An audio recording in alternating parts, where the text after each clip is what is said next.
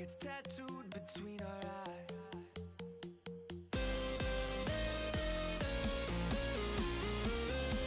Stand and fight under the lights on the higher stage. A part of your life they can't take away, just like the blood running through your veins.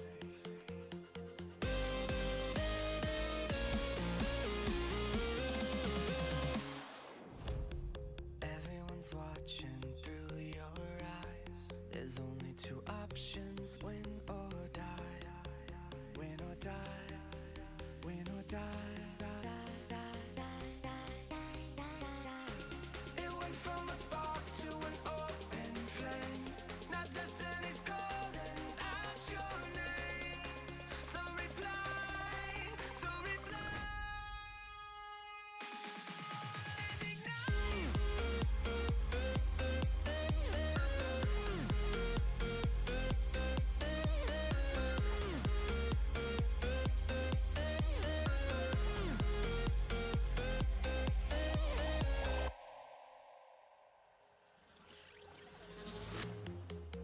There's a power that's underneath, and you can't see it till you believe. On the edge of infinity,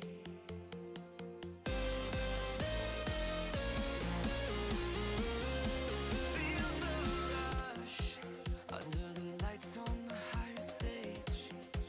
A part of your life they can't take away, just like the blood running through your veins.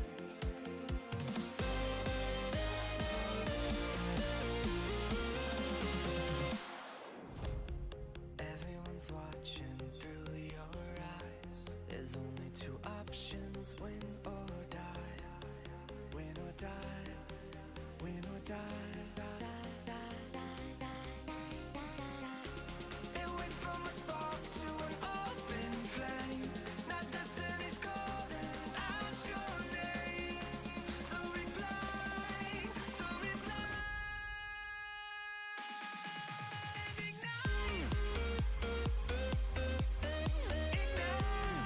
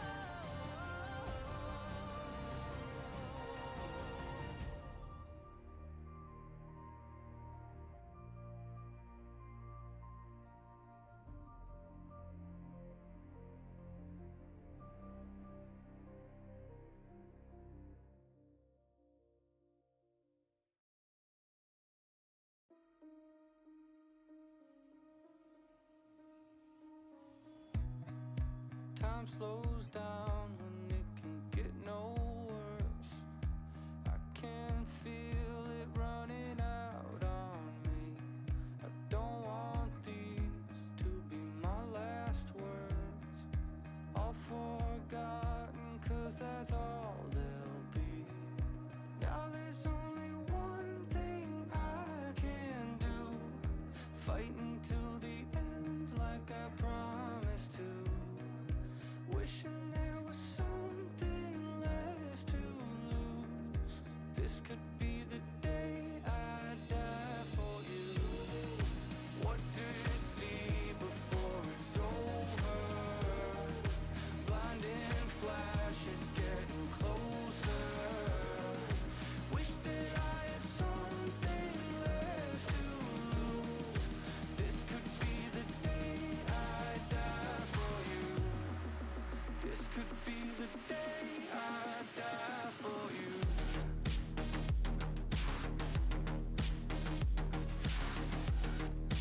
This could be the day I die for you.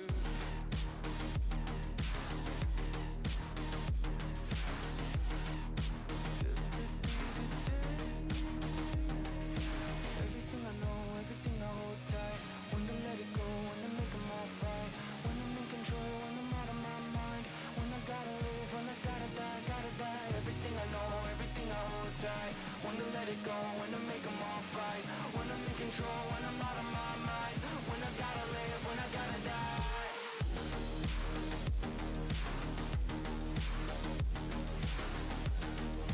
This could be the day I die for you.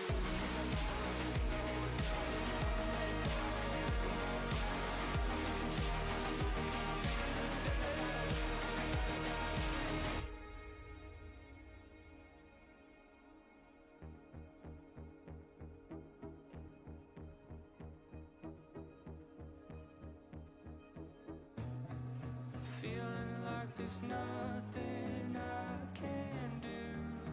This could be the end, it's mine to choose. It's taken me my lifetime just to prove. This could be the day I die for you.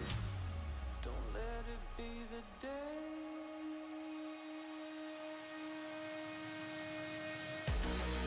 What do you see before it's over?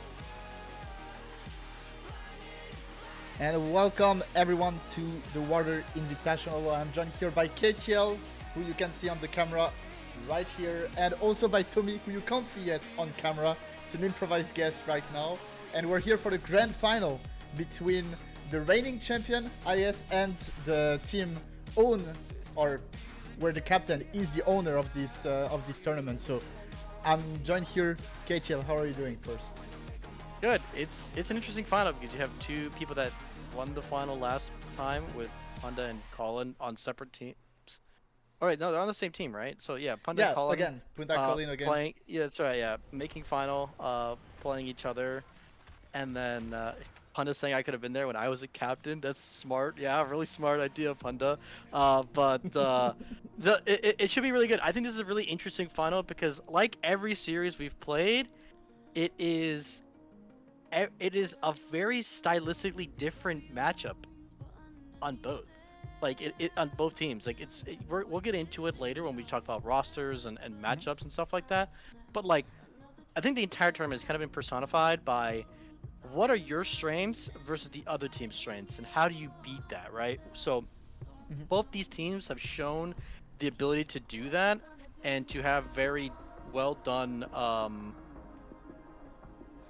well done areas, especially like for sinking ship, right? Like their ability to do really well in the in their matchup against mid crash outs. Like while it was an unexpected result, they did a really good job of just handling things the way they were supposed to, taking advantage of their win condition, which was, hey, we are going to win topside. We're going to take Colin. Colin's going to carry our game. We're going to mitigate our losses in the bot lane and then take advantage of our mid jungle synergy that we had as well. So it's a really interesting setup that we have against these two teams because One team, I think you could very easily say topside focus, Colin, play towards him. He'll lead you. And then for Water's Kittens, it's kind of been a mixed bag of everyone. Kind of everyone stepping up at different times. Yeah, I mean, obviously, as you mentioned, and I'm gonna jump to you just in a second, Tommy. I agree. I think it's one of the matchup we will probably the least expect. Obviously, both teams have good players, strong players. We know them really well, but definitely not something I was expecting in final. And also, I want to mention before we go through all the slides I've prepared for this final, obviously, we're also gonna jump into the 2v2. But before I explain the format, how are you doing, Tommy? I'm good. I'm happy to be here. Last second call up. I didn't know what I was gonna be doing, playing or casting, but I'm here for a good time, not a long time, you know. Definitely. I mean, now before I'm asking my my four players, because yeah, to select the side, had a lot of discussion with myself and also players. Obviously, it's not easy because they both ended third. There's some question regarding yes, but Water Kittens did better in group, but they didn't won a game in groups, even though they lost 2-1 in the others, etc., etc. Too much discussion, so I decided that instead of doing the 1v1 that we did for groups, I wanted to see a 2v2. The rules are very easy, very standard. First team to achieve collectively 100 CS, first team to take a turret, or first team to achieve 3 kills. And important, it's not 3 deaths, it is 3 kills. So if you manage, after getting a double kill, to execute, that is not a kill for the enemy team. That's just you dying. So Yeah. team could abuse, execute, and that's also why I mentioned specifically 3 kills. It need when we press tab to see that there is 3 kills. Yeah, I think it'll be a very interesting matchup, especially with the two players that are playing against each other. Yeah. So we have and Nick, Tim, Steve going against Punda and Star. So it should be, you have the synergy of both teams, right? Because Nick and Water have been playing together for a while now, and then obviously Punda and Star have been playing together for quite some time. So it'll be a really interesting 2v2. It's also very important for side selection because I think Sinking Ship wants to be on red side as much as humanly possible. I think red side will be the selected side this entire series. That'll just be my hot take for the series is that both teams want red. I don't think either team is going to choose blue. Yeah, I think so too, especially knowing they're the two top laners. That's probably like my first point that we're probably gonna look after the 2v2, who's gonna start very soon. By the way, we're gonna go straight up into the 2v2, so we don't lose too much time. But yeah, obviously I think so too. The top lane matchup, getting this R5, or you get R3 with a double ban top. But either way, Yeah. being able to get that advantage in draft for topside is gonna be very important. Yeah, I would agree. I'm pretty sure I haven't done the numbers, but I'm pretty sure Red Side has an enormously high win rate the entire series, the entire season of Water Invitational, Yeah. and even including going into pro play, like for MSI. Like MSI and pro play in general has always been like a very blue side focus is the way to go things, but Red Side has actually been winning a lot of games lately because counterpick is so important and not just your last pick, like you said, or your third pick. You can get potentially counterpick on all 3 lanes because people are early picking, AD or mid matchup. So getting counterpick is really important in this current meta. So it'll be really interesting to see. Tommy, I'm curious what your expectations are for the series, and if you have like a prediction for the series before we get into the 2v2 for the map selection. I think as a lot of these kind of draft league style games go, I do think it's going to be a lot about which lower caliber is not really fair to them, but like the lower scale players perform up to what is expected from the rest of the team, right? In this game, right, we're gonna assume that Water understands his role, that he just needs to be a neutralizer versus Colin, because Colin is probably the most threatening individual member of Sinking Ship in any given game. Obviously, Punda is a little just bit extreme in his picks in the support pool, right? Tending towards not supports, just Yeah. straight up. I do think that it'll come down to can contributors like Star and Relics, for example, really show up to the max. Yeah, and as you can see, we're getting into our 2v2 here now. So it looks like it's going to be Zeri and Set and it's actually Water playing Zeri and Nick playing Set, which is pretty funny because they're opposite roles. And then for the other side, it's gonna be Caitlyn and Pantheon for Star and Punda. Punda's been playing a lot of Pantheon in the Invitational as well, so it is gonna be something that we expect to see a lot of comfort in. Obviously, Waters an ADC main realistically, so not really surprising to see him play this. The Caitlyn for Star is not a champion I've seen a ton of, but she does have proficiency in a lot of different AD carries, so they're just trying to play for like that kill lane with the the stun from Punda onto the with the trap on Caitlyn. But overall, this is the matches we have our eyes on Waters so far. Yeah, I mean, I maybe now that the game started, I maybe received some information saying this 2v2 may be boring in the sense that I believe, from what Water told me, and I hope he lied to me, he's playing for the CS, but I don't think Punda is gonna let that go through. And we see already the exhaust going through Yep. to be able to cancel and start playing very well here with the trap, the CC from Punda, being able to deal Yep. already so much damage. But at the same time, the issue is your AD carry has 200 less HP base compared to the enemy set, so like his story is Yeah. getting fried right now. But we see Punda trying to get a quick trade here into Yeah, water. overall, it's These been a lot electrocute of trades are Oh really, my really God, that was a threatening. nice Q spell. Yeah, Punda actually is doing so much damage here. Oh, We're gonna good go for this flash. all out here. Set's gonna try and go in Oh. for it, and he's just gonna die. So that's one kill already going over to the side of sinking ship in this matchup. And Water's kind of, can't really collect this wave. As you said, even if they are going for the CS, you can't really do that. As Punda going underneath the turret there, I mean, not really punished for doing so.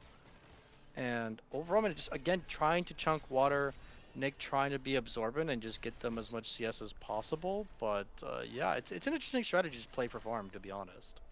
I It's an definitely interesting.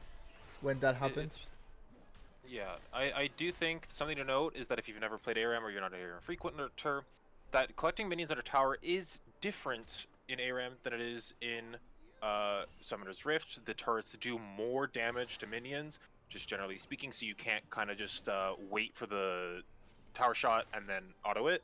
It's like you have to. It's a practice skill that you actually have to have for this game, and I think something that I think could also be slept on here is what we're going to see here is the Pantheon ulting into the base to get a free reset, which I think is a very scary tactic and makes Pantheon very, very scary in these 1v1 situations, especially in something like ARAM where it's really isolated and hard to punish something like that.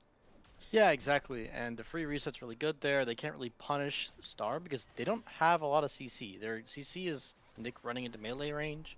So it's pretty hard for them to be able to really get on top of her.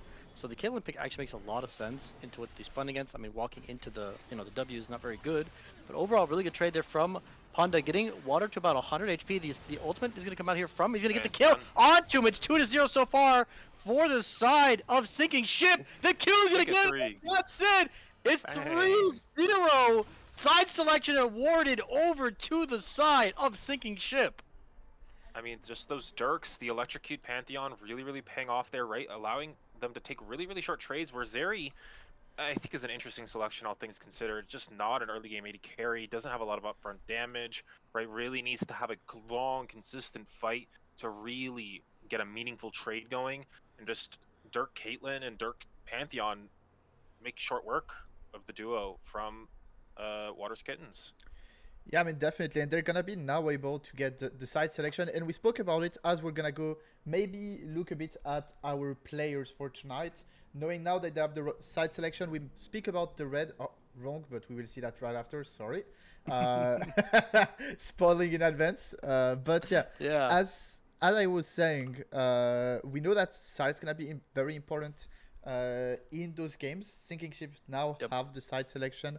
Obviously, I'm still waiting to see exactly if game one red is that strong. I could believe it, but I still think like getting your first B1 may also have a lot of power. But obviously we see here a bit at the matchups we have between those players that we're looking. We have obviously the bot lane we spoke about, but I think, yeah, as Tommy mentioned it earlier and also UKT, I think Water need to manage to find a way for Colin to not take tier 2 at minute 15 like he did the last week against Hoovy. Yeah, I would agree. I definitely think the top lane matchup is one to watch. We didn't really want to highlight it in the matchup for the series Yep. because it is something that we've kind of highlighted the entire tournament. It's just the importance of top lane Yeah, we because did. it is just been such an important s- part of the game for the entire season, right? We knew going into the season that the top lane was going to be the strongest of any role in this tournament. So not surprising to see that. Other lanes to really look out for. I mean, obviously every lane is very important for a final, but we are going to go into that jungle matchup here as the big factor for us, right? So Mm, Rekt has looked really good and has been a really surprisingly good pickup for the side of the sinking ship. mm, They originally had Brux, who couldn't really play, so then they got Rekt. Rekt's been a really good player for them, has been a steady, consistent player while playing lot of different varying style of junglers. So really good on the Zac. The Amumu's been really good. The Pantheon flex that they have with him, with yep. Punda, the Viego, like all these champs have worked really well. And then you have Feldy. Feldy has been very interesting in the fact that he has incredible early games. Like there's no denying that. He has really good early games. Yep. His champion pool is weird. There's no getting around it. Uh, but he is very good at getting a really strong early game. Now the problem with Feldy is his mid to late game. Consistently, he is throwing really big leads in the mid to late game, and he just is not able to smite objectives. So coin flipping objectives is not something that the side of the Waterskins can really go for. It is not something that works well for them so far. And then, I'm really be looking to see how much of, I mean, in a best of five fearless series, I'm not worried at all about Feldy's champ pool. I think he has a plethora of champions he can play. It's Yeah. just how is he looking today? How is he playing?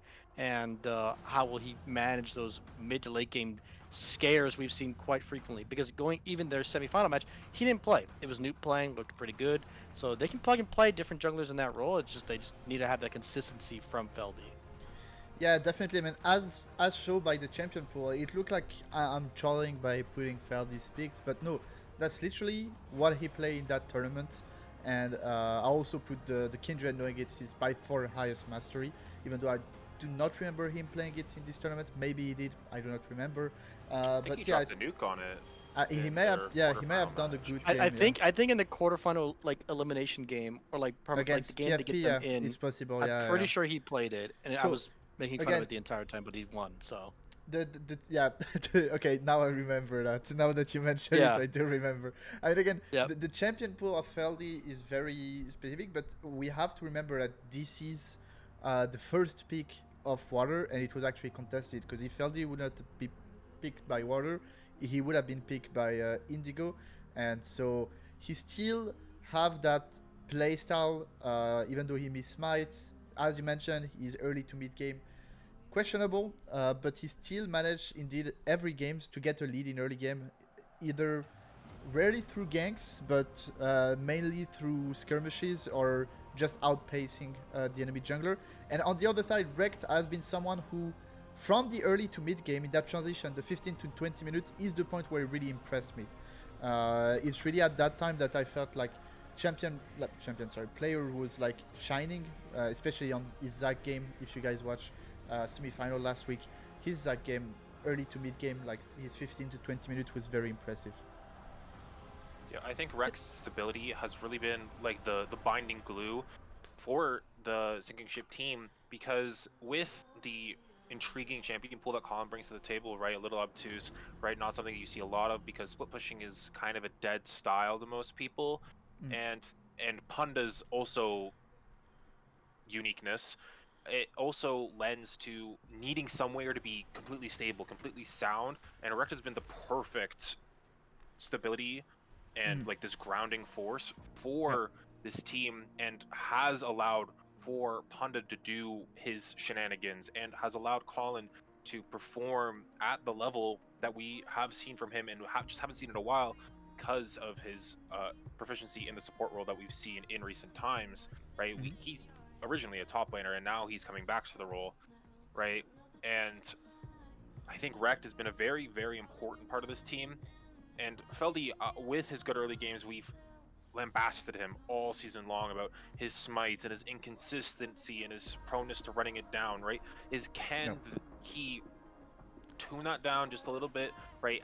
Has a chance to see somebody else play the position on their team and succeed, right? In Newt, right? Who a lot of people would have thought that was just a strict downgrade, but Newt played probably the best series that we've seen from any jungler this tournament last week in their 3-2 win. But it really just comes down to is Rekt's stability enough to upset the inconsistency we've seen from Feldy? And if that trend continues, then Waters Kittens might be in a little bit of trouble.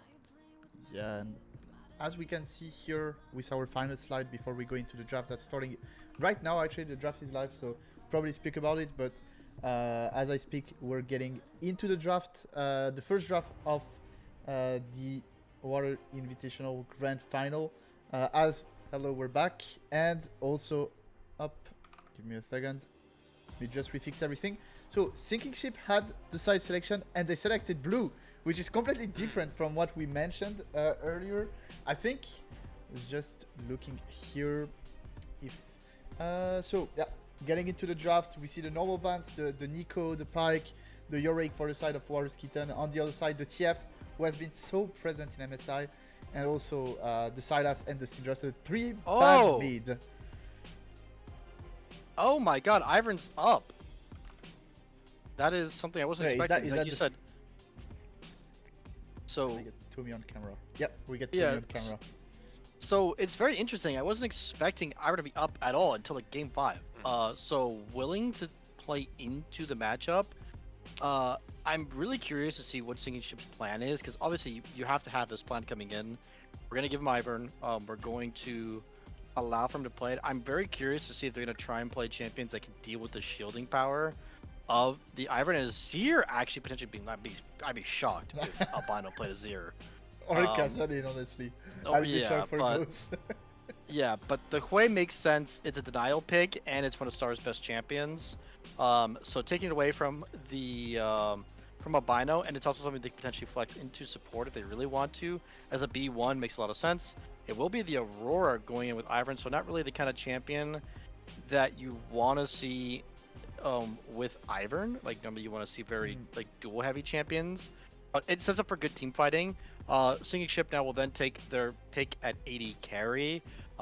It's been a pretty hot topic that I brought up quite a bit while casting, is the limit pool that Nick Timstew has.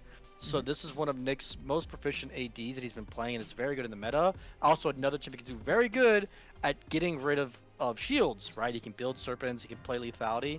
There's also the Zac coming in for Rekt.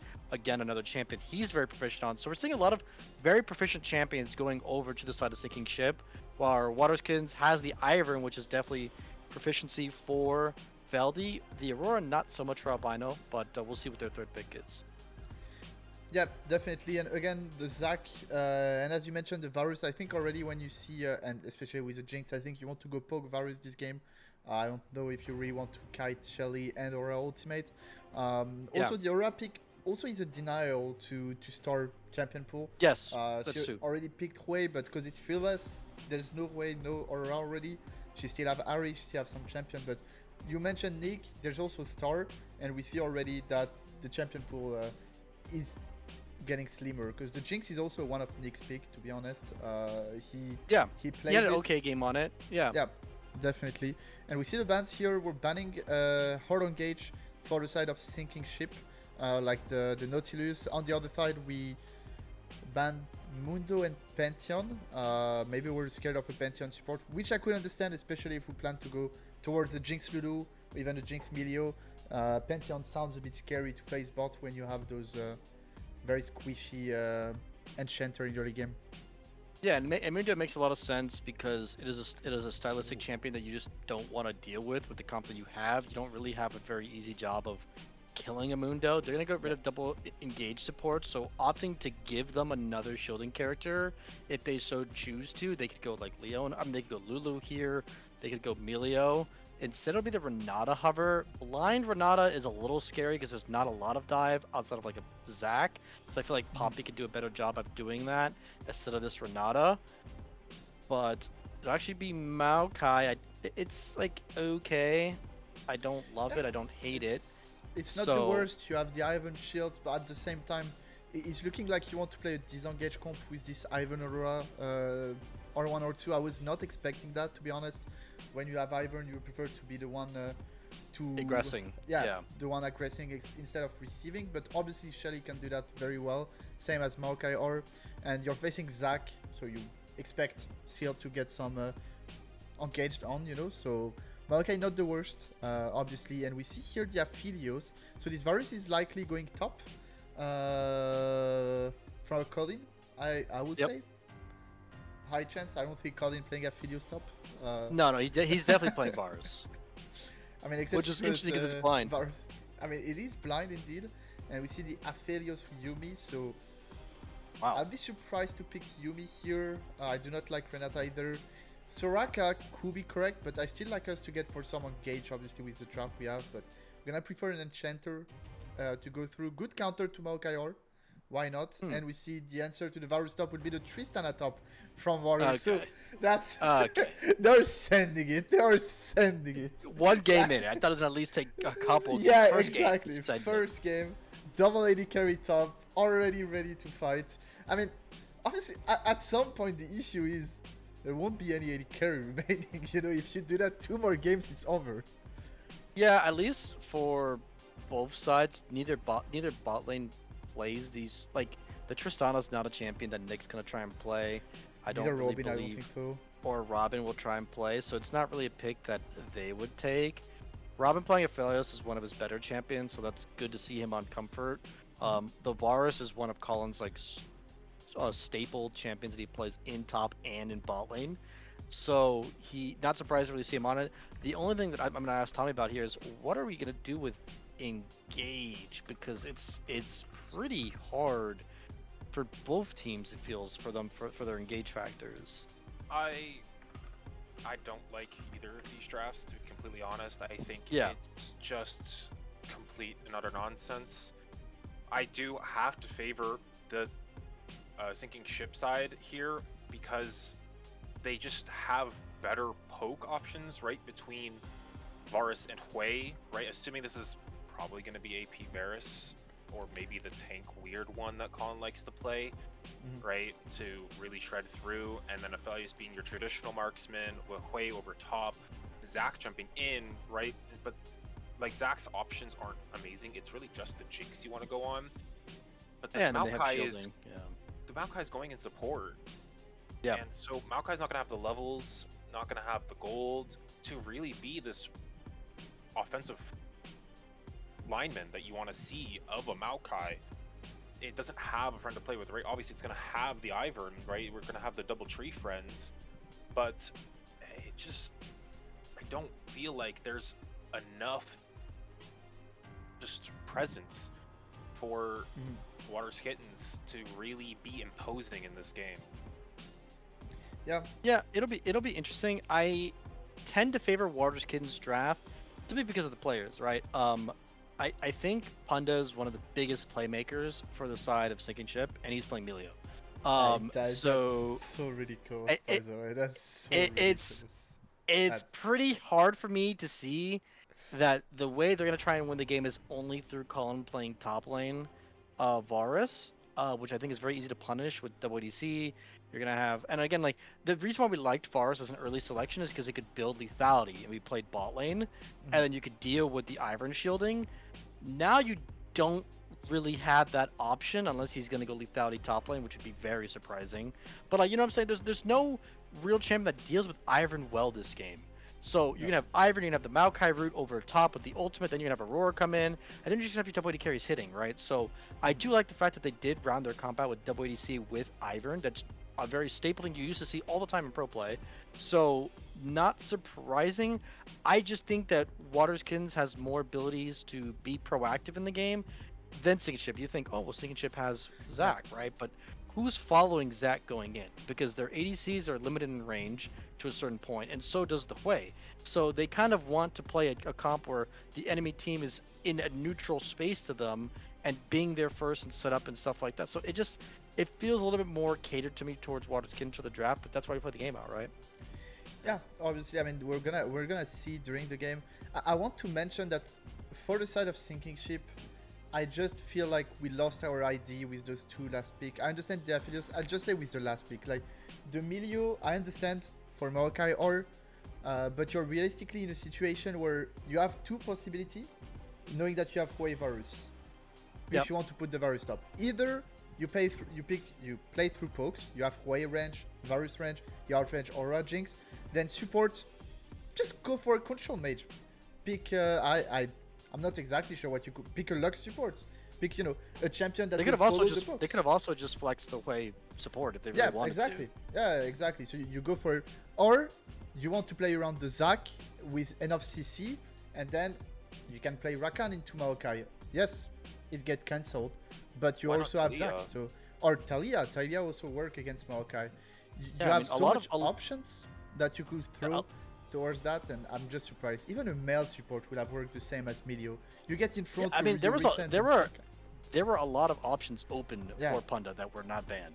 The Pantheon was open, the Talia was open, Mel was open to be played mid lane if they wanted to. They could have put Hui support, played the Mel, could have played Mel mid. It's one of Star's best champions. They could have done with a different ADC. They could have kept Varus bot lane and played something else top. Like I feel like they tried to cook a bit too much, and now they're kind Yeah. of just left with this comp that really needs to get ahead early, but they don't have the best way of doing that in the game. Because I feel like the later the game goes, they insta lose. They don't win the game past 25 minutes. You're gonna have Jinx with 2 to 3 items, Tristana with 2 to 3 items. You're gonna have Ivern buffing him with 2 to 3 items. Like, how do you exactly play the game out into this comp once they get past 25 minutes? Definitely. It feels like you had Varus to counter the Ivern. I really like the 3 first pick against that draft. I think Yeah, they yeah, had it was the edge. great. They were banning engage support to pick Milio too. I just don't like the fact that the Varus is not going AD. You put Aphelios Milio bot for some reason. Support that maybe Punda played in Aram, but I'm not even expecting him to have played like in normal game. But Yeah, as I it's speak, also just it's just weird. as I speak, we're getting into our game 1 of the Water Invitational with no bug in the HUD just for you in this final. Normally, maybe we'll spot one, but already we're here. I hope everything should be working there. Let's watch a bit at everyone's runes. That's working. Yeah, so Perfect. PTA for both top laners is pretty normal. You're seeing the Electrocute come out for the Aurora leads. I mean, Tommy can speak more about this because he's more of an Aurora player than I am. But I feel like it's correct in this matchup. And then everything else seems pretty normal. No cleanse is interesting for Robin. Obviously, you have Melio, but Melio can only CC one ability.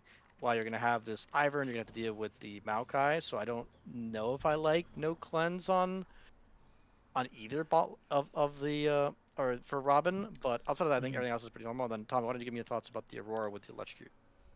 Aurora Electrocute, I think, is completely standard, completely default. I think the Comet after the E-nerfs that she received is basically no longer an option. I think your only other real option is First Strike, but that's up to you and your comfortability in whatever matchup. I also think that First Strike is, generally speaking, just bad, and you're just really picking it for the inspiration tree in general, right? To get additional flash timers on with CDR, with Cosmic, and the help with early CSing with the triple farming. What are your thoughts also on Ivern opting to go for? Is that Glacial still? Is that what it's called? Yeah, it's called Glacial. Yep. I think Glacial elements. is. I think there's a couple of options on Ivern that you can go. I think Glacial is one of the 3 in my head. It's Glacial, it's Guardian, or it's Airy. I think are the 3 main ones you'll see. I think they're all game specific. I do like the Glacial this game, and I think it's not an Airy game because you're a lot less combative. I think Airy's the most aggressive of those 3 runes. I do think with a lot of range in the game, I think it's Glacial or Guardian for sure, as we are going to see a little bit of a jump in the double marksman top. Yeah, something that we didn't using mention. level 2. Yeah, using level 2 cap is good. Water is an AD carry player. Colin is AD carry as a Is third role? Colin. Colin is Colin, Yeah, I think. Maybe fourth. he does play it. He does play Varus top lane when he used to play top lane a lot, and he Mhm. does whenever he does play bot lane, he does tend to lead towards this Varus. Mhm. So it's definitely something that he's proficient in. He's not going to be water level proficient at ADC, but just because simply it's not his main role, right? But he Yep. does play the matchups a lot, right? Maybe not against Tristana top lane, but he does play the Varus Ooh, quite a they're bit already in top using lane. flash here, bots, because was that flash? No, Wait, it's not flash. I There was got no flash, baited. brother. But it's because the spell are all yellow. I'm sorry, I need to get it. I Yeah, need to yeah. get locked in. But Water trying to look Oh, for an invade water. here on Wrecked. Feldy is joining him. That's very smart invade there. Gonna use the dash. Gonna be able probably to get the Passive proc? passive. Flash! Can he Going in kill here from Feldy? water are Television. going to try and go for it. They're going to I try don't and go think for he this can kill passive. the Will the E dodge. come back up here? I don't know if they're going to have enough damage to do for this. They actually will, and the first one's going to go over to Ivern, which is, to be honest, probably the best character for it to go to. Water's going to jump forward here onto Star, going to get the double kill onto Feldy. Now turning off for the third as well. They're having to force a flash from Colin. It's a 2-for-0, and it's both to Water's kittens. Water the aggressor, but Feldy getting both kills, I think is actually good for the game. Yeah. I I think this is amazing. You want Ivern to hit these early spikes in these games because he functions really well on low economy, and his items are super cheap because he's building these enchanter items for like 8,000 total gold for his 3-item core. So I think this is just going to accelerate him so hard, and that's the power of the fast Ivern clear, right? And just the lack of early game damage from the Zac and the Sway. Yeah, I mean, we saw usually we see a lot Feldy invading, and now that I'm watching him play Ivern, I understand why he invades. You know, issue is when he invades, he plays a champion that cannot do it, but he's very proficient at that Ivern, which is the reason he got banned every single game he was Yeah. playing. Water And walking so- forward here has the Buster shot here, trying to get aggressively onto Colin. Colin already used his Q. Gonna continue to keep going. Here comes the Ivern here to just make it even worse. And there's your feat of warfare. Going over to the side of Water's Kittens with a good. I mean, this is gonna be the blueprint, I think, for the entire series is just attack Colin, right? He's their best player. Attack him, and then make the other members step up for the side of sinking ship. Yeah, I mean, definitely agree with you, and that's again something that I was a bit scared of before getting into that series. Is that the game we saw from Sync where they won, the enemy jungler didn't at all try to go top. Reason is, Yeah. we have Hoovy. We're not gonna gank top. It's Hoovy top. Yes, you should have ganked him. That's maybe how you would have won last week. But Mitch Yep. decided to not go for that, and then Colin just got out of hand. But here, Feldy putting his ego down, saying, "Yeah, to win this game, to win this final, I have to gank water. I have to shut down Colin because Colin is the best member of Sinking Ship from what we saw in this tournament." And so already a plan made, already working here because 2-0-1 on Feldy, 1-0-2 on the Tristana of Water, and that looked like a very scary beginning for Sinking Ship. Yeah. Also, not even mentioning, if you look at the mid lane, the CS is amazingly ahead for Albino, completely dictating this early part. Definitely. Obviously, the early death there for Star not helping, but Didn't Albino's help. just doing a really good job. And now Water continuing to walk forward here, even in the minion wave, doesn't seem to care. Down a level, continuing to fight forward. He could just go for this over and over again, and that's another solo kill going over to Water. And all of a sudden, it's 4-0 for the side of Water's Kittens. Albino just gonna press the R burn flash. A Wrecked Pepper is gonna go forward. Feldy up a level here. Does not have No the cell division to passive. keep him alive. Flash. He is going to be able to flash the root collar.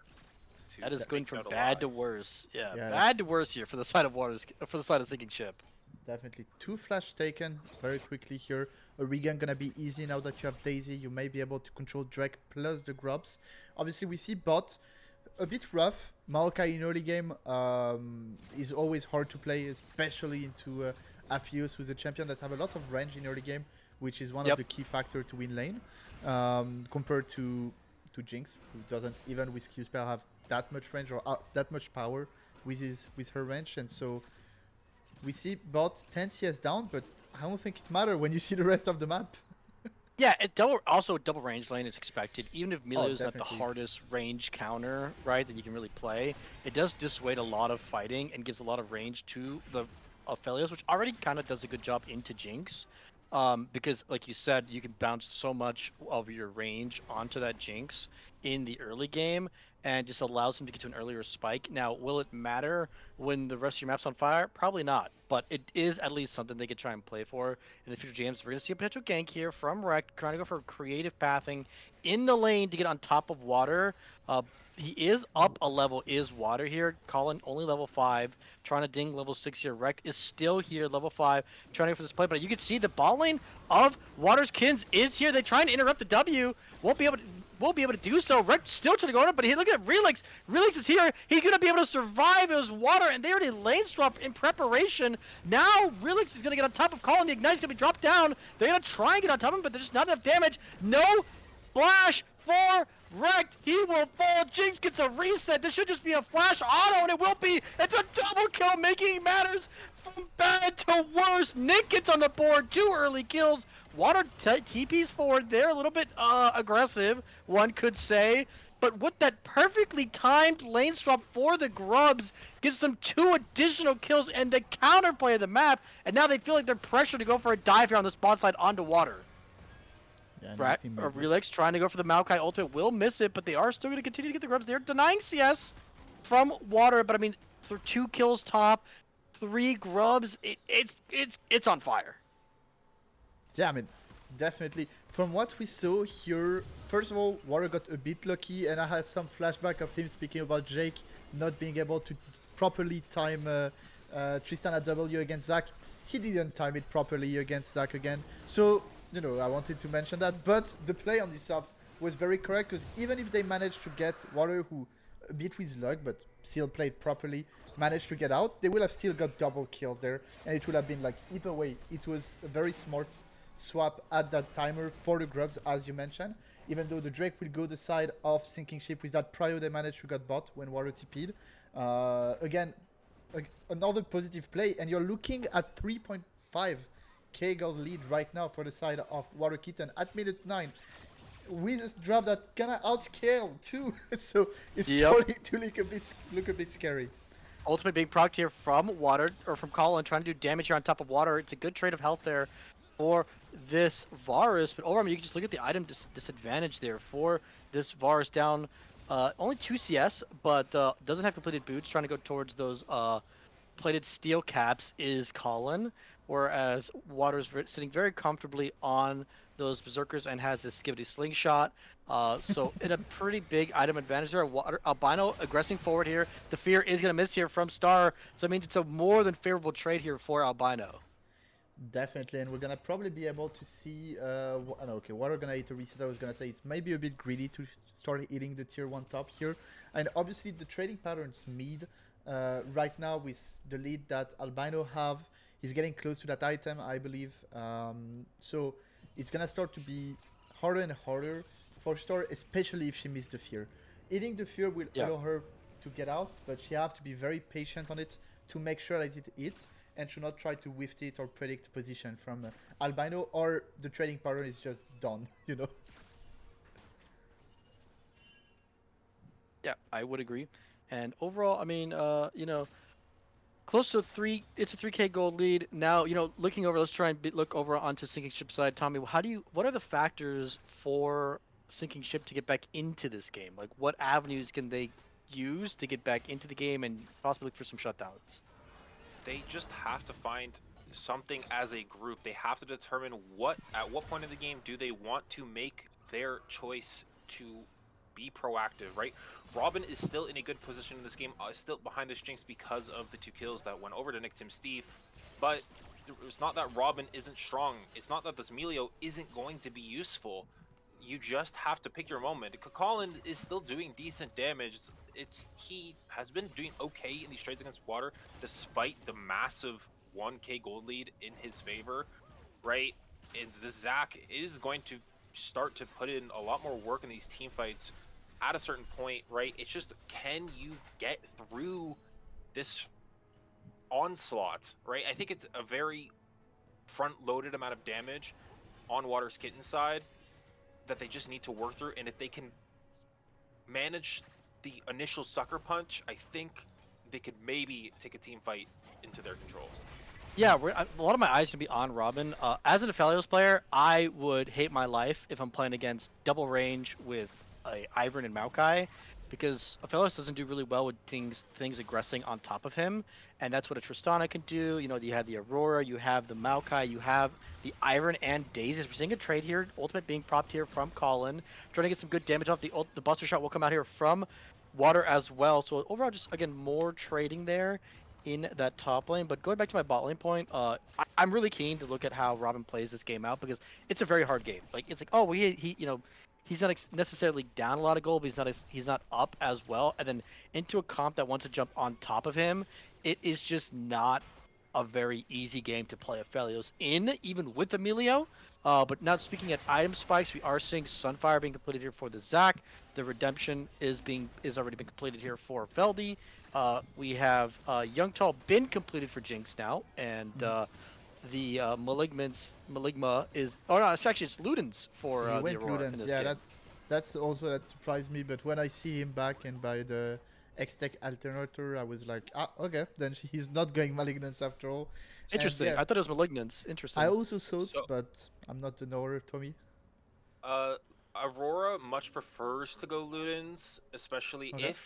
if Aurora's team gets to dictate when fights happen. She would much rather go Ludens because it improves her wave clear. It's just more damage up front, right? It's like obviously the Malignance procs are going to proc across the team, but no one else is benefiting from the magic pen on his team that you get from the Malignance fields. So Malignance doesn't feel tremendous this game, especially like you're gonna see uh it's mostly the top side, right? Star is gonna build some HP, or I would have assumed Star was gonna build some HP items, but it is gonna be the Ludens on Hui.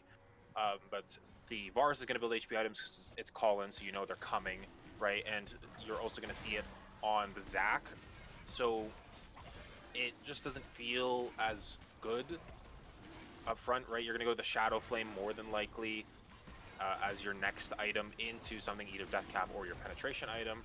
Whatever you elect is going to be no Water more having important to at the force moment. the flash there from Star, moving over to potentially fight the Drake. That doesn't end up happening. I agree with you. To be honest, I'm surprised both mid laners have Loons in this game. I feel like for Hui, just the normal build is double burn, and then you go from there. Because Ludens doesn't feel like it does as much damage as double burn. And then for the Aurora, like you said, not really able to have anyone else use that pen, so I feel like the Malignants can do so much more. So there's gonna be Oh, actually just a solo kill there from Albino, thanks to that trade from Water and getting the flash out of Star. It just makes it so easy for Albino to just R in there and do so much damage. And then, we're talking about the leads in some of the other parts of the map. This mid lane lead is quite a problem, and this is after triple banning Albino's pool, so we can get a better matchup mid.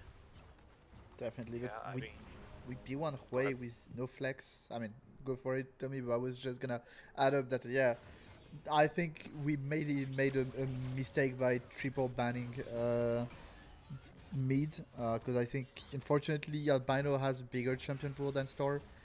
So If not the removing, biggest in the tournament, right? He if probably not, has the yeah, deepest pool in the entire probably, tournament of yeah, any player. indeed, he is known for that.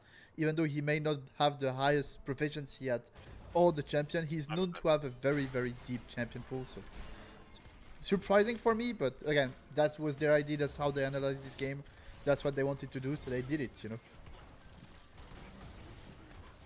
Yeah, I mean, this game is looking hella difficult at this stage. Yeah, It is. Are you saying a It is 4K gold lead when you're not the scaling comp is hard? at I mean, 16 I'd say they What? minutes. don't. I don't think they don't scale. I I just don't think don't that think they they just scale as well. yeah, they just get outscaled as with the goal with the deficit as well. It does make it easier. It's another it's the Herald going over as well over to Waterskin, so they have complete control. They do get the feats of strength as well, so they will get those boot upgrades whenever they so choose to do so. Made much stronger since the mid season and are way more gold efficient. So we should be seeing them kind of rotate to that earlier in the game. The next play here will be the Drake in 2 minutes 30 seconds. Worth mentioning, it is a Cloud Soul. Yeah, Um, so we pretty will OP this see game. how they value it. Oh, as Star being aggressed on, and it's just gone. Yep, she's gone. Yeah, the issue is as someone who faced recently an aura who was fed and beat us. It was in Reason, This champion is just not balanced when it gets like a slight lead. Yes, Either way, Aurora's how she pretty get- broken. it is. Yeah, the damage short of the champion is just not fair. So it's gonna start to be harder and harder for Star, even with the range advantage, to survive those, because just can dictate. But Ada is peak. Water in the middle. Water? Oh, Water. I mean, he should be fine here, but Robin trying to go forward here does have red white, means you can't fight him right now. But overall, I mean, it's 5 members here. We're playing an ARAM. As 4 members are in the mid lane taking the turrets for the side of Water's Kins. They try and defend it. But overall, I mean, again, it is a 5k gold lead now for the side of Water's Kins. They take down that mid lane turret, which can be the most pesky turret to get rid of, especially with the Hui. So getting rid of that, now they can work towards those bot lane turrets. As you can see, Water already moving over to this bottom side of the map. Not really the matchup that Sinking Ship wants. You kind of want Colin to rotate over to that bot side of the map. Also worth mentioning that Sky has talked about, Terminus 1 on Varus doesn't sound very good. But we'll see if that's what he's going to try and go from, like Colin or the time was talking about, more of that tank Varus build instead of the AP one. But it is Terminus 1 here. I'd be willing to bet the next item starts with an H and ends with a breaker for Colin. Yep, as we're gonna see Star here. The fear is already gone here, so she's already lost so much kite ability and will just die because she uses her fear a little bit too aggressively there and just gets jumped on and died. Don't even need to use the buster shot, just straight auto attacks and the bomb, causing so much damage here. Now we're gonna see Reg try and get on top, misses the Q though, so that should be the end of that. Water should just be able to walk this out and continue to do more advantage as the redemption is gonna come out here to just shield Water. Feldy living his fantasy, just shielding his carries while sitting there. And Yeah. overall, I mean, you can see it already. 2 completed items just because of those early kills there for the Ivern. Gets him so ahead of the pace in the game. 2 full completed items, tier 3 boots already in hand. This Ivern is so strong to be such a nuisance for Sinking Ship to deal with because they don't have the champions to deal with this character. Yeah, definitely. They're missing a gauge, as weird as it sounds, because they have Zac. They have no tool to get through the Ivern and the Daisy. Now that also he's ahead, there's no tool to go through those shield and through those passive tankiness from his ultimate or obviously his shield. But it's like, unfortunately, you don't have like the go button to be able to create plays. So right Yeah. now you're just waiting for Water's Kitten to int. Basically, that's what you're waiting. And Oh as we no, speak, Flash! maybe Star Relics in gonna trouble die. trying to get the kill there onto Relix. He should get the kill here. The lock's gonna come out here. But he's a level 1 HP! No way! He'll survive. This Oh, and the he's actually side not- steps! The side steps are pretty clean. And the flash in here by Oh. Robin. Will that be enough? Maybe not. We see Wrecked on the Here's side. one. Jump on top, and it should just be like there's no trade kill. Varus does get a shutdown onto the Jinx. It's a double kill going over to this Tristana though. Now just No mana on walking Water. back on top of Colin. No mana as called out. And overall, it's just a random skirmish that turns into a 3-for-1 for the side of Sinking or for Water's Kins. They were lucky on this one. They were very lucky because they was very Yeah, close a from lot of getting lucky wide health by numbers. Zac. They were so Yeah. lucky. And Water again doesn't know how to time Tristana W. And I'm gonna repeat that for so long because he was making fun of Jake last week because of it. It's really hard to time against Zac. Your W Yeah, as against Zac, Tristana. it's so It's difficult, very yeah. hard. Like I understand Water. you're probably good Oh at my God, it's Tristana, lock but it that's too. hard.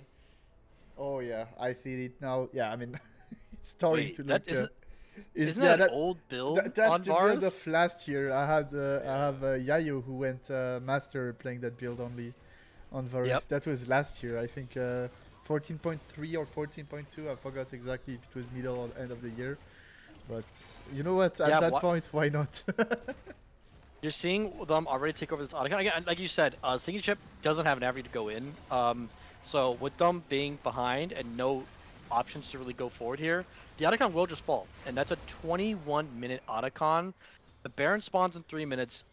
Cloud Soul spawns in 3 minutes. So some decisions are going to have to be made here from Sinking Ship to try and find avenues back into the game. Now, I mean, Water's Kins now also is... in case just Ketia, sorry to cut you. Now the HUD is also fixed on that end, so they Oh, have okay, two so it's not Drake right Soul. now. Yeah, now the HUD Okay. doesn't show Atakan as a Drake. So there will be slow point on next Drake in 2 minutes.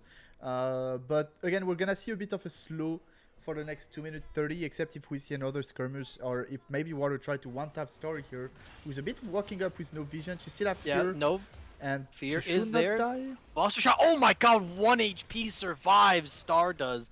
That Buster shot just does so much damage with the phosphorus bomb on top, or with I'm sorry, not the phosphorus bomb, but the bomb as well. And man, it is quite the Tristan is a great team fighting champ.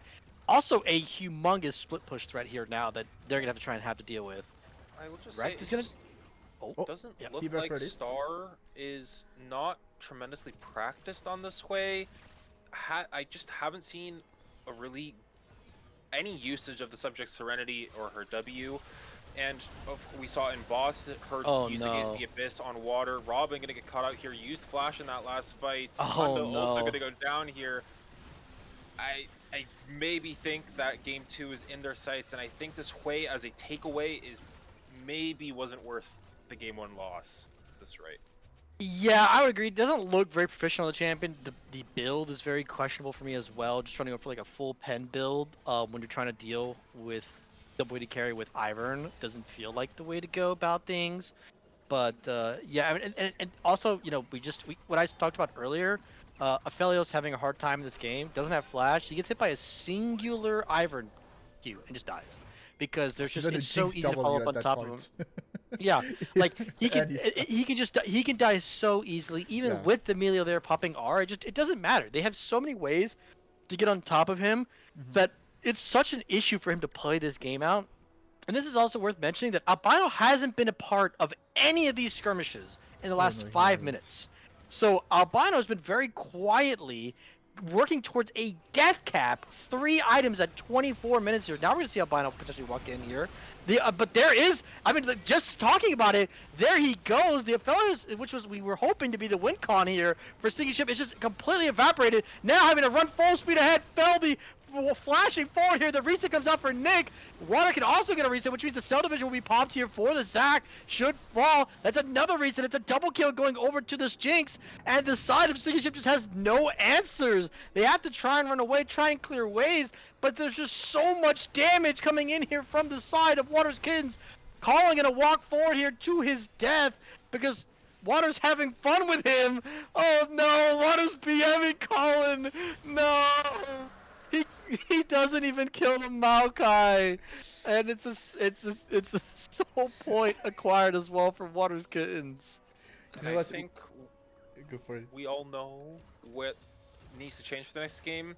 It's the man's name we basically haven't said once at all this game, and it's Yeah. Punda. Needs to be unlocked this next game. D'Amelio not doing a whole lot this game. Even like, he could be carry of this game, and I don't think it matters. Yeah, it's also just like their team identity is like we've talked about going into the match, right? It's all been about him being able to play. Like the reason why they have Rect playing a lot of these CC players and CC junglers is because it allows Punda creative freedom to play a bunch of different champions, whether it's Talia, LeBlanc, Pike, the Pantheon. So much creative freedom with what he can play because of Rect being able to play these engaged style junglers. And instead, not really able to do so because he's playing Melio this game, so he just doesn't have the same level of impact in the game. As you're gonna see the Baron now being started 26 minutes into the game. I mean, they just can't even walk in, and he's gonna try and go for the steal here. They haven't marked here, Rect. There's no smite. The smite's not there.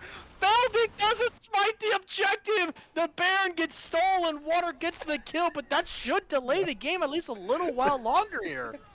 I mean, it's fairly special. We had to see it. Thank you, Ferdi.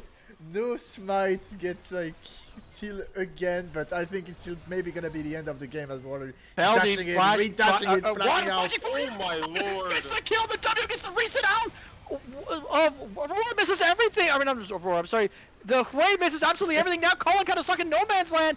Tries to get the shutdown there. Does do so on top of it. Here comes the Jinx. Jinx still resetting. Still walking forward. The flash forward to get moving on top of it. Not able to get just enough damage there onto the Hui.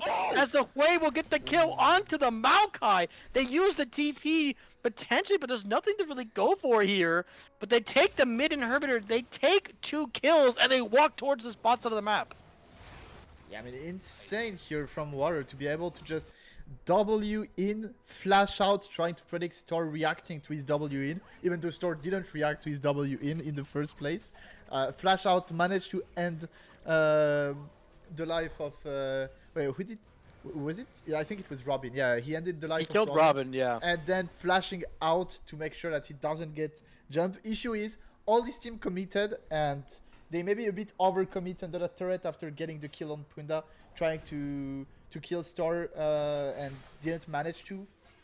At the end of the day, it's 2 kills that will be dropped, I believe, on this. But obviously the Baron will also delay the game.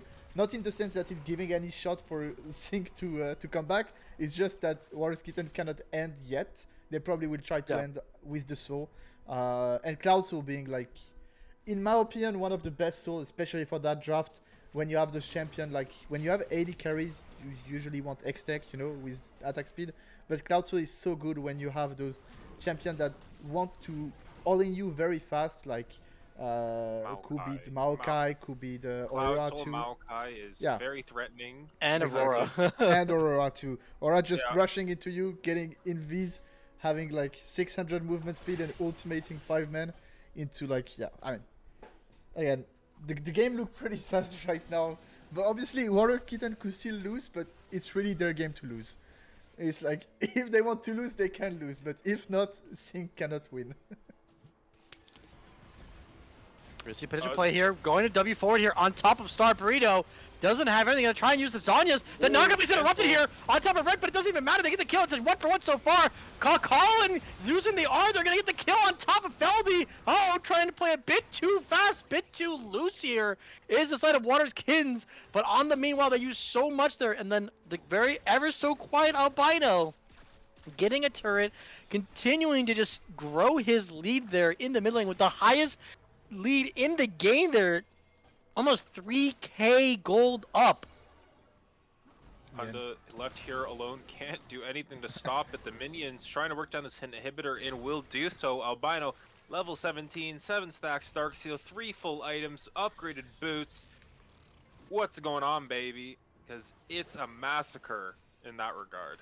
I mean, it's just so depressing, because just in a fight, you see the power of this draft. You see that there is IDs. If you have one more lockdown as support, like, you see that this draft can work. It's not a bad draft you have here. It's just that the early game was horrible. The invade from Feldy was like insanely clutch and just offered them then the rest of the game on the platter. And unfortunately, Singichi never find the way to come back in this one. And the Cloud Soul, we go for Warriors Kitten, as Rekt is not trying to steal it.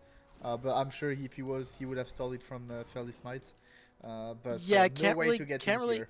Yeah, I can't really go for steal because even if he gets the steal, it just gets them 1 dragon, and they have no engage, no front line, and they can't win the game anymore. They can just engage on their squishies. They're gonna try and continue to work towards this bot side. Star trying to clear the wave here. Will be able to do so. The interrupt will not come out here. Azamaka is gonna get on top of Rekt. The Felios R is only being used onto Water. Just doesn't do any damage right now to Water. Robin trying to do damage here. There goes the Aurora, completely shut down here. The Hui doing so much damage, playing a little bit too fast here, but here comes Water. Walking forward, it's 2 kills, it's a double reset now going on your Colin, having a flash over away.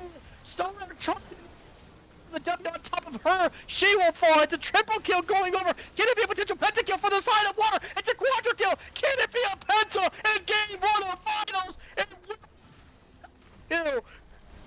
And it's the pentakill for Water, with KTL Mike dying, which is the funniest shit tonight. Pentakill for Water in this game 1 between the Warriors Kitten and Sinking Ship, which honestly, that ending is so cool. By the way, I don't even want to go back to my camera. Wait, that's too expensive for me. But on this game 1, I think we're not gonna waste too much of your times, guys, and we'll go back. We'll go into a quick break, and we will be back for game 2. Stay tuned between Warriors Kitten and Sinking Ship.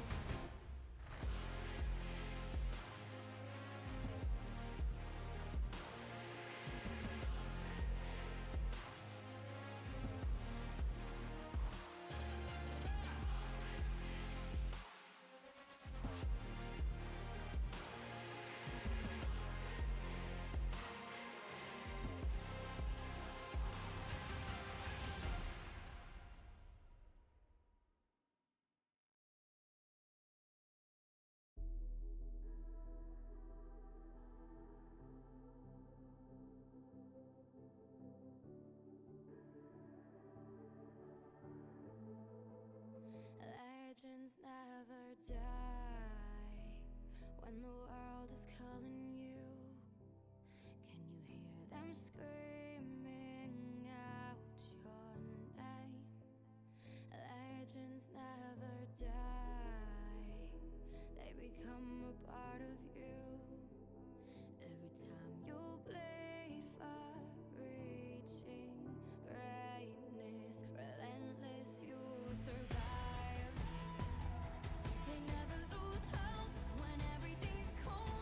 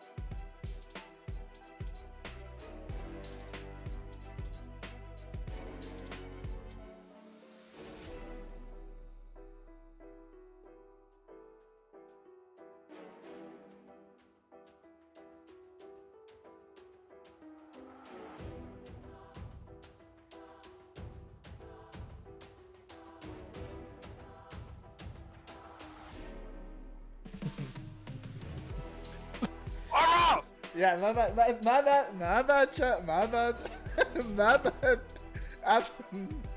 My It's deep just- and insightful analysis. Restart it. I listened to you. Sorry, guys, we're back. The music was on. The music was on, at least, you know.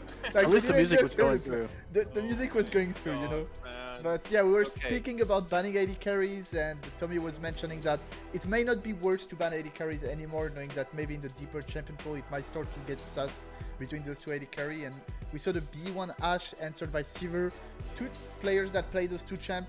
Another two AD carry that they're very comfortable, that are completely out now. And we also see the Amumu for the side of Rect, answered by a potential Seraphine Ashe bot, which is already very strong for the Warriors Kitten. I'm wondering what jungle will fail the pick. I'm expecting maybe it's his Kindred game, you know, like against Amumu. I feel like they can just blind mid. I feel like you can just comfortably blind mid here Yeah. for a Or bind then up get to flex. before you get something trimmed more from mid lane. It'll be the Ood here actually. So I mean, I guess it makes sense. It's good into a Mumu, but it's not something we've really seen a lot of recently. The Blitzcrank being Oh hovered my here God. from That's not from me. Panda. Punda Panda? hooking into Udyr. Punda hooking the Udyr into his Seaver. It's That's I mean it makes cinema. sense into Ashe Seraphine because you need to get on top of them, but I have the problem against Ashe Seraphine that even if you hook one, Sivir doesn't do enough damage in the damage. early That's game better. to That's make the better. hook matter. Yeah, that makes a one lot makes more more sense. That's what he wants to see Yeah. from Punda. Yeah, I can't. You like even like to be fair, like I think anything is really hard. This actually I think would have been the game for him to go something like Talia or a Mage bot, just simply because LeBlancas can also be punished to where if you use your W aggressively, the Seraphine just clicks her root on top of where you come back from your W, and you kind of just die. So it's gonna be very careful. I'm really curious to see how he's gonna play this lane out. Gonna start getting rid of some more mid bans, so potentially a 5-ban mid from Sinking Ship here. I don't know how much more help they could really use here. I again like I do think that Albano's a really Galio, good I player, guess. but like I don't really see the reason for this strategy of banning. Like you were saying before, we were unmuted. Oh my god, the just- Veigar ban. There's just So I know going through. I understand from Star's perspective because I have a little bit of insight into this from former teammates. I understand the silence in this interbans. She personally just struggles against those two champions a lot. Yeah, The TF ban, I don't understand. I understand Albino is proficient at the champion, right? But I don't think it's something that you're gonna get dunked on in lane so hard. Like TF is just gonna generate a gold lead. That's just what the champ does. It is innate in the kit.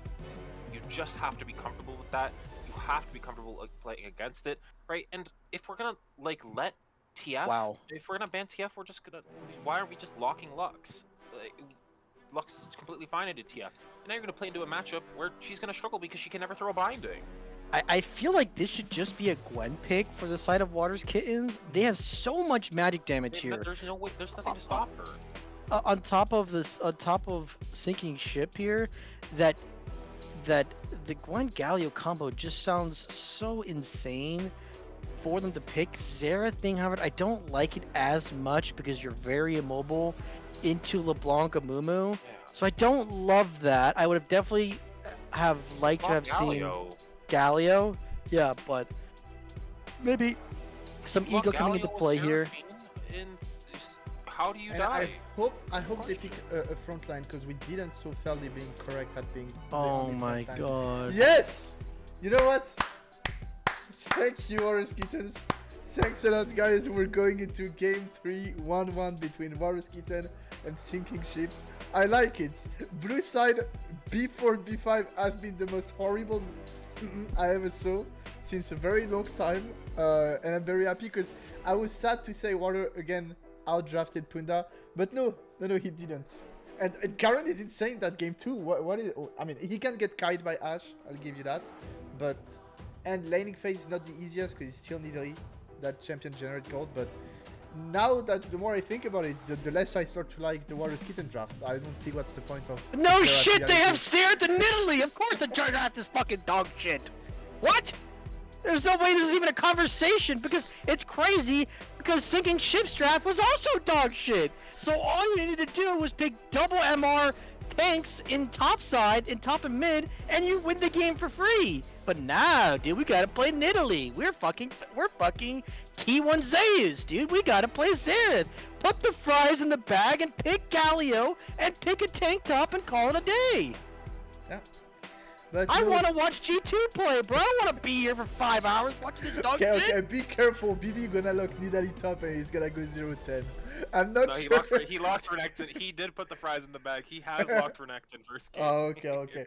Because I was gonna say I'm not pretty sure BB top lane is way better than either of those top He's laners. playing with he's playing Redacted. I have it on my screen. He's on Renekton right now. I'm bringing the. I mean, Trundle. again, I think for this game specifically, you know what, guys? Stay okay. Leave the stream open, but you can watch the game against G2 series. I won't be mad. You know, it's looking like we decided to have fun. At the same time, this might be very entertaining to see Water get gapped by Colin, especially knowing that Wheeler is not the champion like that can do the same thing as Fairly did last game too. I do think that Water's Kittens does have one saving grace, and it's I don't know who the hell kills Udyr this game. Yeah. The answer might be CC. The answer is CC, because there is quite a bit of it between Amumu, LeBlanc Chain, Lux Binding, right? But who, like the CC is gonna kill him, but in reality, who's killing Udyr this game? Not a lot of Garen people, running fast with Sivir. Yeah. I mean, Okay, if but what if Garen's- Udyr runs fast as a champion? Period. What are the thoughts? And Can't what do if that. Water is playing actually Nidalee like a support just to heal the Udyr in fight? We just had the inverse of last game, where Yeah. like the Ivern was just shielding Tristana. Now it's the Exactly, Nidalee shielding it's the Nidalee. Udyr. Exactly, exactly. Bang. Bang. Yeah. Cinema. Uh, I mean, yeah, I'm not looking forward to this. perfect. Are we good for a quick break, casters, before we get into the Please. game? We're in a 3-minute Please. delays. We're going to a quick break. Take a last good screenshot of those two drafts, because that's what we're gonna watch in game 2. See you there. And I won't be muted when I come back. Do not worry.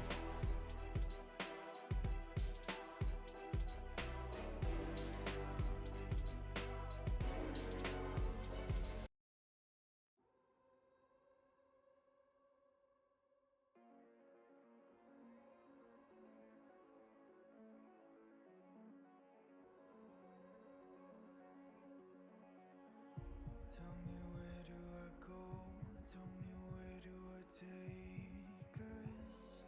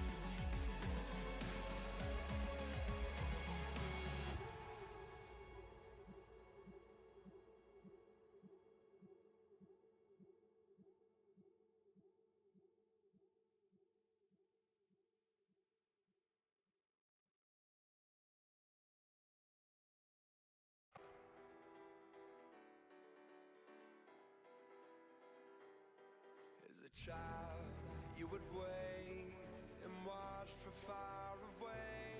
But you always knew that you'd be the one to work while they all played. You And welcome back, everyone, with the mic and mute. This time, we're still in the grand final of the Water Invitational. And I'm joined again still by KTL and Tommy for this game too, with questionable drafts, but I'm sure maybe a less stomp than last game, or maybe I'm completely wrong and I just don't understand League, to be honest. It could be a stump in the other direction if you really think about it. Maybe this will just be another series where Red Side just wins every game, just like it was when Waterskins played last time. Because when they played Yeah, against Jacob's Ladder, the team that was Red Side literally that won is true. every single game. So we're seeing Water doing what he's supposed to do here, as we're seeing Star actually early rotate here onto Water started the E ability, so at least isn't gonna fuck up the Lux Lane too much for that, but they do get a decent chunk, and he will be basing and going back to base. Yeah, I mean, not just no similar trade here, just a little of trading. We see the word has been placed for Colin. We'll spot that the ODR is starting top. Be able to notice the clear here. I'm not sure for the side of Warriors Kitten we got any word. No, we didn't. So we're not exactly sure where the Amumu will pass. I mean, we could probably guess its bot, knowing that he have a low blank support. At the same time, at least you're sure that the ODR is passing bot too. For the side of Also, Synchrony. worth mentioning, Robin opted to go for the fleet footwork, so not going to be doing as much damage. And this is exactly what I was worried about with this LeBlanc pick. Yeah, I mean, It's not exactly the lane you want to play it into, because they do so much damage, so much range, and they can keep and like kite you very easily once you use your single bit of, cooldowns. But fleet for Robin means he's not going to do as much damage later, and opting to just try and survive this early game, right? With the lane that they're playing into here. Level 2 is popped here from Ponda, trying to go in aggressively there. And yeah, I mean, Colin gonna wait for the wave to crash into his turret there. Both shots of Ricochet are landing onto Nick again. So at least Robin doing good there, landing his Q spell. Jungle potentially looking for a 3 gank top from Rect here. The Q is the silence has already been used here from Colin. Water must be very wary to it, because now Rect in a 1v1 essentially, because it's pretty hard for Colin to really walk back in here. The flash is going to come out of here from Water, trying to play this out. 1v2, trying to just do as much damage as he can. The W does land from the side into the first blood, going over to Water in a 1v2. Gets the first blood, gets the kill. And that should potentially lead to all 3 quadrants going over to Feldy if he rushes over to that bot side. I mean, that's just the strength of this Nidalee champion, right? Being able to put the trap down in the middle of the minion wave, not allowing the Amumu to get the bandage toss directly onto Water's face, playing really, really well around the bushwhack as Water TV's back into this top lane to continue the beat down on a call-in as the decisive strike comes down, silence the Nidalee from Feldy hucking stuff. isn't actually surprised he tried to go for a gank and didn't just try and go for the scuttle crab. Now trying to go in here. Rect is here. The Q's gonna land there onto Nick. No cleanse available for Nick. The flash is gonna come out here from Punda, trying to offer out more damage. Here comes the Q, trying to go, and there will be the kill onto the chain. Will miss there, but will it matter? I don't think it will. The auto, he won't. He autoed the turret. He would have been able to get it with the ricochet, but it will not be the case. So overall, it's a 1-for-0. All summoner spells blown. Also worth mentioning, in the mid lane, both flashes are blown. So almost every flash is down in the first 5 minutes of the game. It's what you like to see, to be honest. Colin Also, going to be able to sustain through this lane because of the red buff you receive, plus the Perseverance passive, making this lane a little bit easier on him. Gotta say, real quickly, super illegal no cleanse this game from Ash into Lux, LeBlanc, and Amumu.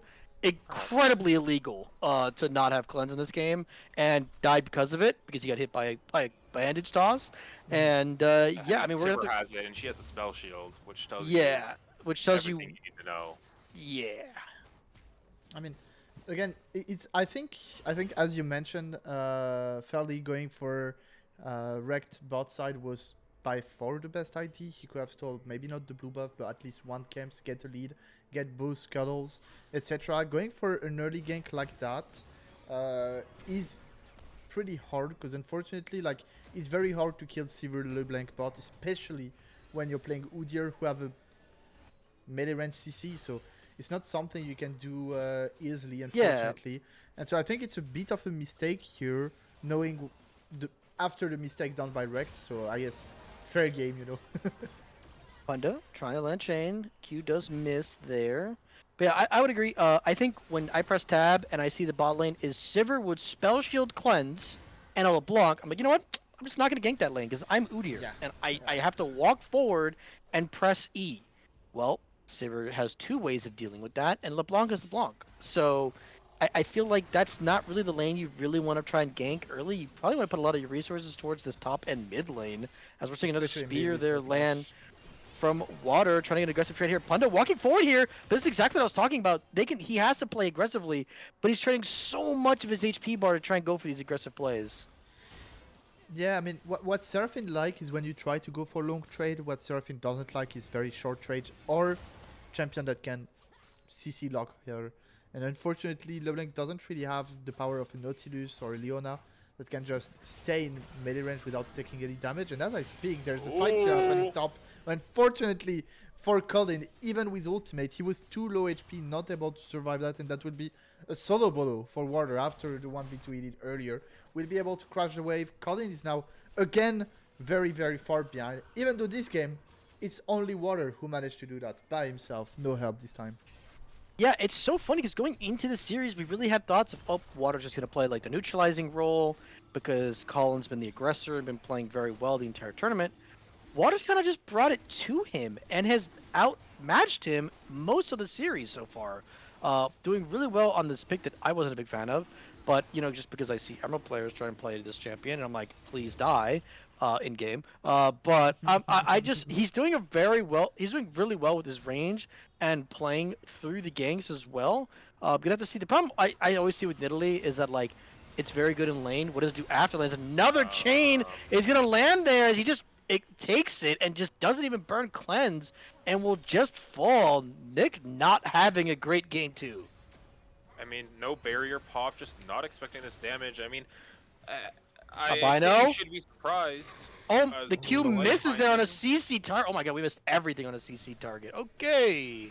That's I pretty can- unfortunate here. I can give Nick a little bit of benefit of the doubt because obviously how many AD carries land against LeBlanc all that often. But at the same time, you should be prepared for this because you've watched Punda all tournament play LeBlanc. So my leniency only you goes should know so what far. the champion does. Either way, you're getting ignite. You see the E on you. You press barrier. It's just a respect, out of respect. And as I speak, Puna trying to maybe go for another cheesy kill here. Into Yeah, just being a Relics. nuisance. Yeah, just exactly. Not gonna work this time. And we saw, unfortunately, the gank from Rect. Very smart, well positioned. Fortunately, not able to land the CC here for Star. Maybe Probably. a big mistake there, because now Albino have flashback and it's gonna be very hard to kill him. But as I speak, she's gonna try to all in here for the Oh no, Feldy. Feldy. Gonna be able to kill Feldy. This is the rogue version of Feldy after game 1. Game 2 Feldy Also- is not the same. Surprised he's going for Leanders. I feel like Ooh. his team has plenty of damage. He could just go full tank if he really chooses to go for it. Yeah, the ult is going to be popped here from Albino. Only lands one of those shots. So will not lead as a spear takes the grub. It's only one grub. It's only one grub. So they're still going to get feats. They're going to work they're towards gonna those get feats the of strength streets. They're gonna get with it. So it's not they're gonna get the Not the end little of the grub. world, So but- it's not terrible, but losing a grub does feel That's- bad. But you know, when you it's, rotate it's that many confidence. players. Exactly. It's for confidence too. Like, I think losing it that way, like, mentally hurts. For a jungler. Water has especially. to be on top of the world right now, like mentally speaking. He's Yeah, just exactly. Too. Yeah. When you steal one. Well, he like- normally already does feel that way. So Exactly. So 10 it CS up, must be even hitting worse. spears, stealing objectives, doing Feldy's Solo job kills. for him, solo kills, 1v2 outplays. right? I Like, argue he should bring Smite next game so I feel he doesn't have to land Smites if he can. Spellbook, perhaps even. Yep. So Someone he should can on that team claim. because that guy's not landing a Smite this game or the series. So Relics, I'm sorry, buddy, it's your job. I mean, but here's the thing. I've now casted multiple Relic series where he's in it. And Blaze to the hell out of Seraphine as water is going to start trading back. Another spear needs to be flashed. And, I mean, the healing on the Primal Surge does get stronger the lower you are. And just showing how close the Lethal Colin was there.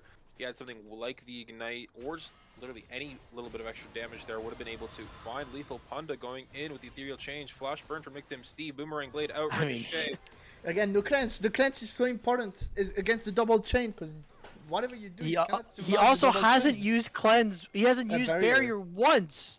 Yeah. Hopefully Relics has noticed this and is going to go for the Michael X for him. Yeah, Michael. Even with Michael X, it's two chain, you know. There is Unfortunately. two chains does beat Michael X, unfortunately. Yeah. Colin running up, getting just eviscerated in this 1v1. The Ninja Tabbies just stopping Colin from doing any damage. Oh my God, and he's the gone. bounce into takedown, just gonna take him out. I played those games I mean- before, Nidalee being fed in early game. I saw that dozens of times. Now it's a question to It's see about- can Water with that 1.3k goal lead at 11 minutes transition into snowballing the game to oblivion, because that's where he's heading. Because on the other side of the map, it's not going so well. You have a 1.2k goal lead for the side of Robin, with Punda being on this proactive champion, with Rect putting some pressure bot too. That's what you were expecting to see game one, honestly. Even though a lot of people spoke about Robin and Nick, Punda is a difference maker, and you need to have him on creative picks, as you mentioned, KTL earlier.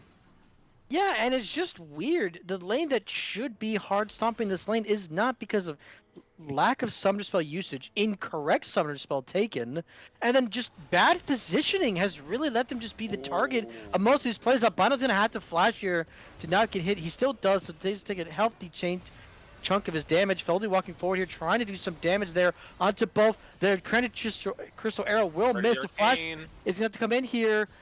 Punda will potentially live. The Lux will also have to flash. So double flash there. It's a good gank there from Feldy. Now thinking he'd take the fight here onto Rekt, but Rekt should win this. But a little bit of peskiness from Albino. Rekt's gonna fall. Oh! But flashes the empowered auto. The stage presence not enough to finish off Rekt and Pepperoni. And that's a kill going the other way. Feldy 0-2. Yeah, that was nasty here. I was very scared for Rekt. I felt like, yeah, you're not winning that 1v1, especially with Albino behind. But at the end, his team followed him, like, even though they were boost 200 HP, managed to get the kill here. Very big kill, I think that went, again, for the side of the low lane. And bot lane is 2.5k gold up. That's, even with the top lane, that's almost 2k gold up. It's not matching this double bot lane, with both 1.3k gold, so 2.6 global k ahead. All right, this is a PSA to all junglers. I understand that you want to do damage, right? When you're put on these like sad, annoying, depressing tank jungler champs. But let's say you're like the only frontline in your game on your team. Perhaps we could forgo building any damage items, or we could just build damage items to enable your team, right? There's like these crazy items, right? Like, have you guys heard of the item Abyssal Mask, where it gives your entire team 10% extra magic damage? And did you guys know that Amumu? Did you know that Amumu shreds magic resist so that you do true damage as a magic damage champ? So what happens when you do shred 10% and then also water?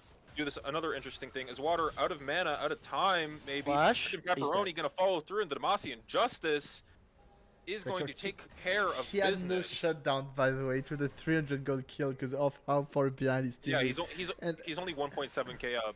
Yeah. Where will he get a shutdown? Well, it's because his team is just so homeless right now. Indeed, and I don't think it's gonna go and improve. While Punda's trying to get the engage here on Nick, the double ultimate star.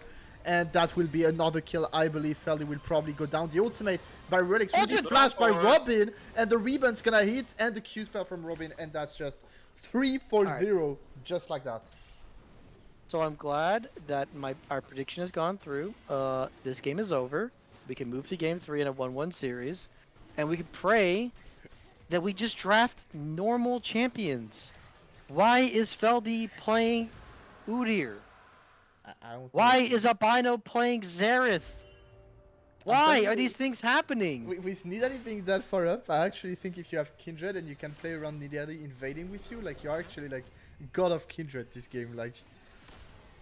But obviously, I'm not sure you want that. To be honest, they had an easier path. Their draft just makes no sense, and now they have. They're gonna have to rely on picks, right? Like they're gonna have to rely on Ash arrows, which he hasn't hit one yet. But we're gonna need to hit Ash arrows there. It was a beautiful Seraphinar there, but it doesn't matter when you're just so far behind. The Sivir is able to just walk so aggressively there the entire time and play that fight extremely well. So it was just a really well played early game from this bot side that should not have a lead. Even with LeBlanc playing in a good early game, they're playing against double range that outsustains them, out damages them in the early game, but they keep getting hit by everything and is causing them to cause a 2.3k gold lead on this Sivir. And another additional 1.5 on LeBlanc. Right, LeBlanc has our first item completed, plus the 9 stacks of the Darksteel. Seraphine has yet to finish them. We're buying too many pink quartz, and we have a red pot in inventory at 16 minutes. I'm killing myself in game. Also, as we talk about like moving forward for the rest of the series, it does, I have to keep reiterating this. This is 2 more champions that Nick wants to play gone in 1 game. So now we are down 4 champs out of Nick's 6 champs. Not really. I mean, he doesn't play Trista or Felios. It's an option still. Yeah, so 6 ADCs gone in 2 games. It's quite the scary predicament because like now you're looking at like MF, right, is gonna be the next champ that Nick's gonna try and play, but Braum is still available, Leona's still available, like as just supports, right? Much less ADC options that are available. So he's kind of running out of champions very quickly in this series. And definitely, again, as we're watching right now, we have such an easy lead to snowball from the side of Sinking Ship because they have those kind of peaks. And now that, as you mentioned, Nick is behind, also same for Seraphine is behind.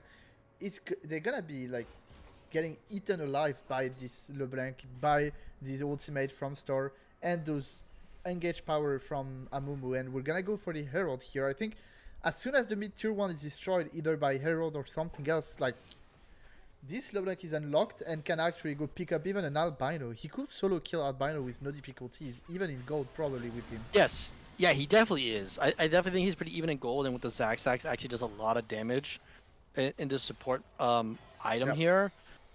So, I mean, this is the problem, right? So, Water's up gold, that's great. The problem is that especially, I mean, like, it's already hard enough to execute Nidalee top lane in the mid game and into the late game. Now do it while your team is down 4k gold and they're completely on your side of the map. So they're going to try and tower dive this top lane. Feldy's stuck in no man's land. Like we said, no resistances to speak of. He will, in fact, fall. And credit Chisto Arrow has stunned me IRL, as that is another kill going down, another turret going down, and now the second turret on this top of the map potentially falling as well. I'd be surprised here if they can take the turret. I think they should just fall off here on this specific play.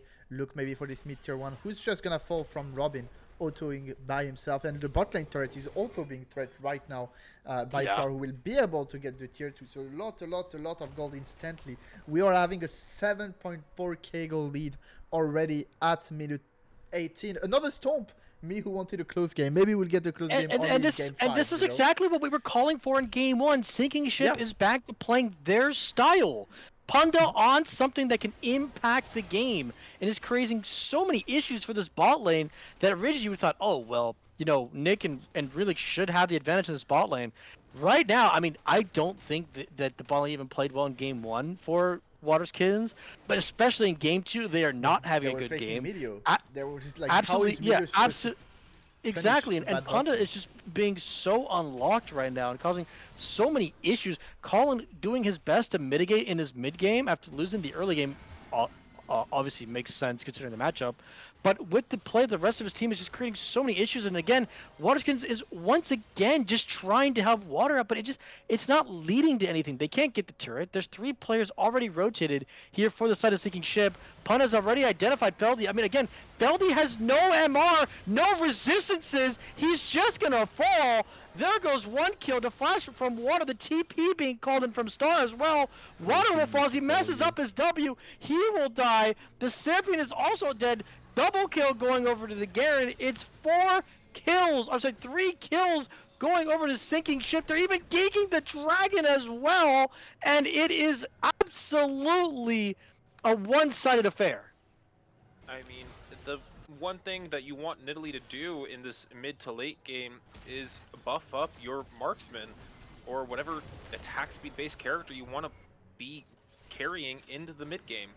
That is Nick Tim Steve. Nick Tim Steve is 0-4, down 2.4k gold, getting 1 shot by support LeBlanc. He did in fact get solo killed. He did in fact get solo photo. 6-0, And that is the problem with Ashe, right? Ashe, when she falls behind, she's not doing any damage this game. She's not. She's just gonna be an R-bot, and she's hit me with her R more than she's hit players in this game.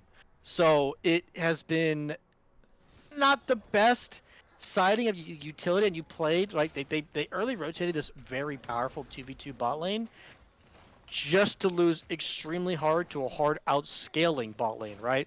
So like the Sivir is gonna outscale the LeBlanc, will just do a lot more damage to be a lot more useful.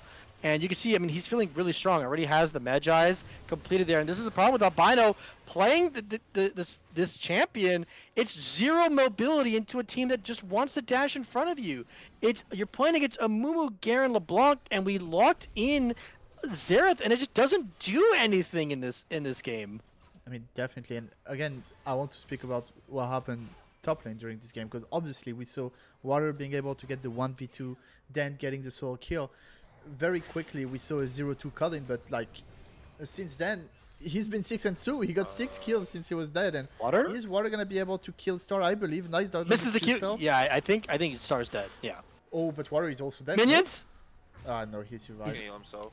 The camera decided to change view, so he must be alive. He is in fact alive. Does get the shutdown.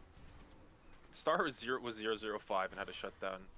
I mean, his team is so ahead. Like we're speaking about 7.7, 7.8. Like yeah, it's a problem. I mean, you know, when your bot lane is up 5k gold collectively, it's a problem. You know, worth mentioning, Sivir working towards her 3rd completed item already at 22 minutes. You know, the LeBlanc also working towards her 3rd completed item. As again, Punish is being a nuisance, forces the flash out of Feldy. Because again, as Tommy mentioned, decides to build Leandries and has no resistances, and he can't even clear his own jungle. Like, there's only 2. Like, I understand building Leandries as Udyr. If you're into a ton of melees, you're into 2. Yeah. And both of them are. It's also just so pivotal. It's also just so pivotal for his team to be a frontliner, because his team wants to play front for bag, like you said. The way they want to play these fights is that the Nidalee gets ahead, then the Nidalee can buff the Ashe, and then it's just that's how you play the game, right? You're playing front to back through that style, and then you have the range of the Xerath, the range of the Seraphine, buffing up while this Udyr is essentially unkillable, right? But because that's what we thought, right? Oh, who kills Udyr? Well, it turns out when you don't build any resistances, everything kills you, including support LeBlanc. Yep, definitely. I mean, that's the issue right now, and we're seeing another potential 1v1 between Star and Water. Water would get queued by Star, so nothing will happen there. Feldy is still lurking in the dark, and maybe gonna try to get something. And we see Punda dash. Punda trying to go for the kill here. Can he do it? They're gonna get on top of the. That's the clone, so Star will land the R there. The Credit Tristo arrow will land. They're gonna finally get a shutdown there onto this LeBlanc. Can they kill this Lux? It will not be the case. It's another kill going over, so they get a 1 for 2, and they finally land an arrow, but it just doesn't matter. Okay, but you know, it is worth because Punda bought Medjais. Yeah, but like, nothing happened. Well, unfortunate here. Colin will get tier 2. Nobody tried to stop him, except Radix, who's right here, right now here. Ugh. I love Zerathig, guys. It's so good. Smile. I mean, again, I actually think blue side is like the side that's winning the most in MSI, etc., etc. I actually think the reason why in War Invitational blue side is losing is because those B4 B5 has been horrible since the beginning of this tournament. It's Yeah. always the three first are correct. I like them. Picking Ash early, that's okay. It's Nick Comfort. Going for some for Seraphine, Ash Seraphine, very good. I like it. Going for a Nudir jungle, why not? It will work. I'm sure of it. And then deciding to throw your draft with a Xerath who do not outrange, that is an easy pick for LeBlanc, and deciding to go for an Italy who's, even though you're gonna win lane, your champion's useless. If you had an Ornn this game and your early game didn't go that bad in the rest of the map, like, that was a win game again for the Warriors Kitten. Yeah, it's also just like the pick of when you're picking Xerath. You're picking Xerath, showing already on screen Lux, Amumu, Sivir, LeBlanc. Like that Yeah. is so much ease of execution to get on top of the Xerath, and you can see, I mean, Colin by himself is just running down his mid laner. Reckland's a beautiful 4-man R, and it's just gonna be just potentially be the end of the game. It's a triple kill going over to LeBlanc. It's the Sivir running his team down mid, and that is it, I believe. Yeah, I mean, I also think Phil Cullen gonna be able to tank. There's nobody who's there for 25 seconds. You have largely enough time to make that series even and throw us into a game 3 who look again very exciting. Expecting Warrior Kittens to go red, but we're 1-1 in this grand panel with two very competitive games. Yeah, two Competitive is a stomps. word you could use. Two stomps, hoping to see Oh, a I meant closer very game non-competitive 3. game. Yeah, two really bad drafts being punished in 2 games. That's what you could say, right? Two just absolutely atrocious drafts that were very easily punished by both teams. So you're seeing that both teams, when they get a lead, they know what to do, right? They know how to win and they know how to create huge gold advantages. I would say Sinking Ships did a little better because Waterskins, they missed up the Baron Smite. They played a little bit slower, got caught out a couple times. It was kind of more like water heroics, really causing them to win that first game, even with up so much gold. They were really struggling to end the game out with the goalie that they had. It was basically all on water to do it. But in game 2, he did it right. Got ahead again. Now, does it matter in the end? He got ahead. Does it matter? No, because they're losing all over the map. They just weren't able to do absolutely anything. So we will see what the bounce back is if we want to switch sides. Maybe go over to that red side again. Mm-hmm. But a lot of draft adaptations I think have to be changed in this series if we want to see more competitive games from both sides, right? So, but Yeah, we'll take a quick definitely. break and then we'll see if we're back for game 3 draft. Yeah, let's go in a break.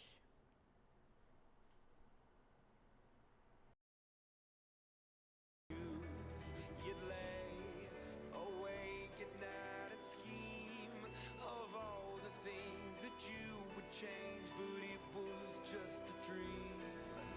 Here we are, don't turn away now. We are the warriors that built this town.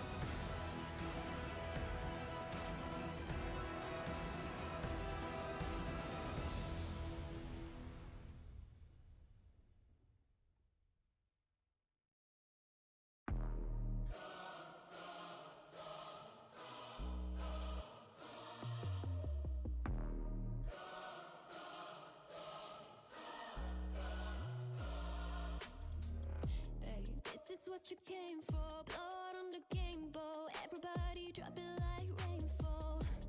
This is your moment. Eyes on a puppet. Can't think, chest just open. And they're singing your praises. La la la. Screaming your name. La la la la. One more step, you're immortal now. 'Cause once you play God, once you play God, they're gonna crumble one by one. Then we gonna ride right into the sun like it's the day my kingdom come. Baby, we're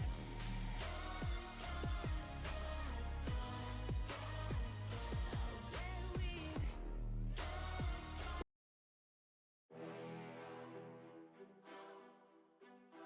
And welcome back, everyone, to the Water Invitational.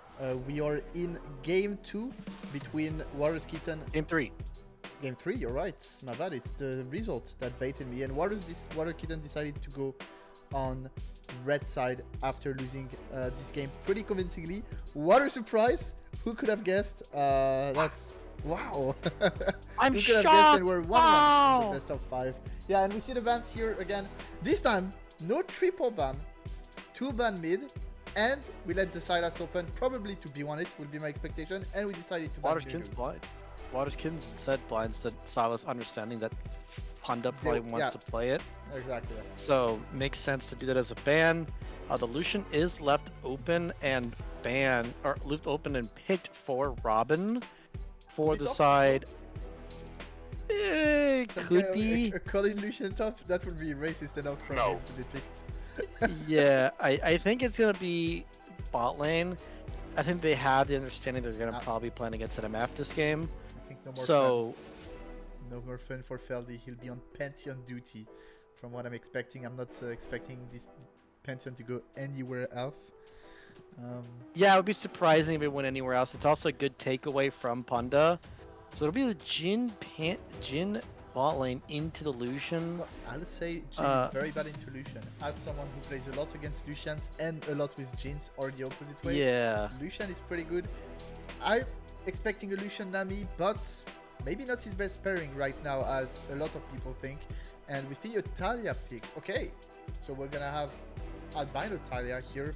Denial also from Punda. What Punda will play now with this Lucian? That's my question, because no Talia, no LeBlanc, no Silas. I'm not expecting him to pick Yumi on Enchanter again. We saw it went game 1, so... Yeah, I mean, Talia Pantheon is a really strong mid jungle 2v2. So Kubo, Stars Ari? have a. Yeah, Mel's risky, but I understand why they want to play it. They want to play that range for the Mel. I do think it is risky and can get really heavily punished if you don't have flash. But yeah, it's pretty interesting that Waters Kittens has gone for double denial picks in game 3 on red side, because the Pantheon and the Talia are denial picks, and the Pike is left open. That wasn't banned. That wasn't banned. The reason why it wasn't banned, because we had to ban Silas. So Sinking Ship getting the Pike.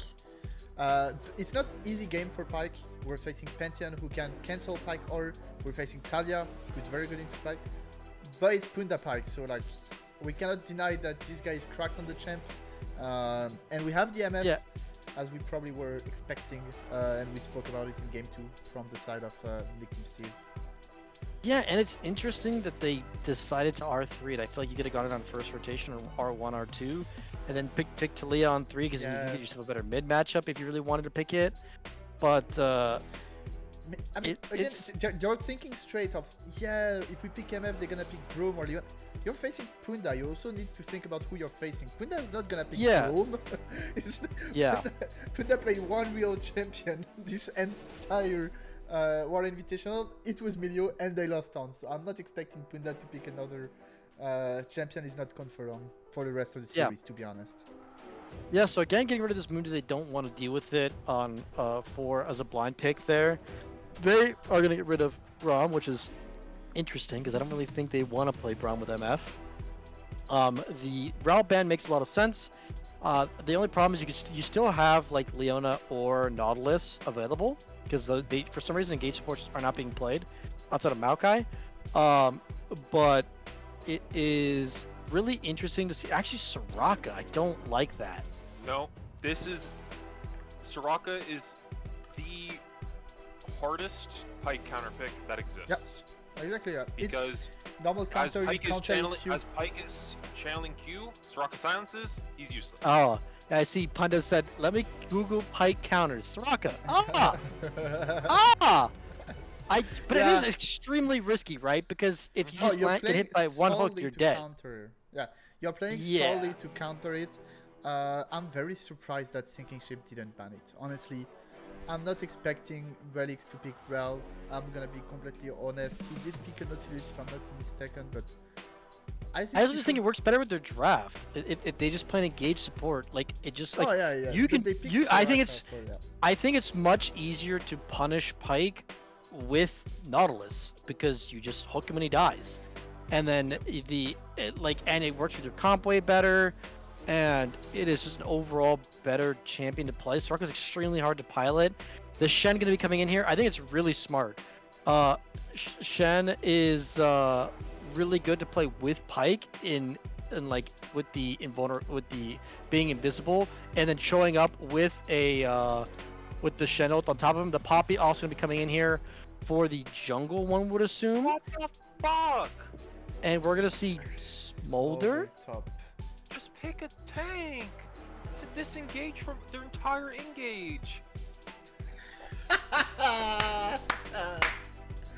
Oh my god. Waters being the most water of all waters, and this is the Vayne picked up. He went I mean, for it. it's respect. I mean, it's good. It's good. It's good into Shen. Yeah. I hate it. I hate I it. think the Awful problem this is game. I think the problem that I'm having with it is that once again we're down 3 more ADCs in 3 games. So we're down 9 AD carries in 3 games. Oh yeah. And neither one of these ADCs exactly has a deep bag of pool. Like next game we're pretty much guaranteeing seeing Ezreal, and then something into Ezreal, maybe like a Kaisa from Robin is like what I'm expecting next game. But like outside of that, like where are we There going is with the only 16 picks? 80 carries remaining in the 80 carry tab of the draft log. 16. With some of them being Ziggs, you know, being like champion Nila, champion Senna, like champions that won't be picked in this entire series. Realistically, with meta champion, there's maybe like 5 or 6 80 carry remaining that are like currently. Yeah, meta. and it's just more questions for Waterskins more than to Sinking Ship, because Sinking Ship, I'm confident that Robin can play more champs than Nick can, and it's also because it's not just Nick. As we've seen in 2 games, Water wants to play ADCs. Oh, You're yeah. going through 2 a game. I'm not Do you expecting like, the Kalista top Like, next game. You know? you're running out of champions, guys. Like, what's going on? We're running them out. Like, what are we gonna do? Like, We're gonna are we see gonna just start playing Kalista top. mages? Yeah, I mean, I at some just, point, you know, there won't be anything remaining, and maybe at some point we'll see Water pick a real top laner, like, you know, like every Yeah, and it's so single crazy top laner because in his- the top pool is open, except And it's for Karen and Shen. it's so crazy too, because he's been really good at playing neutralizing tanks. He's had great Scion games, great Ornn games. Like, what happened that now like we see Shen pop? You're like, ah yes, I must play Vayne top lane. Like what? Like their comp has makes to, zero bro. sense. You have Their to. only engage is Pantheon. I'm honestly speechless because There's nothing I to don't say. care. I don't care if Vayne is Prime Gosu, Prime Uzi, Prime whoever, like all combined into one. They could be Super Saiyan. I don't care. This game is so hard for her between Pike and Shen denying autos and Poppy existing, stopping tumbles, ceasing into walls because you're so short range. Lucian dogs Vayne. Mel dogs Vayne. Oh, Yeah, look, I What also- it's champion is Aaron Vayne plays good it. into on an enemy team? I also just struggle with like compositionally based for their entire team. You want to use Pantheon to Leah combo really well, and then like you want to have Misfortune to be like a setup. She needs setup. She's a setup champion. She needs setup to be able to actively use her R well enough in team fights. who is setting up Misfortune this game? Is it just going to be Pantheon pressing W and then dying? Like, that's where I just really struggle with seeing the usage of their comp. They pick Soraka as like a denial pick. That's fine. That's great and all to pick as a denial champion into the Pike, but it just doesn't fit the rest of the comp. They have a comp that wants to engage. They want to be the ones that going forward and playing these 5v5 team fights. Even if you're going to pick Vayne, you could still do that in 5v5 team fight if you have an engage support. But you have Raka. So your only engage is Pantheon. And it just really struggles for me to see how they play against not only just the range of this comp, but as you were saying, the ability to stop so much of their comp with Poppy W, with Shen W, with Pike being a nuisance in all points in the game and roaming all over the map. It just really feels like a really big problem for them to handle in draft. I honest to God, if Water doesn't do what he did in the first game, I don't see, like in Cheese on the jungle clear, I don't know how this game at any point is in their favor, because it's so hard. The number one thing that you need to do with MF is allow her to stand still for 3+ seconds. Their comp doesn't like the enemy team, on top of not standing still very often at all. Just They're not forced to. Or they're not forced to. Yeah. They can elect. They like going forward. They like going at you. And Yeah. you, like, Yeah. Brahms taken away and Rel taken away, and like Soraka I think is fine. You can play the Soraka, and if you're confident into the Soraka into the Pike matchup, it's okay. Because the other thing that Soraka does on top of the laning phase difficulties she creates for Pike, also takes people out of execute range. Right, with her ultimate increasing the heal when they're low. Yeah. But you don't have a Pantheon. We've now watched multiple games where there's a singular melee champion on each team, and they've done little to nothing. Not only, right, Zac did a little bit that in that first game, even though that they struggled in general. Like, Zac was useful to a degree in that game. Pantheon does not have the access range of a Zac. You kind of have to be in, like, right next to each other, right? And he's gonna get Shen if he's that close, he's gonna get Shen taunted. He's gonna get Poppy W'd. He's gonna get Pike comboed. He's gonna get Mel E'd. Yeah, that's the problem, right? Is that like he just doesn't have the sustain or the stats to stay alive. Like, he's gonna press W for half a second on someone, and most of the time it's gonna be on Mel, who's gonna have Reflect, or Lucian that should have Cleanse in this game. And then like you're setting up a 0.5 second MFR because that's how long the CC is gonna last. Then you're gonna E yourself on Pantheon. So like the perfect example is like yesterday, if you watched BLG versus Gam, they picked MF very early in their draft, and then they were able to have an entire comp built around Misfortune, where she was hitting 3-second ultis, I swear, on every single ult, and they were so impactful and so game-changing every time. Whereas this time, I feel bad for Nick because there is no setup for him to really have usage in this game. So it's going to be really curious to see how they handle this and how they handle the ability for this draft to work for them. Definitely. As you say that, we're gonna go into a quick break and be back for the game 3.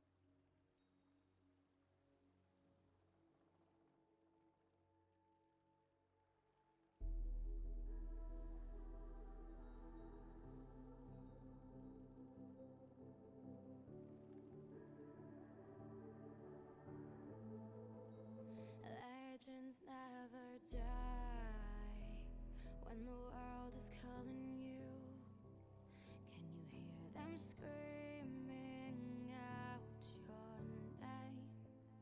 Legends never die, they become a part of you. Every time you bleed for reaching greatness, relentless, you survive. They never lose hope when everything's cold and the fighting's near. It's deep in their bones, they'll rot into smoke when the fire is fierce. Oh, pick yourself up, 'cause legends never die.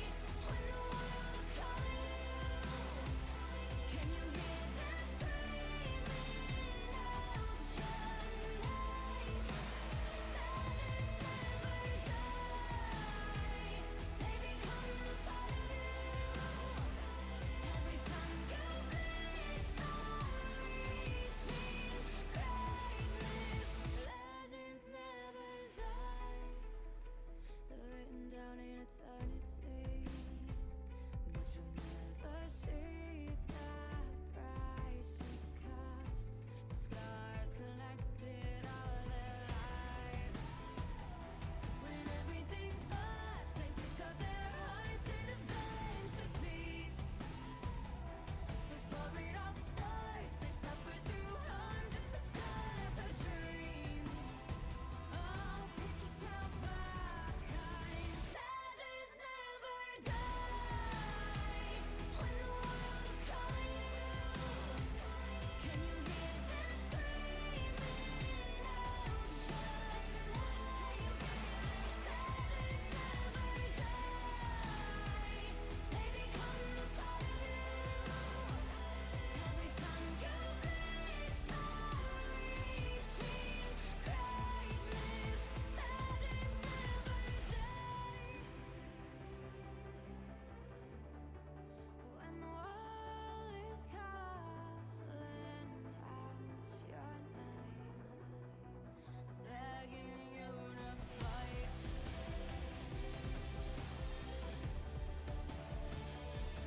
Pick yourself up once more. Pick yourself up, 'cause legends never die.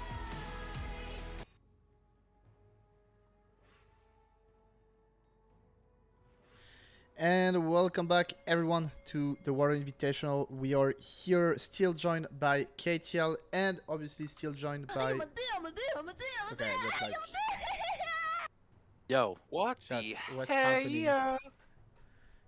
Chat. why your soundboard's going off? Why are your soundboarding, buddy? I'm gonna stop the soundboard. Let me cook it. It's mute. No issue there. I don't know.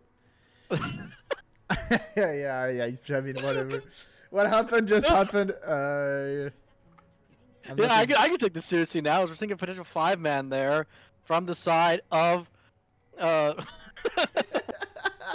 Sinking ship, I like- don't know, KTL, why you're doing sound like that, but like, let's not. Yeah, you wish, bro. You wish. You Let's just- wish, bro. But yeah, 5-man. They're still just walking forward. They did have it. Okay, I was also curious if it was gonna be like Shen jungle and Poppy top, but it still will be the Shen in top lane, and then the Poppy in the jungle as Feldy trying to get If it was interrupts. Feldy and Vayne with the Shen Poppy, I think the Shen would have gone jungle and Poppy top. If it was the other way around, I would have believed it. Mhm. But I won't see really Colin Rect playing the Shen jungle. It doesn't look like. But I mean, either way, to focus back on the game, Water managed to get his early ward on the blue buff. Gonna be able to spot that Rect is pathing top, which is, in my opinion, very correct. You want this Vayne to be put down as soon as possible. And at the same time, overall, both junglers, obstacle clears. Gonna go towards that top lane for the Poppy, and then surprise Feldy not gonna go for that. Oh. Punda misses his first Q, unlucky. But The I'm Jake. curious if Feldy's gonna try and go for some kind of cheese gang top, or if he's just gonna full clear and try and pay attention towards his ball lane. I wouldn't be surprised he's put attention bot because he's probably thinking that Punda could like 1v9 that, which is possible honestly. As we see right now, the full engaged. Unfortunately, the Q of Robin will hit the 3 minion instead of the Raka, and that won't be a kill. It could have been a kill if Robin Q hit Raka, I do believe so. And the heal early taken, but also the ignite, which remove a lot of power for Punda, especially knowing that I believe Relix will take his E second if he's not too bad. Yeah, definitely took the right spell. Take his E second, look, and that just countered the champion.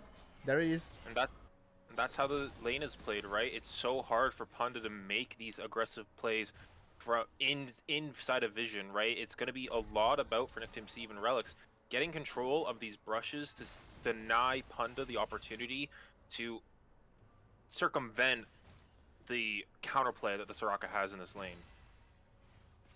Yep. Also worth mentioning, just looking at summoner spells and runes real quick. It is Hailblades for Punda. It is going to be double PTA for both ADCs, double barrier this game. I like it more this game than I did last game. I do think that cleanse is still an option for both ADs this game, but I can understand why you want to have barrier. Phase rush for the Talia makes a lot of sense.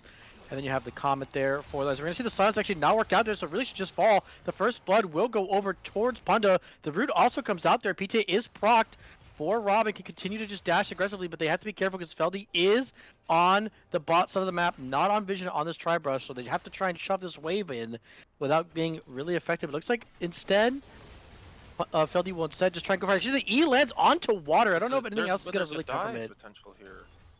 Rex is just going to show in lane. If they get this dive potential here it goes, Feldy! No E left, will die. I mean, there is the dive. They're going to try and go for it. Looks like Colin wasn't in fact ready for it yet, but that's 2 kills going over. Starlands a beautiful E there onto the Poppy and not the Poppy, the Pantheon, and that's a kill over to Mel, which is obviously really good because she scales incredibly well.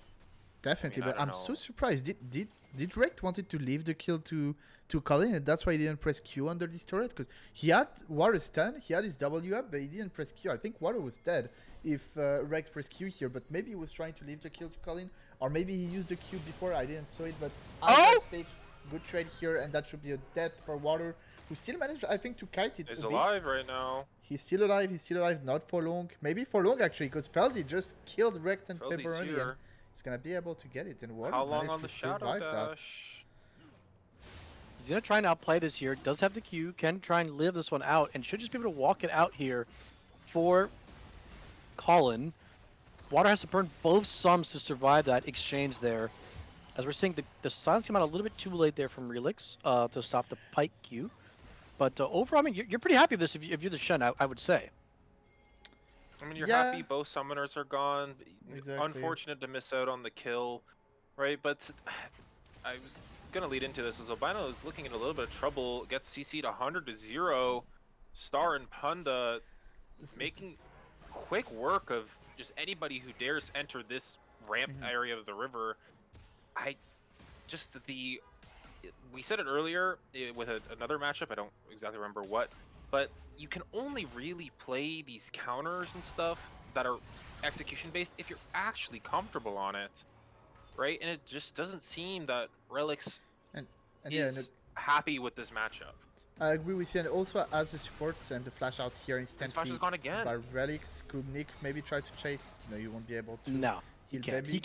That's the thing. Flash, that's just a problem. Yep. Oh, the flash skew. Oh my God! The bone skewer goes wayward. That didn't work properly, and that may be a dive. But again, with the here Feldy being a Feldy here.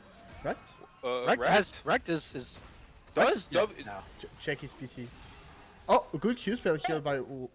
Soraka, keep him alive. I mean, Rect is dead. Oh, he's trying to go for the flash. Oh, he gets the kill. Lord. Actually, really well played there by Rect to salvage that situation. Because Talia was first to roam there. Has the ult, hasn't used the Weaver's Wall just yet. And overall, I mean, it's a 1-for-1. The kill does go to Soraka, which, I mean, just like the Ivern game, giving gold to these enchanters really good, right? Because it allows you to play. Actually, it's Colin, that's another really good taunt there. Level 6 is up first for this Shen. And overall, I mean, the game set I think is just really good because Mel is so strong in these kind of games. We're gonna see the flash come out here from Nick. Punda gonna try and survive here. The Shen ult will keep him alive. Now Nick's stuck in a rock in a hard place and will fall. Robin gets a kill. Punda sets it up. A beautiful communication there from Colin as well. Lands 2 kills there on that bot side of the map.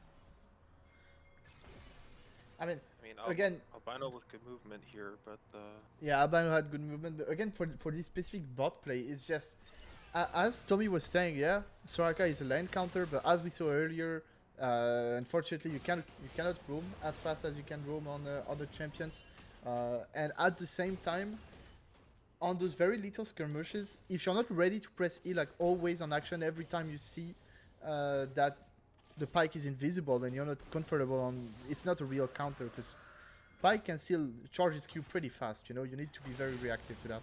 Good cancel here from Water. good condemn. Yeah, predicting his positioning wasn't correct and he will get, but he will get ganked. Panda. So there's no E anymore. Punda trying to predict, didn't manage to. The stun won't land, but I think. I mean, it doesn't even matter. It doesn't even matter. He just kills him. Yeah.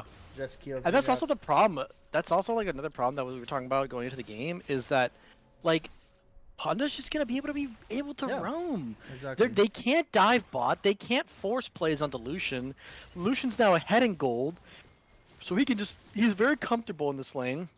Well, Guys, Punda do can not just. look gold difference. In Yep, sport. Punda can just be a terrorist and just move all over the map.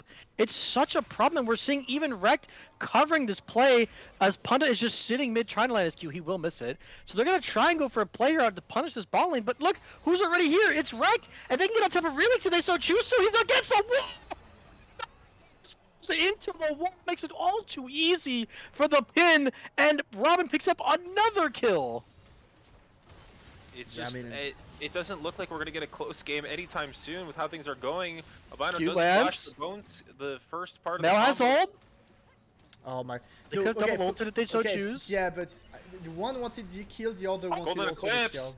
Hey, they can kill, they can kill! Yes, it's a kill going over to Star! Going over now, Felde's stuck in no man's land, has to flash the E, just barely misses here, but the XQ would just not be enough because of the Soraka W, keeping him alive. But, I mean, this is the problem, this Pantheon pick feels so incredibly homeless. And again, the water Now Vayne, stuck into a wall. stuck in here, in so much trouble, gets flipped into Punda, doesn't actually get the kill! No R. Robin, there's- meanwhile, on the bot side of the map, forcing so much damage here onto Nick. So Vayne actually lives because they also use Soraka R there. But overall, I mean, it's just so much pressure all over the map that this Pyke is creating. And it's just Punda, you know, like this guy like to roam. You're giving him a free roaming matchup. Yes, Yep. you have the counter pick as yes, you get the counter pick. It's an insane counter. You probably would have died even more in lane if you didn't have the champion who actually cancels some good hooks. At the same time, if you have Nautilus, or even if you get hooked, you're not very scared of those damage early game compared to your shield. So it's like, and you can also roam with the Pyke. So yes, when you search on Yuda.gg and you find Pyke counter, you find Raka, but not in competitive, not in that game. And, And another here kill we will see, go. I mean, it's just another kill going over to, and this is the problem. Star. This Mel now is 4-0. Untouchable. Incredibly strong. Will not be. I mean, she's gonna outreach everyone on the opposing team this game. So Yeah. she is a legitimate hyper carry threat in this game. Star and Punda working incredibly well together. But again, I mean, you know, obviously we have experience playing against Punda playing support. Ooh, There's actually a flash really here good from flash stop Colin. there from Colin. I mean, Punda's just here. I mean, I'm sorry, Rekt is just here. He's gonna take it with an auto attack. And I mean, this is just the problem. Yeah, you're up CS in top lane, but at all, here we go again. It's just the same thing as Deja Vu from game 2. Up CS, up a little bit of pressure, but it doesn't matter. The map's completely on fire. There's just nothing to do. I don't know Going what on the Water's ward. Kittens were necessarily They're on thinking. vision. They're on vision here.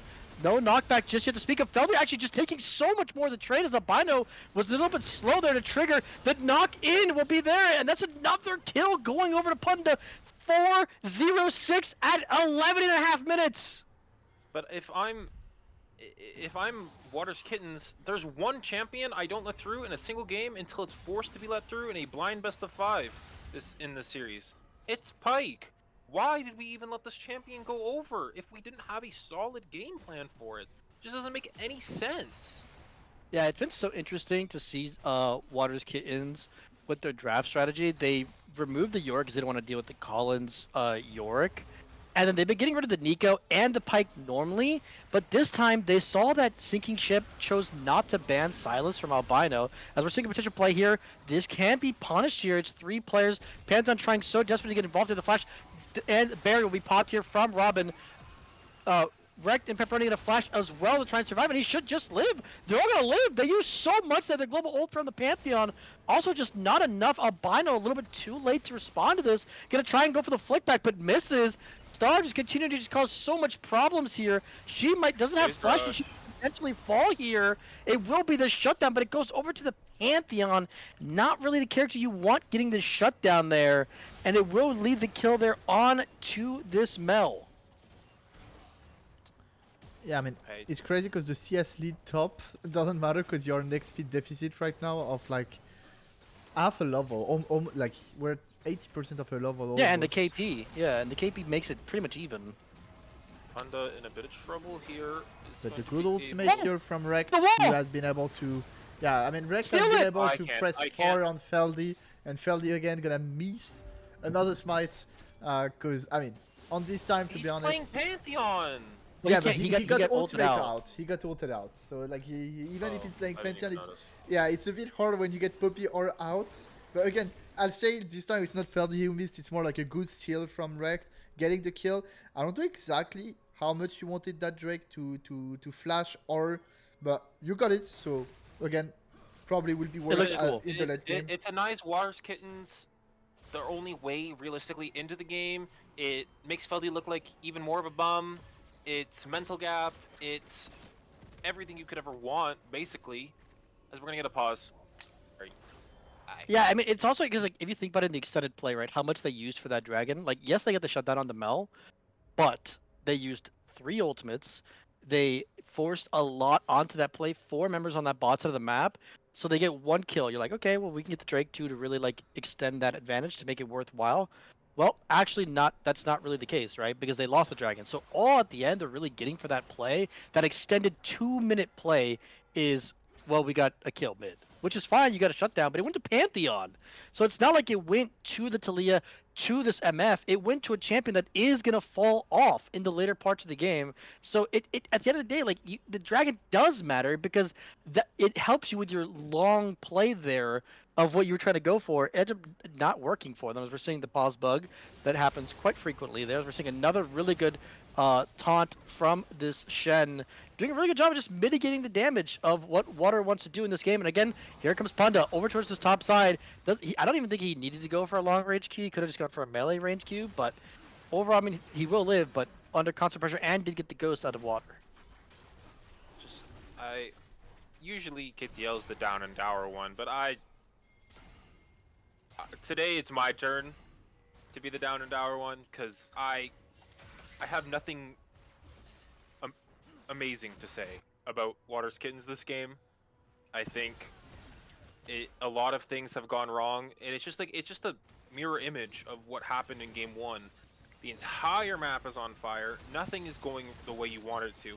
It's not as bad of a deficit because at least you have more than 1 kill at like 20 minutes this time. But I just, you've been completely obliterated from the no. field. We knew that was gonna happen. No, they use it too slow. Another. Nick doesn't use any sums, and once again will just fall. Hey. I think like, while there's a lot of criticism for like the draft and stuff like that, it's also just Waterskins players are not playing well, right? Right. Like Albino has missed multiple flicks on stun targets that have just taken too long for him to react to on the plays that has led to him being potentially killed. Feldy's gonna get a kill here onto the shutdown. Will go over Feldy to the miscued. vein. But That's it good, is actually, that he important. miscued. They're gonna try and go for this. They're just gonna try and get the shutdown because look who's here! It's Panda getting again involved in the play. They're gonna try and use the Talio, but Star's already here as well. So it'll be another kill going over to Star. Now potentially they have to be really worried the Flash is gonna have to burn it. I mean, that's just again like you used your global ultimate on the Talia just to show up and flash and die, and there's nothing you can do. It's just they're reacting to all of their plays so far ahead of time. Honda was already rotating over, so was Star, and it just makes it a 3-for-1 play that you will gladly take if you're sinking ship. Definitely. I mean, again, as we all mentioned, there is just, I think, yeah, mainly again draft. Unfortunately, it's been the same for 2 games for Water Keaton, and I think the biggest difference maker, the more I think about it, is more like in game 1, Sync actually did a mistake leaving the Ivern up, and it Yes. cost them the game. I think it was more of a mistake made by Sync, but the more we look into it, like Sync draft is not good either, but at least they have some tool they can play with, and they have Yeah. Punda on the champion he can definitely work with, and Rekt on the CC, and that has been their mojo. Like that's been what they do since they start playing the tournament and start getting some wins. That's what they did 4 games in a row last week on stream, on cameras, while Warrior was casting it. So Warrior's Kitten should know that Punda need a creative support, an independent AD carry, and a jungler with CC. That's been what they've been doing since the beginning, and we know Star Yeah. champion pool is only mage mid. It should be easy to come into draft thinking about the plan. If your plan is to pick Relics Soraka because in lane you can press E on Punda Q, you don't understand how Punda plays. Punda is not a lane player, never has been, and Water should know that. And that's just unfortunate that your draft plan is so bad that when you get into those games, it doesn't look close, those 2 last games. On top of the fact that also, like, while the draft has been an issue, it's not the main storyline, right? I think even in the game that, as we see, that really good Soraka ult there to stop the Pike R, the problem that I'm seeing is that even in the game that Sinking Ship lost, they were competitive in the sense that it wasn't like Waters Kittens just closed the game out very easily. As we're gonna see potential play here, trying to go for play. It looks like nothing's really gonna happen from it. A TP being called in from the Celia, gonna try and use the Reaver's Wall. Actually opting not to go for it. And I mean, there's 5 members Okay, could be good. of Could be good here for the Waters Kittens here, but they still have Shen ult, so it could potentially turn into a 5v5 at any time. And I mean, they're gonna try and play for this dragon. Albino trying to go for a wall placement, potentially to guarantee that this dragon. But overall, I mean, again, Put Piazza again, over, put potential Piazza be a 5v5. 5 people here rotating over. It's another good poppy over. It's another good job, and then again, the MF is just completely sun CC'd and killed. The MF is not able to get any usage from her ultimate and will just die, falling over to double kill, going over to the bell. Can it be a triple? It's another kill going over to Rekt, and all of a sudden, all of this time that they put into this play, it is just completely negated. It's a triple kill to the Mel. It's an ace to the side of Sinking Ship, and the Dragon for the side of Sinking Ship, as Waterskins has absolutely no answers. I never blame the draft in terms of the reason why you win or lose a game, because sometimes you've just been outplayed to such a degree that it's just not fair to blame the draft, because the game isn't won or lost in draft necessarily. You have to play it out, right? You could have it 90-10 game, but you can always win that 10% of the time. And I don't like criticizing drafts because I don't think it's fair, but this game, it's everything. It's mechanics, it's gameplay. It's just outright nothing has gone correct for Waters Kittens this game. Or the series, They're gonna frankly. And they have to figure it out for game 4 or else tournament over. Yeah, I mean, I would say, like Oral said, the Ivern was an oversight, right? But do I think the Ivern was the biggest issue in the game? No. I don't think their counterpick of the Varus into the Trist really worked out. So I would say it was a draft problem with how we talked about it, right? Blue side, R4 and 5 hasn't really made sense for any team in this tournament so far, especially in this series in game 1 and game 2. But they just didn't expect the Tristana to be impacting the game as much as she did in the early game, and that kind of like ballooned them out of control. But even at some point, we're going to see a potential play here. Albino once again getting caught out here. Relix all on his lonesome here. Does have Feldy to come over here. Can they potentially get on top of it? Colin's trying so hard to kill Albino. It's a double taunt there. Now he's just going to focus to Soraka. Soraka with that now calling can continue to have his way with Albino trying to go for the R will miss. Punda will also fall. 2 kills. Water trying to do his best against the jungler. The same level as him. The Pop is going to come in and just killed 1-for-1 by the jungler. It's another kill going over though for the side of Water's Kin. So it's overall in the long play, it's 3 for 2, which you would desperately take. They are going to lose the Otacon for this play. But overall, I mean, going back to the beginning of the series, right? Game 1, you're like, oh, well, Water's Kins dominated the game. Well, not really. They had a really strong early game, but their mid to late game was very shaky. Sinking Ship made very creative plays to get Pigs to get back into the game. As we're going to see Feldy potentially try and go for a play here. That he's going to use the flash to try and get on top of Feldy. Feldy with the, Robin with the barrier and the flash. Now Feldy's stuck in the middle of no man's land, doesn't have flash, doesn't have smite. So this should just be going over to the side of Rekt. He does have his smite. They're going to try, Feldy's trying to get in the middle of it, but now he's seeing that Colin is TP'd, that Punda is here as well, and he will die as well.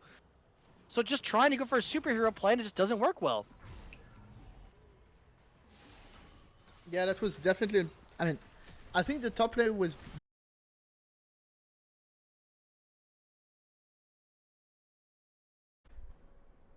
Damn, G2's winning again, dude. It's sad.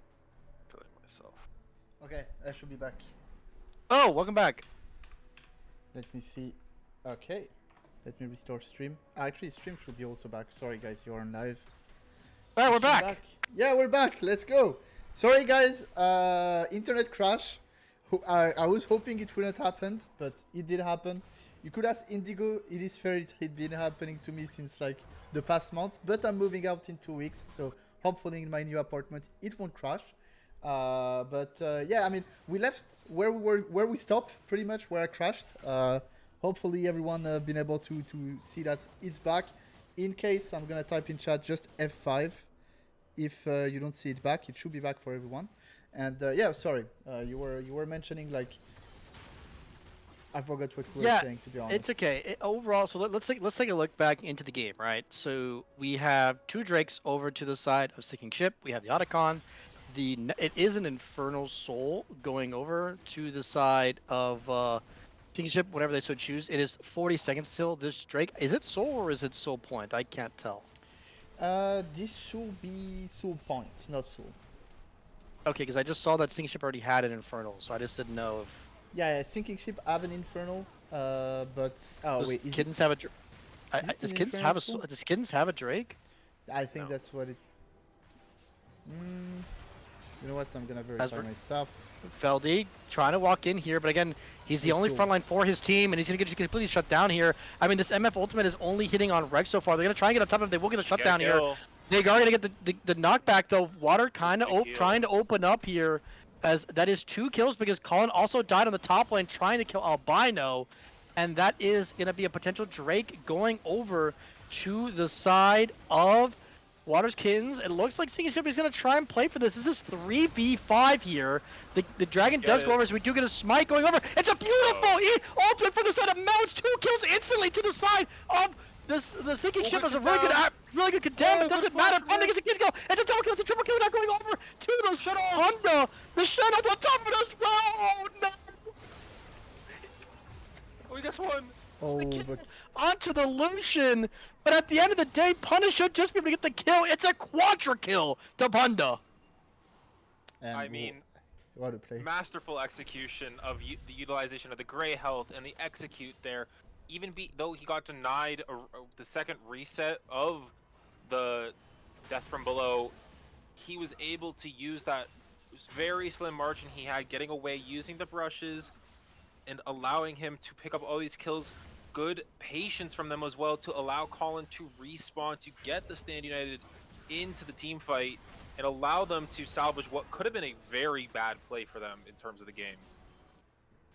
Definitely, especially like I need to mention it also, it was Soul, not Soul Point, it was Soul. Oh, okay. This was Soul. They got X-Tech, is the Drake we don't see. It's fixed for red side but not for blue side, now that I'm seeing it. For the attack and issue, but either way, it is Soul Point. It was the not Soul Point. It was like the Soul completely. Infernal Soul. Feldy did get it. Feldy did get it. Missed the smite, but his Q spell did 400 true damage, so it went through and got it. He smite Q instead of Q smite. I'm not a jungler, so I don't know if that's correct or incorrect. Either way, smite Q. that being said, um, at the end of the day, they managed to secure the Drake, but that fight was very well played by Punda. As you mentioned, benefiting of the Grey health, and also I think something worth to mention is that even though Water was like at the beginning of the fight very convincing, I think it was a bit static to what Punda was doing, and I also think that's the issue with the draft is against Pyke you're very static. Like Pyke doesn't like champion that can dash, champion that are fast, but champion like Talia, like MF, have some kind of movement speed, but they have zero dash, so it's very hard to get away from Punda E at any point. Yeah, and even the Poppy, like, just they're creating so many problems for them to really deal with in this game. We're going to see them potentially let a double knockback here. As into the MF ult there, it's actually really well played there. They're going to get the interrupt finally onto Nick, but no one can really follow this as Robin is chunked to about 100 HP. Will survive. That's the best usage of MF ult we've seen this game.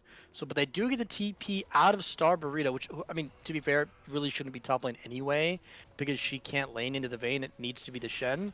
But overall, I mean, they do get the ultimate out of the MF, but outside of that, nothing else is really burned except for that TP top. Yeah, I mean, TP Yeah. top taken, that's pretty big actually, because now you can get probably a 1-3-1 going for the side of Warriors Kitten, or at least be able to deny some wave. And again, I think now we're getting 27 minutes, etc. And I think the lead has kind of closed, and I want to see a bit how the goal graph has been looking for now. Watching a bit, yeah, it was very wider at 20. Oh, Water! Uh-oh. Into E! Big into R, it! And but the the gold Star's looks trying to get it, he actually gets the kill! Wow! So much damage, and now Nick caught in no man's land! Again, just falls over there. Star doing so much damage with 3.5 items. Just absolutely nuking Vayne, and I just don't think Water was expecting that at all. And that'll be at 2 kills, both 80 carries gone for the side of Water's Kittens. Colin trying to frontline, trying to be a nuisance, that way Feldy can't get in here. Punda also trying to disrupt and get on top of him. It's 2k damage, they're going to try and get in. He won't be able to, now he can able to walk forward here. Another taunt from this side of Colin, trying to get on top of Feldy. Feldy will fall, the Colin survives on 40 HP. As you said, no burn to speak of. And that'll be the Baron going over to sinking ship. I mean, they were slowly bringing it back. Water's Kittens with that initial drag fight, they did end up losing the fight in the end, but it was a good play overall for them.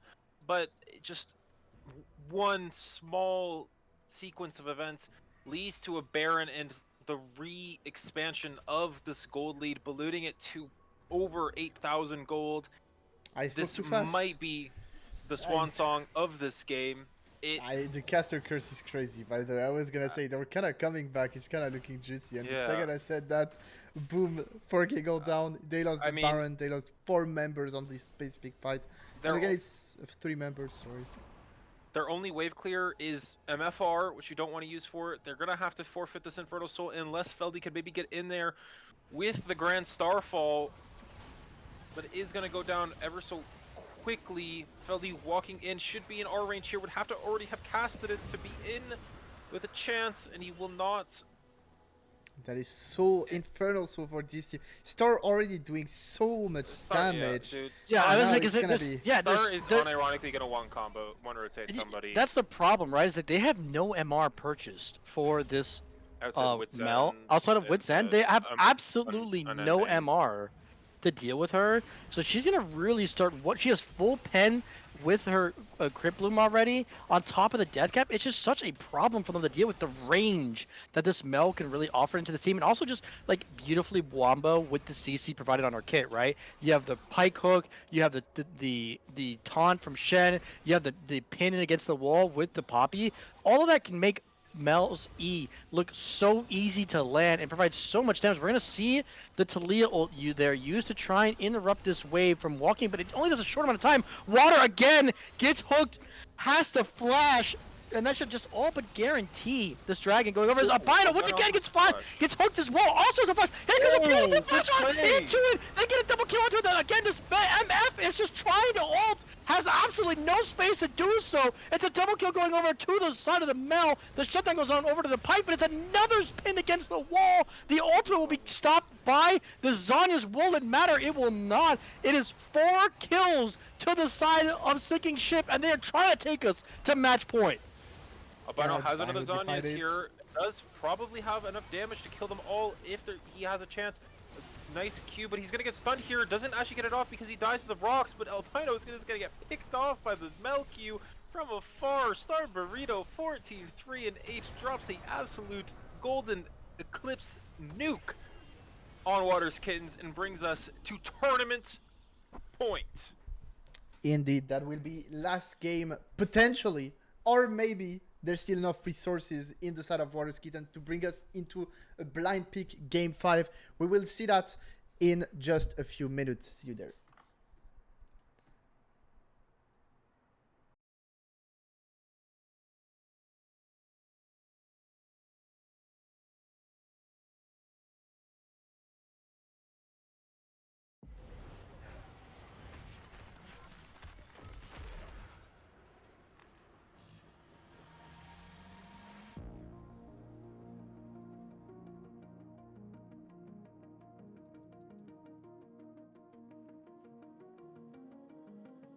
What are you willing to lose? You cover your wounds, but underneath them a million voices in your head that whisper, stop now. Another twist of the knife, a turn of the screws. It's all in your mind, and it's fighting you on yourself. The storm is coming. Wow, kid, what you gonna do now? It's your reflection looking back to pull you down. So are you gonna die today or make it out alive? You gotta conquer the monster in your head and then you'll fly, fly, Phoenix fly.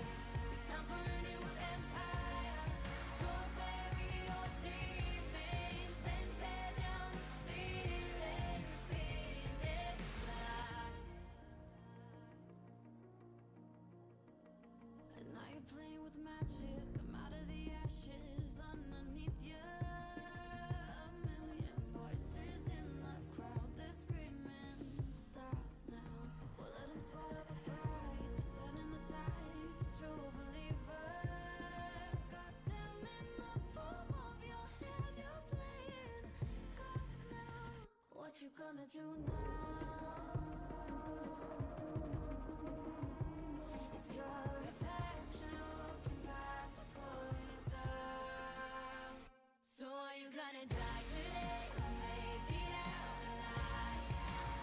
You gotta conquer the monster in your head and then you'll fly, fly, Phoenix fly. It's time for a new empire. Go bury your demons, then tear down the ceiling. Phoenix fly.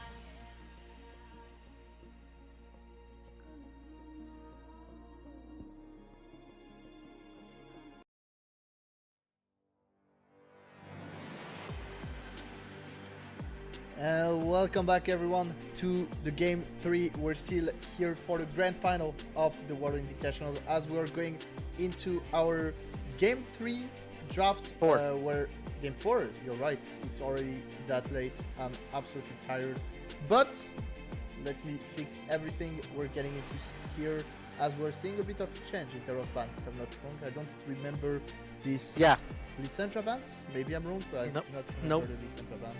Nico is still being banned, obviously, replacing Kunda here. And in terms of the other ban, I don't see any change though, but the Lissandra being added. We saw Kunda play Lissandra into the Rakan. I think it went well, even though he didn't carry. He still won the game. So, wonder to see if it will still work. Yeah, I mean, overall, the band's not that surprising. The Corky B1, I thought we would see a Kaisa, or I'm sorry, an Ezreal here from Nick, opting to go for the Corky. Needs to play aggressive in the early to mid game because against it's a short-ranged AD. Can play some longer range ADs into it. You don't really want to play short range as Corky kind of beats it. So hoping to see. I mean, this could be a good Jin game if you really want to play that, and just let again kind of fits the profile of what they want to do. Smolder also is fine as a we kind of talked about the notes for sinking ship drafts, right?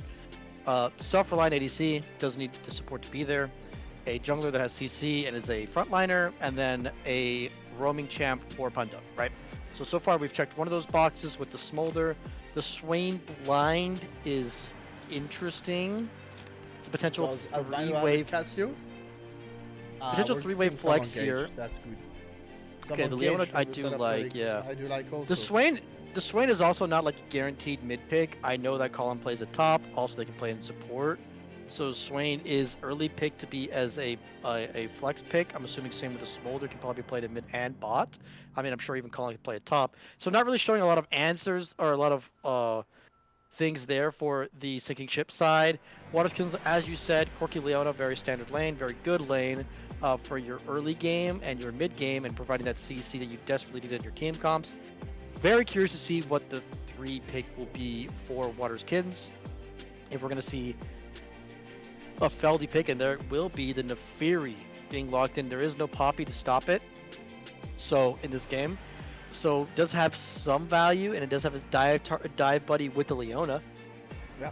Gonna Definitely. have to see what the 3rd pick will be. I'm assuming it's gonna be a tank jungler here for sinking ship. We'll see if that's the way they choose to go for this, or if they want to potentially show a break one of their flexes. I would definitely just prefer they pick the jungler, as the timer is running down here. Ooh, and we're picking the Vex, most likely going mid for. Well, I'm not a big fan of it. I mean, I think it's good this game. It kind of. I think it's going butchers support. Leona. It Yeah, also I think it's also going think support. it's a special Kissing reference for. I think Punda's doing a Chishin reference right now. I think he's playing back he's support. emote spamming during the game But- too. Yeah. But he also. This is a star champion. I know she likes Vex. Pretty sure It's she just likes rough. Vex. It's just rough blind because you don't know what you're playing into. Yeah, but you see Leona and Neferi already, and then you can ban mids that you think are good against it. I think it's fine if you want to play a blind here, maybe. Yeah, I was gonna say I was surprised to see Waterskins banning supports when realistically one of the 2 champions shown on the draft can be played support. So I think you could Yeah. more focus towards jungle being. In my idea, what Waterskins should be removing is junglers, because I you agree. want to get rid of frontline junglers because that's the only you don't know being shown. 2 champs can be played top here, 2 champs can be played mid here, 2 champs can be played support here. So target the role you don't know, which is jungle, and is what's pivotal to sinking ship's comp. Like we said, they need frontline CC. You know it. I mean, look at the draft. They have no frontline CC. Getting rid of the Viegos, fine, but they need CC. They need frontline with this comp already. I would prefer to get rid of something else that has a little bit more frontline to it. Opting to get rid of the Galio, and then the Viego on 4 here. Again, I'm just expecting a frontline tank that can wall this Neferi. Will be what I'm expecting sinking ships to pick on 4 here. Yeah, definitely. I mean, it could also be some kind of fast follow-up champion like Nocturne, for example. But yeah, not the Wukong. One of the idea, I think Wukong works perfectly into your Yep. draft. It cancel Neferi dash, if I'm not wrong, except if it's unstoppable. It also- and out of It melee. also works Right. well with their comp. It helps with Yeah. the Vex landing her ultimate, the Swain landing roots. Like if they're the comp is working harmoniously so far. Exactly, especially knowing that Corki is also a low range champion that usually play into Wukong range, also Swain range. And we see here the Ornn being picked for Water. We had to wait 3 games to get Water on a normal top laner. Who could I'm have not gonna guessed? lie, this is not the game to do it. I think Well, it's scary especially to do knowing this this game. Smolder is going top. You're Or giving Swain Smolder could be free- top. Like Or I Swain. think it's that both champions But shown I think they makes it a just want to pretty standard hard draft. Ornn game. They just want Yeah. to standard drafts. They're forcing a draft. Whatever they're facing, they will force their draft. I think that was their idea here. They try maybe to overcook the 2 last games. And we get the Orion also. We're going for late games. That's what they think will be the answer for them to win games. Even though we kind of saw that reason they lost is because their lane was bleeding, not because of their macro Yeah, or it's- anything. It's very interesting because if you have stable early games and you're losing because of team fight positioning or like you said, problems with mechanics in the mid to late game, but that hasn't been the issue. They've been Not at all. with their backs blown out the last 15 minutes of each game in the first 15 minutes. So it's very surprising to Okay. see that, and we're actually going to see the Urgot coming into the top lane, one of Colin's signature champions here. So it will be Swain Smolder bot lane. So Swain does do well into Assuming. the. It I, could be I Swain think it mid is. and Vex support. Could be I Vex think support. I think the Swain makes a lot of sense. It's a double short-range bot lane. Swain loves to play into short-range For sure. ADs and into an engaged support like Leona that he can kind of just lifesteal off of. I agree there is the possibility of it being a flex, but I think with the A Soul locked into the mid lane, I think you have to put the Vex mid and put the Swain into that bot lane. We'll see what that ends up, but overall, I am liking Sinking Ship's draft a little bit better. I don't like going full scaling with your comp when you have a Nefiri, because Nefiri is, you're essentially saying we're fine losing every lane this game, which is gonna happen because you don't have an agency jungler. You have a jungler who wants to farm the first 15 minutes of the game, and then your lanes can scale to 2-3 items to where they're gonna hopefully scale and be useful. But the bane of their existence has been the first 15 minutes. Rekt making really impactful ganks in the first 15 minutes, individual laning mistakes, and then Punda being an X factor with roaming has been a really big problem the last two games. So overall, I'm definitely leaning towards Sinking Ship to end the series here. Yeah, I mean, I'll give some credits to Warriors Kittens. Their draft looked way more standard than what they did for even game one. Like for the three last draft, it looked way more standard. And also, I like the idea. Like I like the three first pick, Corki, Leon, and Neferi. Even though I think the answer found by Sinking Ship are very great, I think at least like it's a game you will know how to play. Like those are not champions you never see. Those are not champions hard to play around. You don't have a Vayne top or a Nidalee top. You have something that will just eat or get More eat. standard, yeah. Like yeah, you have a draft way more standard. I'm not a big fan of the Aurelion Soul, especially knowing what you're facing, knowing the Vex can cancel you, knowing in a long fight Swain will out sustain you. I would have preferred Wukong also. maybe to see with Neferi something like an Ari pick. I know it's maybe Yep. not albino specialty, but it's not that hard to play. Something that can go in and go out. I would maybe have preferred. Or honestly, yes, you'll be lacking AP damage, but even a Yone would have been, in my opinion, pretty good for side laning. But we decided to go towards that Orion Soul to bet on scaling. Now is the question, will Neferi only be able to play towards bot side with this Leona Corki that could be very strong early game, or will she be able to find her path somewhere else on the map? That I'm not sure, to be honest. So I'll go with Warrior Kittens so we can have a game 5, but I think Sinking Ship draft is very scary, especially for the solo liners. I personally just think that the more atypical draft has struggled more in every game thus far. And I think Sinking Ships does fit, like, yes, do all their champions in theory actually play their own roles in the majority of games they are selected in? I would say so for the most part, maybe with the exception of Swain. But Let's look at Swain mid, by the way. okay, so if it's Swain, yeah, I was gonna say I think Vex into Leona makes more sense than Swain into Leona. I think Swain could just get blown up in lane phase against Corki Leona, and I think that's the scary part of just losing bot lane off of Swain getting one shot on cooldown for the first 6 minutes of the game. Swain is mid. Vex will be Yeah. support. Yeah, exactly. So Yeah. I think that's why the Vex is going support, because Vex will just body Leona. Leona goes in, Vex says, not today. And I think it just means that the Smolder has free reign as long as, we've said it, cleanse. And I think If Corki doesn't go it's- cleanse this game, I'm never think same for I Smolder. mean, If I don't see 2 cleanse here, I'm leaving the game.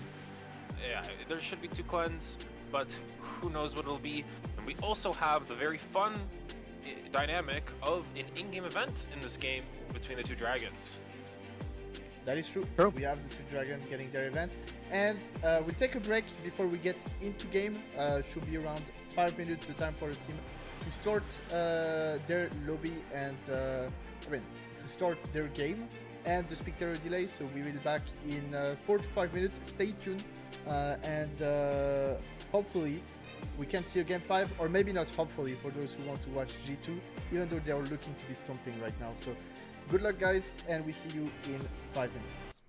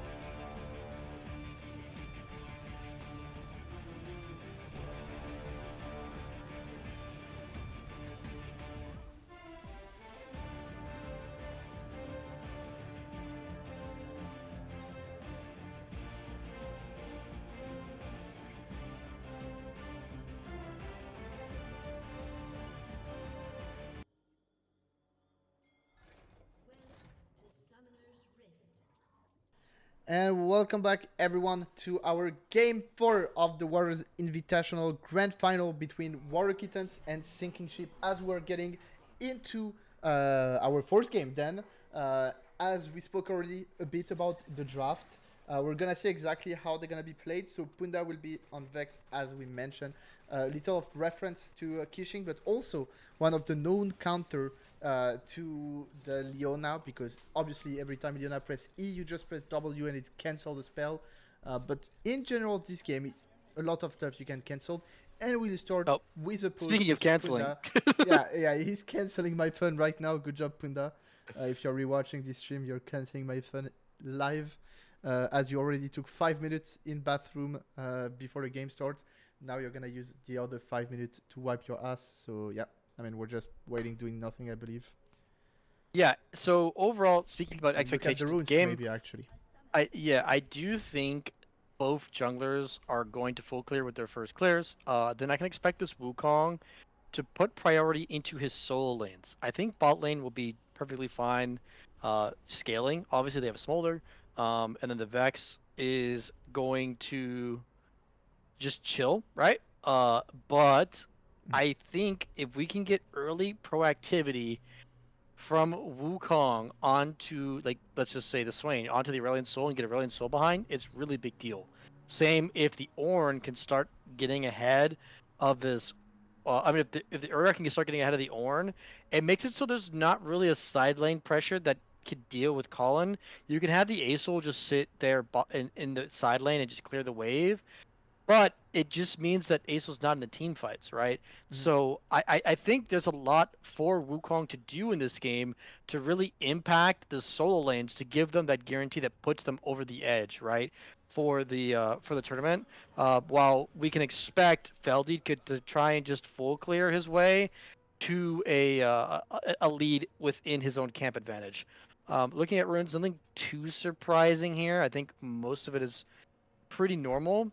Mhm. uh, I don't Yeah, see I anything here. was maybe hoping that my Vex doesn't go electrocute specifically for lane, but maybe go unspell spellbook, because I think when you play those kind of running support, that like in lane you don't require to like really burst. Obviously you can get the enemy team under turret, but I think you could have done the same with until spellbook. So as a support I would have leaned towards that option, but is the standard option to go for the electrocute there. And we already saw Albino put his first ward and already starting to deal damage Oh my to lord. Star Mid. Uh, Yeah, because Getting you can't again fight the lane ASO level pressure. one. No, Yeah, ASO level that's one too with hard. Q is actually just like really hard to deal with. We as kind of expected both junglers playing going for top to bot here, full clear style. Yep. And they're gonna try and fight for first scuttle. So that's really gonna come down to what we're already seeing on our screen: mid push as well as bot push, right? So we expect a double range lane to have that bot push advantage there, so potentially can leave us see a really good pull there for Colin onto water. And that's what we're gonna see. I really think the biggest difference in this game will just be Colin's knowledge and usage of his Urgot into water, who's had a pretty okay tournament on tanks, but he's not very well versed in a lot of different matchups. He's played against mostly tanks when he's had to play against Hoovy or even against Sky. They didn't really play a lot of very aggressive lanes, and I do think that the Urgot can be quite a problem if he gets ahead in this game. But we'll see. I mean, overall, just normal training, nothing really to speak of as far as early laning stage. Just like, except for like we said, the bot lane for Sinking Ship should have this push advantage to guarantee them grubs. Yeah, I mean Or not grubs, definitely. like scuttle. Yeah, the skull. I got you on that. And again, we're watching trades right now, but Relix can just trade back. The good ignite here. Relix should be able to continue on Punda, but decide to turn on Robin. I think that's a mistake. I mean, the wave is big. I also understand him, but I think he could have maybe forced Punda flash. But he will use the ignite. Nick is now very low HP in this lane. Will be able to dodge the E, but not the Q. And so we're thinking Yeah. a bit of trading, as I thought. I think Relic should really look for this timer where there's no fear on Punda to just engage on him, because Leona is the kind of champion that before level 5, 6 is really unkillable. When she put 2 or 3 points on her W, it's the most Just flash on unkillable Punda. support. Flash on him! Feldy, come flash! Fight them! Oh, Yeah, Nick also getting hit by quite literally everything. Yeah. He's had a really poor day today with his laning phase. really struggling in a lot of these lanes and is just putting himself in such a hole. Also worth mentioning again, no cleanse for Nick. Very questionable. Like in both games where I feel like he's just had to take it, he's just not taking it at all. So Yeah. again, like if you're already really struggling with your positioning and your laning, like I have to call it the fact that you should just be running cleanse. If you're not playing well and you should just be taking the defensive summoner spell in the cleanse. The barrier offers you more 2v2 potential to fight your laner. It does not offer you more defenses than what a cleanse would. We're gonna see. That's exactly what we were talking about, by the way. The Wukong going early got bot scuttle because of the push in the bot lane, and then affected the mid lane. So already chunked up bundle, pretty low Ooh. HP there. We're gonna see a flash there from Feldy. Gonna try on the Q. He will Very land it. It'll be the nice. first blood there. Feldy uses that really well played, understands his damage there beautifully, and gets them the first blood. Ooh, and Honda takes a look at turret that, shot just here. The Valk 4 here gonna be going, but the flap into it. Nick gonna try and Has go on top barrier. of it. Has barrier. The ignite will come here from Punda, but again, no summoner spells except for the flash from Punda coming out for this side. Robin continuing to just scale, because he will just outscale this bot lane. definitely. And I feel like this, what Feldy just did here, is what he's known for in early game. He managed to find this sneaky angle and it was very, very clean. Like, that's perfectly what you're looking for. You're waiting for Star to go back and for Wukong to push the wave. You have the sweeper, you know there's no vision here, you know Star just went back, and so you're just gonna cheese that and win. Also, good flash in prevention. There was no flash on Star, knowing that she tried to flash. So I mean, she flashed it. I think she flashed before trying to engage on Yeah. albino, if I'm not wrong. And so yeah, very good gank here. And bot lane, we're already seeing a 12 CS lead from the side of Robin. And as you mentioned, yeah, I don't think Nick had the best series tonight. I also disagree with his choice in spell right now. Though again, he's playing Corki, and if Punda and Robin disrespect, this Leona Corki will still do damage, especially knowing there's no flash on Punda currently. It could open for Feldy ganks right now. Yeah, also going for the more scaling focused build, gonna go for the Triforce Mana Immune. It'll make his like late mid to late game stronger, but in the overall early to mid game, he will be a weaker champion because he's going for tier and Triforce. So instead of like you've seen a lot of Corkis recently be starting to go work towards like a BT into ER, giving you a lot of trading power, similar to that of a Misfortune, and offers just so much dueling in the early game. As we're gonna see again, another fear misplayed here by Punda. Relix walking forward. Robin once again with the flap. Indigo, or I'm sorry, not Indigo. Feldy trying to go for the play here. So actually just be Relix overextending a bit too far here. But there's 4 members here for the side of Waters Kittens. Rekt does have the Conqueror proc, opting to go forward here, continuing to go forward. Will fall there, opting to use his flash, trying to get some kind of kill there, and will not be able to. So overall, it's a 2-for-1. Or a 1-for-1 in the long run there, but yeah, Punda not really using his champion optimally, as we said, using that W to interrupt Leona. I mean, it's completely execution based. How often does Punda actually pilot this champion? Feldy is there. Valk forward! They have it. I mean, they caught Feldy. That's a kill going over. They'll take that trade. If they can get another one here, it is so worthwhile here. The cleanse is not available. He does flash it actually really well played there from the side of Robin. Beautifully played. The flash from the phosphorus bomb gets him the kill, gets him level 6, and he's going to continue to snowball because, again, Nick used his barrier, but not his flash to guarantee the execute of that kill. Yeah, I'm very surprised here from Nick. He had flash, he could have left, but he decided to keep chasing in the CS. And as I speak, there's Star pressing or mid not being able to get the kill because Orion so flies away at Mach 20 and still will get a plate, will deny some CS. The flash in by Star, the flash Q, and she won't die because of the regen of her champ. That was well played here from Star. She won't even die of the CS, she's really 1 HP. The flash out by Colin trying to go with the oh ultimate. into the field won't be enough. No, so it's a 1-for-1 trade. But again, like they're trading 1-for-1, but you have to think about it, right? Here's the problem. They're trading 1-for-1. It's like, oh well, it's good, it's even, the game's even. It's not, because they're gonna get outscaled. Because the Smolder trading is getting kills, is already working towards an ER at 8 minutes. There's a good display of the fear. The Swain while doesn't outscale ASOL as far as damage, it's just going to be a giant wall that they're not going to be able to get through.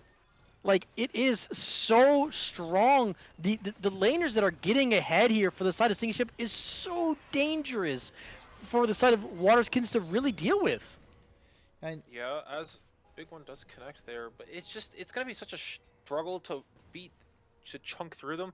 But I do think Water's Kittens does have the ability to chunk through them at a certain point in this game. It's just a matter of getting to that point, which is what they've struggled to do in the last couple of games.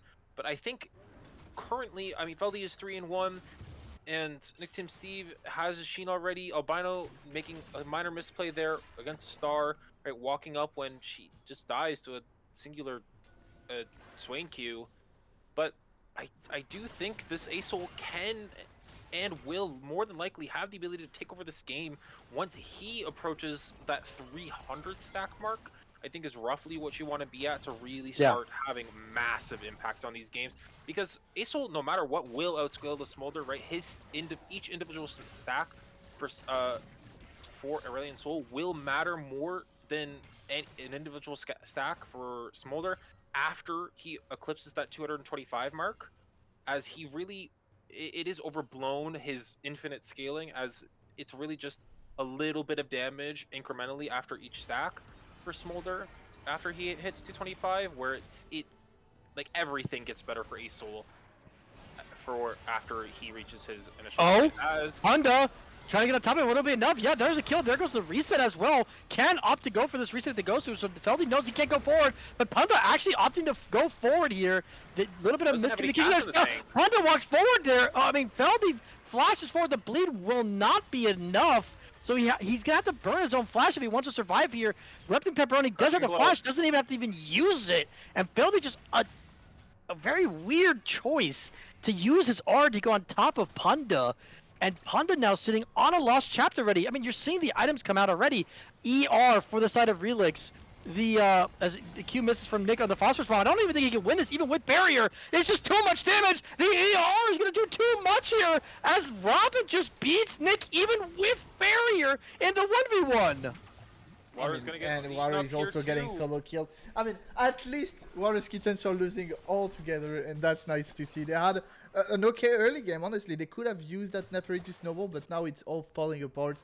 Unfortunately for them, they cannot match Punda for some reason here. We just let it happen, you know. My biggest problem is that I promise you that Nefiri gets a double kill in that mid lane. As Albino picks up a kill, if he goes literally any other item but Shojin, I think this item is good on Nefiri. It just isn't good. One, you could build a lethality, you could build an eclipse, you could build literally anything, and it'd be so much more useful. As Punda is going to get caught out here, but the Relics. Oh, it's a shutdown. It's a shutdown. Relics is going to pick it up with the shutdown through the ignite. Not necessarily his fault. It's unfortunate, but Robin going to be forced off of this tower, as some plating will go Nick Tim Steve's way, I would have to assume. Yeah, and 87 stacks here for the Smolder, 95 for the Asol. So feeling pretty good if you are Asol in this game. Not having the best laning phase, but is stacking quite well in this early point so far. As Rect is trying to walk forward here, but again, no real backup to speak of here, but he doesn't even care. He has his Conqueror fully stacked, and it's just going to take the 1-for-0 here onto this Leona. Just not tanky at all to deal with this, what Wukong is offering at full Triforce already. I mean, those crushing blows do a lot of work to any champion in the game, even a Leona with quite a decent amount of HP here, as Star is going to walk forward at Albino. Just really good trades here from Star. Winning these trades, because a lot of what Star wants to do on the Swain is double play here, gonna go into the play onto this mid lane turret, trying to go for the dive.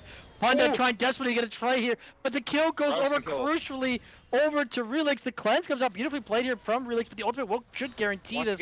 They should try and give it over to Feldy, trying so desperately. They will be able to. The kill comes over on the other side for Rect onto this mid lane. So meanwhile, it's a 2-for-2. The Aura ultimate it's just gonna be missed. Can Rect sneak his way out of this? He will not. It's gonna be a flash E there to get the shutdown.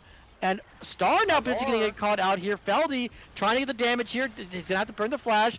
Feldy gonna continue to walk away. The E from Leona's gonna land on top. It's 3 members here. Feldy kind of walking away here. No hesitant to be able to go able to do so. Star walking forward, feeling confident, getting the kill. House Relix coming into the back pocket. Or sorry, Honda walking in the back pocket. Water being slowed down. The E's gonna root. He's just gonna die, and that's gonna be another kill in the long extended chase there for the side of Sinking Ship. I mean, it's just you're Leona, Ornn, Nefiri, and Nefiri used all her cooldowns already. You don't have any damage. You can't chase down this thing. You're 2 champions that are just giving them more HP than you're taking away. Against this Swain, it's just... It feels like we don't know what the champion does. Yeah, on top of the fact also while that happened, Water got a kill in the jungle, but lost 3 turret plates and is now down 35 CS to this Urgot, who's very 1.1K quietly... gold. Even though Yeah, it's 500 got shut down, by the way, I'm just noticing. Yeah, that and he got- Smolder's also up 1k gold onto the Corki, Corki's supposed to be the early game champion. It's just not going well.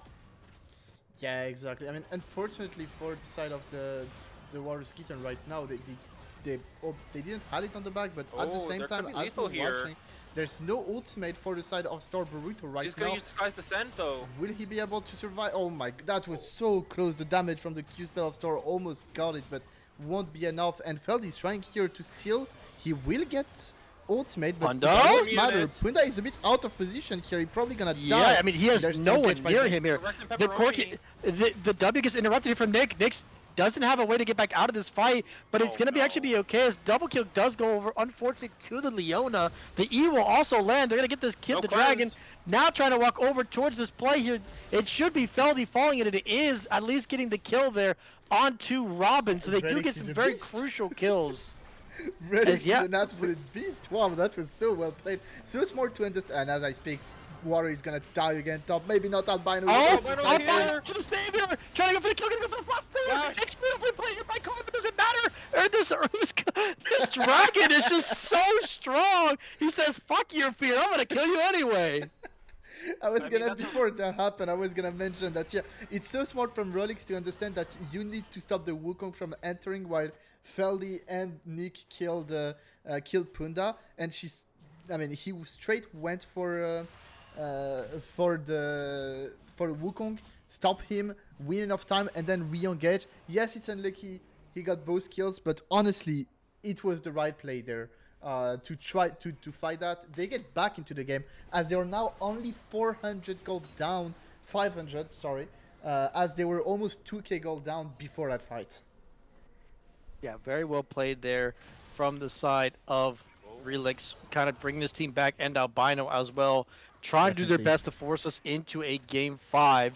All Force us is the eyes right are word. on Albino is at 160 stacks, feeling very good. 2 completed items here. The Smolder only at 130 stacks, so still a little bit further away from that execute. And that'll be really when the game changes, when we get, like you said, Tommy, the quest, in-game quest from the Aesol and the Smolder could actually be a really big deal, because if Aesol's able to steal some of Smolder's stats, it just makes Smolder so far away from getting near that execute, and then all of a sudden that damage that you were really hoping to have in these fights starts to fall off. This Aesol continues to get stronger, continues to be more of an issue as Colin gets hit by the cube. But I mean, again, he's at 2 items, he can fly away, he's a strong dragon, can do what he wants. They're really trying to play for this Herald here. 4 members from each team up on this side of the map. The only difference is that Ornn can walk over, Robin cannot. He does not have a TP. We're already starting to see the Ornn already walking in forward here, already at the mid lane turret. Uh-oh, Feldy. Oh, but Oh, no trying to go ultimate in. here for the side of Good Colin. immune.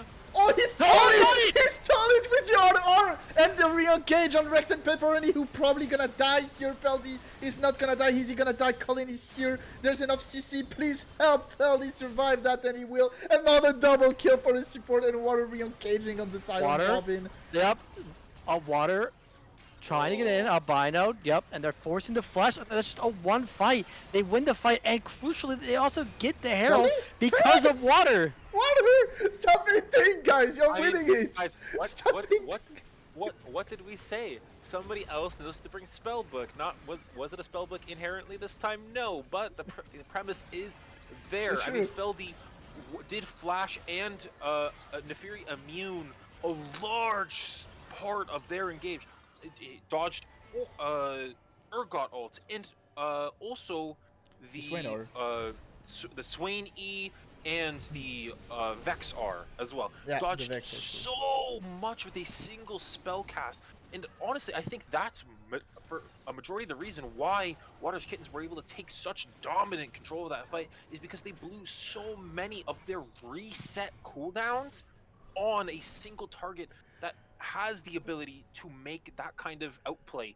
Even I understand it's just pressing one button. It's like you can't really call it an outplay, but it is, right? That's just the mechanic of the champion, and that's why this Neferi champion has been such a nuisance in pro play and is now back ahead of the Wukong in scaling. We're already having 2.5 completed items, and is going to continue to push that advantage, and is arguably, if not the one of the best scaling duelist junglers that exists.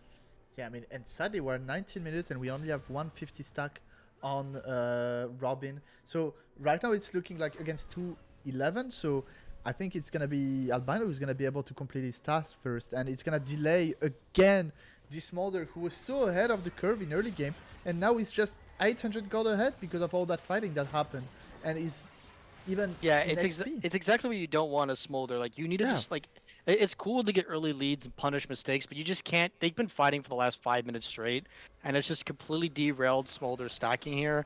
It really needs to just calm down, go back to farming, and focus on getting to that. Like the 150 spike is very important because then you can start stacking in a much fluid environment with it. But overall, still, I mean, like he's been delayed at that 150 spike. Normally at 20 to 23 minutes, you're looking at 250 stacks. Now we're sitting at 20 minutes, potentially 25 minutes at close to 200 stacks. So it's a really big issue. They're going to have to try and fight for this dragon. I don't agree with fighting this dragon. I think they should just give it because they're necessarily just like looking at the items. Aesol's at 2.5 items. The like you said, the Nefari's at 2.5 items. This is not a dragon you can fight, and if they lose the game, it could really snowball out of control for them because the Otagon's also on this side of the map. And this Leona is like she has 6 kills this game. She has so much Hey, gold. She's working carrying. toward she's working towards her second item, and if she hits that, she is really strong this game. Like there's not a lot of damage, right? It's really up to this these Wukong Qs to shred armor and the Black Cleaver on this Urgot. But if Urgot's not there, this Leona is nigh unkillable to this Swain and Vax. Definitely. I mean, we're gonna see the Drake. I don't think it's possible to contest. I think you just get that top turret. I think if they understood it sooner, they could even have forced the mid tier 1. I believe so.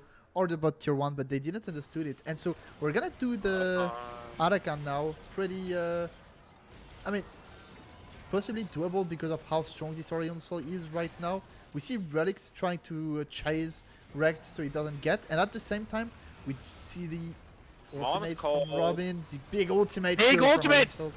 Rector Pepperoni is on top of the Otacon as well. Rector Pepper is going to go down before it is slain. The Fury is going to be able to get the smite here. Relics going in forward. The Demonic Ascension is here. Swain. Relics is going Swain. to go down, and they're chasing it down. Shut the down. Goes over to the Vex. Swain. It's 1 HP. Oh. Vexar is just out of range. Swain is going to get away, but the Astral Blade is not going to be enough to get away. Ornn dashing away, but the Swain. in. Nick Tim C is going to try to recall in the alcove. Is not going to be able to. Valkyrie's forward to try to get a fun. Does get the kill with Phosphorus Bomb. Veldy walking away, trying the best as he can, but he's giving over these stacks. Robin cleans up this fight. And Swain is just such a problem. They don't have a way of dealing with him in this fight. He just walks forward, and it's such a problem that all of the enemy team is having to move forward or move back there, and that's just all what Swain wants. And it just gives the Smolder, like you said, so much freedom there to be able to move forward, use his flap aggressively, get those autos in, get the Qs flowing, and it just does so much damage in this fight. And guys, I'm pretty sure, if my memory serves correctly, the quest should have been active between the Albino and Robin there. If I could get maybe Oral to click on one of their HUDs to see that, I'm pretty sure Robin would have won it. It should be the passive where it's like his Q on the small little part of the HUD. So like it's the fourth one there. It's the one beside the Otacon pedals. Oh, beside the Arakan spell. Or like it's This now one next to defeat Blue Smolder. Buff. Yeah, defeat he Smolder. got it. Okay, so Smolder got it or Aesol got it? Earn a cash Oh out no, it hasn't smolder. happened. It hasn't happened yet. It hasn't It happened just yet. it just spawned. It just So it happened. just spawned after that fight happened. So very lucky for Waters Kittens that that fight did not end that mainline quest event between the Smolder and the Iranian Soul. If you are unfamiliar with what the quest is, both Dragon Champions are stackers, and it's a little bit of like a fun quest because Aesol trained Smolder or something along those lines in the lore. The whole point of it is if Smolder beats Aesol, he's beaten the Master, and if Aesol beats Smolder, it's like settling down the youngins. So they basically, as part of their stacks, are stored in like a bank, and whoever kills the other one first gets the banked ones, and towards their stack total. And it can be very influential. I do think the trade is in fact Aurelian Soul favored if he does win it over Smolder. But I do think, but nonetheless, it is pretty big for either one, right? Because if Aso gets it, it completely just catapults him closer to those 400, 300, 400 stacks. And if it's for Smolder, it gets him to 250, right? So really worthwhile mentioning and looking at to see if that will come into play here. Because as you're seeing, 42 stacks puts Asol And basically at 76. 300. Yeah, putting him close to 300, and then for Robin, it's almost at 250. So it is a really big spike to hit here. I mean, Robin already in the next fight will have his execute available for him. The Aesol, as we said, sitting at 3 completed items. So is Smolder now. So this game is very close. And even with the Otacon, the goal lead is there for sinking ship. yeah, it's just a lot. It's kind of like the reestablishment of their laning advantages, right? The Smolder now ahead after he got a lot of the gold injection from that last fight. Didn't really get to see the bottom half of that fight, unfortunately, to see why Albino was so low, because it wasn't really a soul, Yeah, or it he got wasn't really Swain flashed on in by. there. Yeah, he got flashed on Wukong. by Urgot. It And was just Wukong and Urgot, I would yeah, have to think. it was indeed. And it just, if Albino can go more untouched in this next fight, he did use his R a little preemptively, I think, on like the back side of the Otacon from where I believe Star was TPing to, if my memory serves correctly, right? Just maybe getting a little too hasty, a little bit too overzealous. It is game 4 of a finals, right? The nerves probably settling in, as this is also the closest game of the series thus far, right? Every game thus far has kind of been decided by this point in the game. In all 3 games, like they've just been complete blowouts, and this one being close Yeah. is probably racking up the nerves. Everybody's getting a little antsy, wants to make the smart and maybe a little bit more consciously risk averse play, and see if that kind of trend continues. As another element of scaling that we haven't talked about in this game is the Ornn items. He is level 15, can start handing out these upgrades. None have been handed out yet, I have noticed. I see he Yeah, does also, have 2 in inventory. yeah, and Ocean is the soul that is available for them. As really, Robin is going to use his Ooh. cleanse there. Punda is stuck in no man's land. Gonna flash over the wall. Will it matter? We're going to see Orin. Rob Feldy continue Oh to my move forward there. Gets the lord. kill. The E's going to land there as well. It's beautifully played. Albino didn't But get TP. here comes the response. Star trying to do his best, but it's just in front of a Aesol E, and it's just going to cost too much damage. It's going to be beautifully responded there from Colin. Going to get 1 kill, but 4 of his teammates have already fallen. There is the ace. It's a double kill going over to Water, and they have their choice. They can go for the They will Drake go for and both. also go for the Baron. Yeah, they will go Feldy's for not both. I would even have sended Water or Relic to go mid, get that tier 2. I think you can be greedy on that one. You have sometimes, maybe not that much actually thinking about it. But what a nice fight here. Unfortunately, Rekt was fighting topside on Water, and the TP was maybe a bit too slow. They already managed to get the pickups here directly. Their jungler was here first, while Rekt was fighting in this upper river topside, so fortunately didn't work out well for the side of Sinking Ship, but what a fight here from Water Kittens. They found And out to get Smolder it. are coming back onto the map. Aesol TPing. They should just be theirs. Yeah, he They TPs to should guarantee be it. theirs. Yeah. Yeah, he TPs to guarantee He it, gets which the is E smart. down to get the major Execute. objective stacks. He is level 17. He is 3 items plus boots, 316 stacks. He is becoming massive in this game. We still have not seen. Oh, actually, I lied. Manazane, or it's not Manazane. That's TFT. The He still Miramana didn't is defeat Smolder. upgrade. When does he defeat him? He didn't get Get KP on KP. Smolder, he was there Oh. just a little too slow. So Oh, the that's not okay. event Okay. between Smolder and Aurelion It's Sol still is on. still active And we're in speaking this about game. 150 stack now. Like, look the number of stacks, just in case, guys. 150 for Rayon Sol and 118 for So Smolder. so Smolder it's will go so from the reward is 240. 60. Yeah. No, no, no. Yeah, the Oh, reward it's is 60, 60. yeah. You get 60 stacks. Yeah. Yeah, my bad. But like, still 60 stacks, it put Robin to more than 300 instantly. Yeah, if he and got it 60 puts out. And albino it put almost at Albino at almost 400. 400. Yeah. Which is absolutely insane. And we might see a little bit of Star fighting here. maybe in a little bit of trouble. Call of the Forge God now summoned. Star maybe should start channeling the Demon Flare, the Demon Ascension. Conqueror applied. Water is just going to Searing Charge forward. Feldy. Feldy's here on the side. Going to R in here on top of Star. Burrito is going to use the W to immune absolutely bleed. nothing. Star is going to flash away, but we're getting another thing in the mid lane. Oh, the ultimate from Albino is going to kill Rectum Soul! Pepperoni. The stacks have gone over to Aurelion Sol. The Master has one. Star Burrito in top lane versus 2v1. Running out of mana, running out of time. This Demon Ascension has been a long time coming. She's still walking forward, but she doesn't have that much damage. It's just the Cosmic and the Baleful Blaze. They're just pushing down mid. Feldy doesn't have the damage. He's just healing and healing and healing, and Star Burrito's actually out of mana. So she can't do much more, but Nickteam Steve, Albetta, Sunbear, and Relics, the trio's walking down through the mid lane. Colin is walking through bot lane, trying to end the game. He's just gonna walk past this Ornn. He runs out of the wave. He's gonna get Searing Charge into the tower. He's gonna hit it. He does get finally the Demolish Rock down. Colin is getting walked down, is down a level, is going to buffer the thing. He's going to get the R here. He's walking around, and it doesn't matter because the minions And are there we're to gonna do big. go to a Albetta game Sunbear is going to help end the game. Punda is gonna die here. Wait, can they end? Can they actually end? Stacks. Smolder stacks. Smolder stacks. Smolder Oh has my- finally his thing. Oh, CC!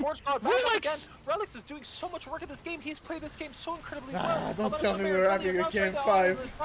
It's going down to a game We're 5. going to Silver Finish off Scrapes. Water Invitational 2. It's time for Silver Scrapes. After getting 2 game blasted in a row, if I may say it like that, they come back to bring us into game 5. And guys, I cannot wait to see this blind pick game 5. This is diabolical night. We'll see you there. Don't move. Guys,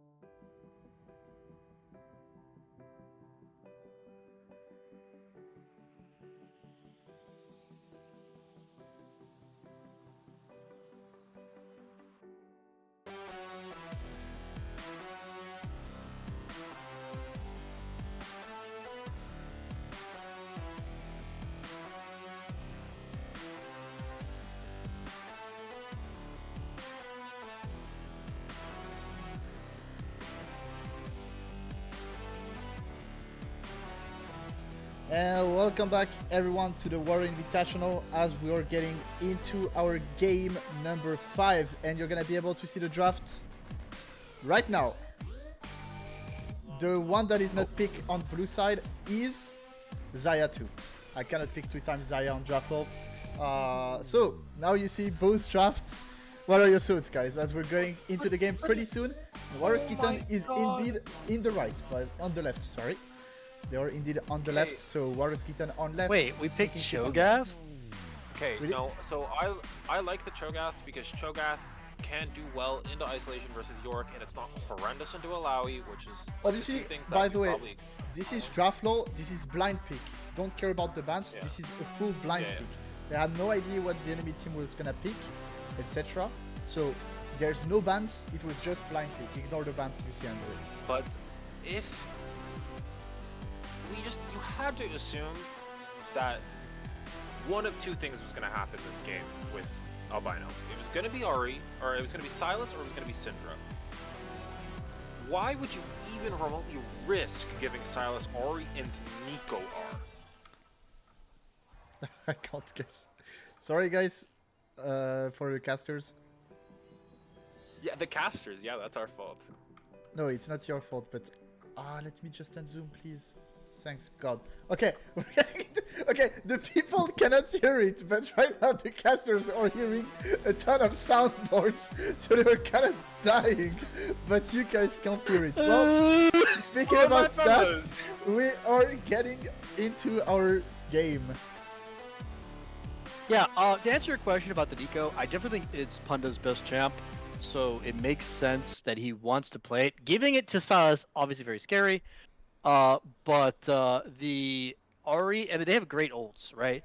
The thing, the big outlier is the Ramus champion we haven't really talked about, and It goes hard here, to be fair.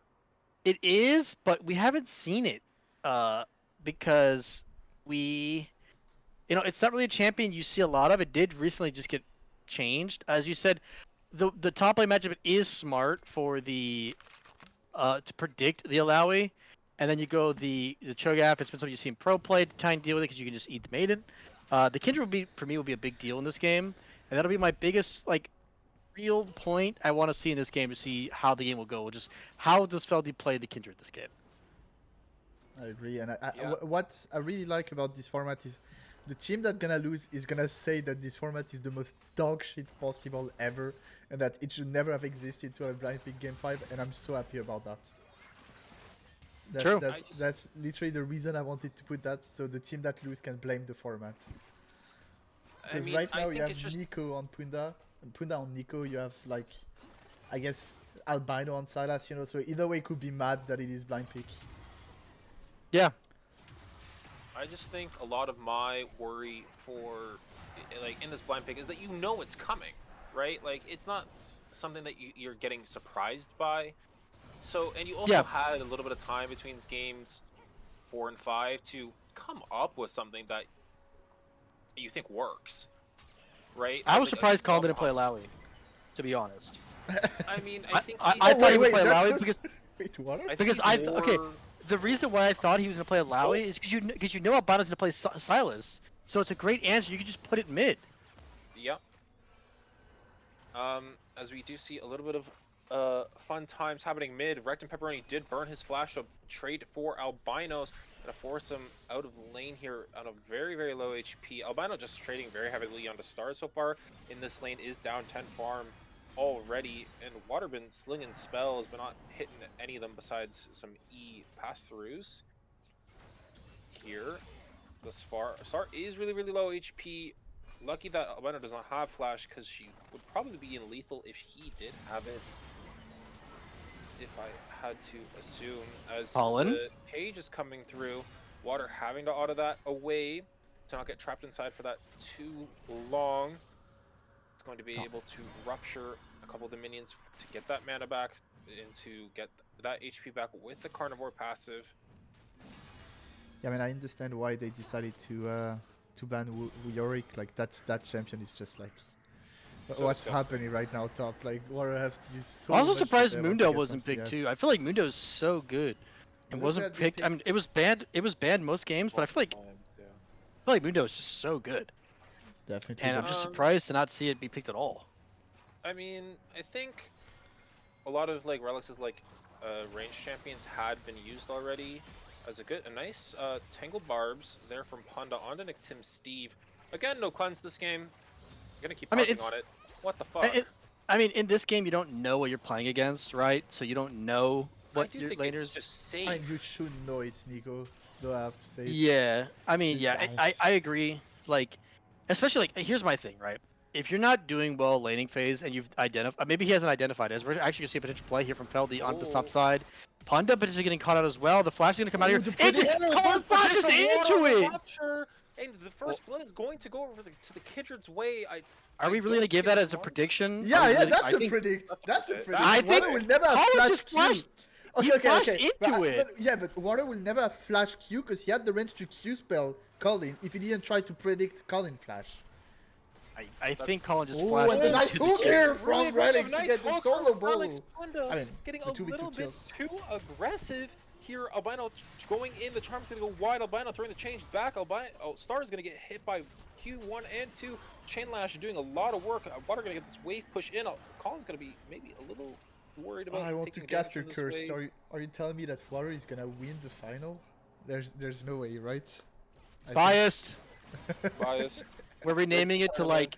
We're To gonna the- name it to like the Oro Invitational, and then you don't play what's this one. So that way it's good. That way it doesn't look as sus, you know? Albino going to get cocked out of a solo kill here purely by Panda, seemingly. Flash burns to use the Tangle Barbs to get the Silas stuck under his own medicine. And Star is going to live this gank. Panda's going to help Star push this wave out. Albino already has committed the TP, didn't have the flash there to escape that. Relics did roam up for an early grubs take that doesn't exist. Star in a little bit of trouble. Relics does have flash, is going to get the staggering blow, but nothing's going to else is going to be committed. Feldy not feeling like he wants to commit the flash. See how to useless pick up that Ramus Star. champ looked. Ramus is kind of just a funny little guy. Yeah, I'm gonna have a lot of questions about the Ramus pick in general in the game 5 when there are other champions like Mundo, You other know champions what? that I could be respect played. it, you know. I respect But, it. It's uh, so like bad this Sejuani. game, but I respect it. Yeah, Sejuani, like it is very curious. Maybe they were just thinking that Water was gonna play an ADC, so they were like, we could just play Ramus into double ADC. Maybe that's what their thought was. They are playing against double ADC. They just didn't know who was playing the second. That's true. Another Tangle Barbs combo is going to come through here, but the Titan's Wrath is just going to be able to chunk up a lot of this Nico's damage. Because it's not Electrocute, it is Comet on the Nico, which is there for the lane, but they got 2v2'd in lane. Red Team Pepperoni is going to be able to pick up that Scuttle Crab in front of Feldy's face. Haven't seen anything go over. Albino has Ultimate. stolen the Spirit Rush. Has not used any of the charges as the Orbit Deception is going to go wide in the mid lane. Pepperoni hovering around, going back to his top side to clear his camps. Colin low on mana here, but the Maiden is doing work on Water. Rupture is going to go wide. The Vorpal Spikes walking down. Colin with the shovel has another Q in the bag. Does not pick up the lethal. No Sheen. Onto it. No Sheen. No bitches. That's I not wouldn't thing. go that far. I wouldn't go that I- far, personally. Colin, you got bitches. I know you, buddy. You Don't see? worry. He just got so much see? bitches Just sent Bang! him. Just got a bitch right there. Bang! Bitches inbound into his area code. The morning mist from downtown finds the kill. Spirit Rush forward here. First from Albino is going to land the chains. Is going to force Star to use it in retaliation, as we are going to see a little bit of a Ramus R into the mid lane. Relics is here Shelly, in the other top way. lane to assist Shelly. with LD, and the kill here is going to give the kill over to Relics underneath the tower. Punda in mid here to pick up some farm. Albino not having a great time has caught up pretty much in farm, as we are seeing the Zaya versus Zaya matchup. KTL is the resident 80 carry player. What's the matchup look like here? They're both bitches for playing Zaya. Exactly. Okay, fair Game enough. 5 Zaya is crazy, by the way. Like, It's there's so no way you don't ballsless. throw like Actually, a Draven, a actually, Kalista or Where's, something, you know? where's, dude? Kaisa, Zeri. Like, there's so many champs that are open, bro. Zarg and Zarg. I mean, Guys, they grow probably some both balls. noticed. They probably both noticed that they are not having a great night, to be honest. So I think that's why they went for it. At the same time, like you're also a bit. You know, I feel like those AD carry are kind of waiting to get carry. You know, not in the Yeah, bad sense. dude, they're because passenger princesses. yeah, but I mean, like every AD carries, but like not in the bad sense. In the sense that like they know that if they try to carry, it may not end up well.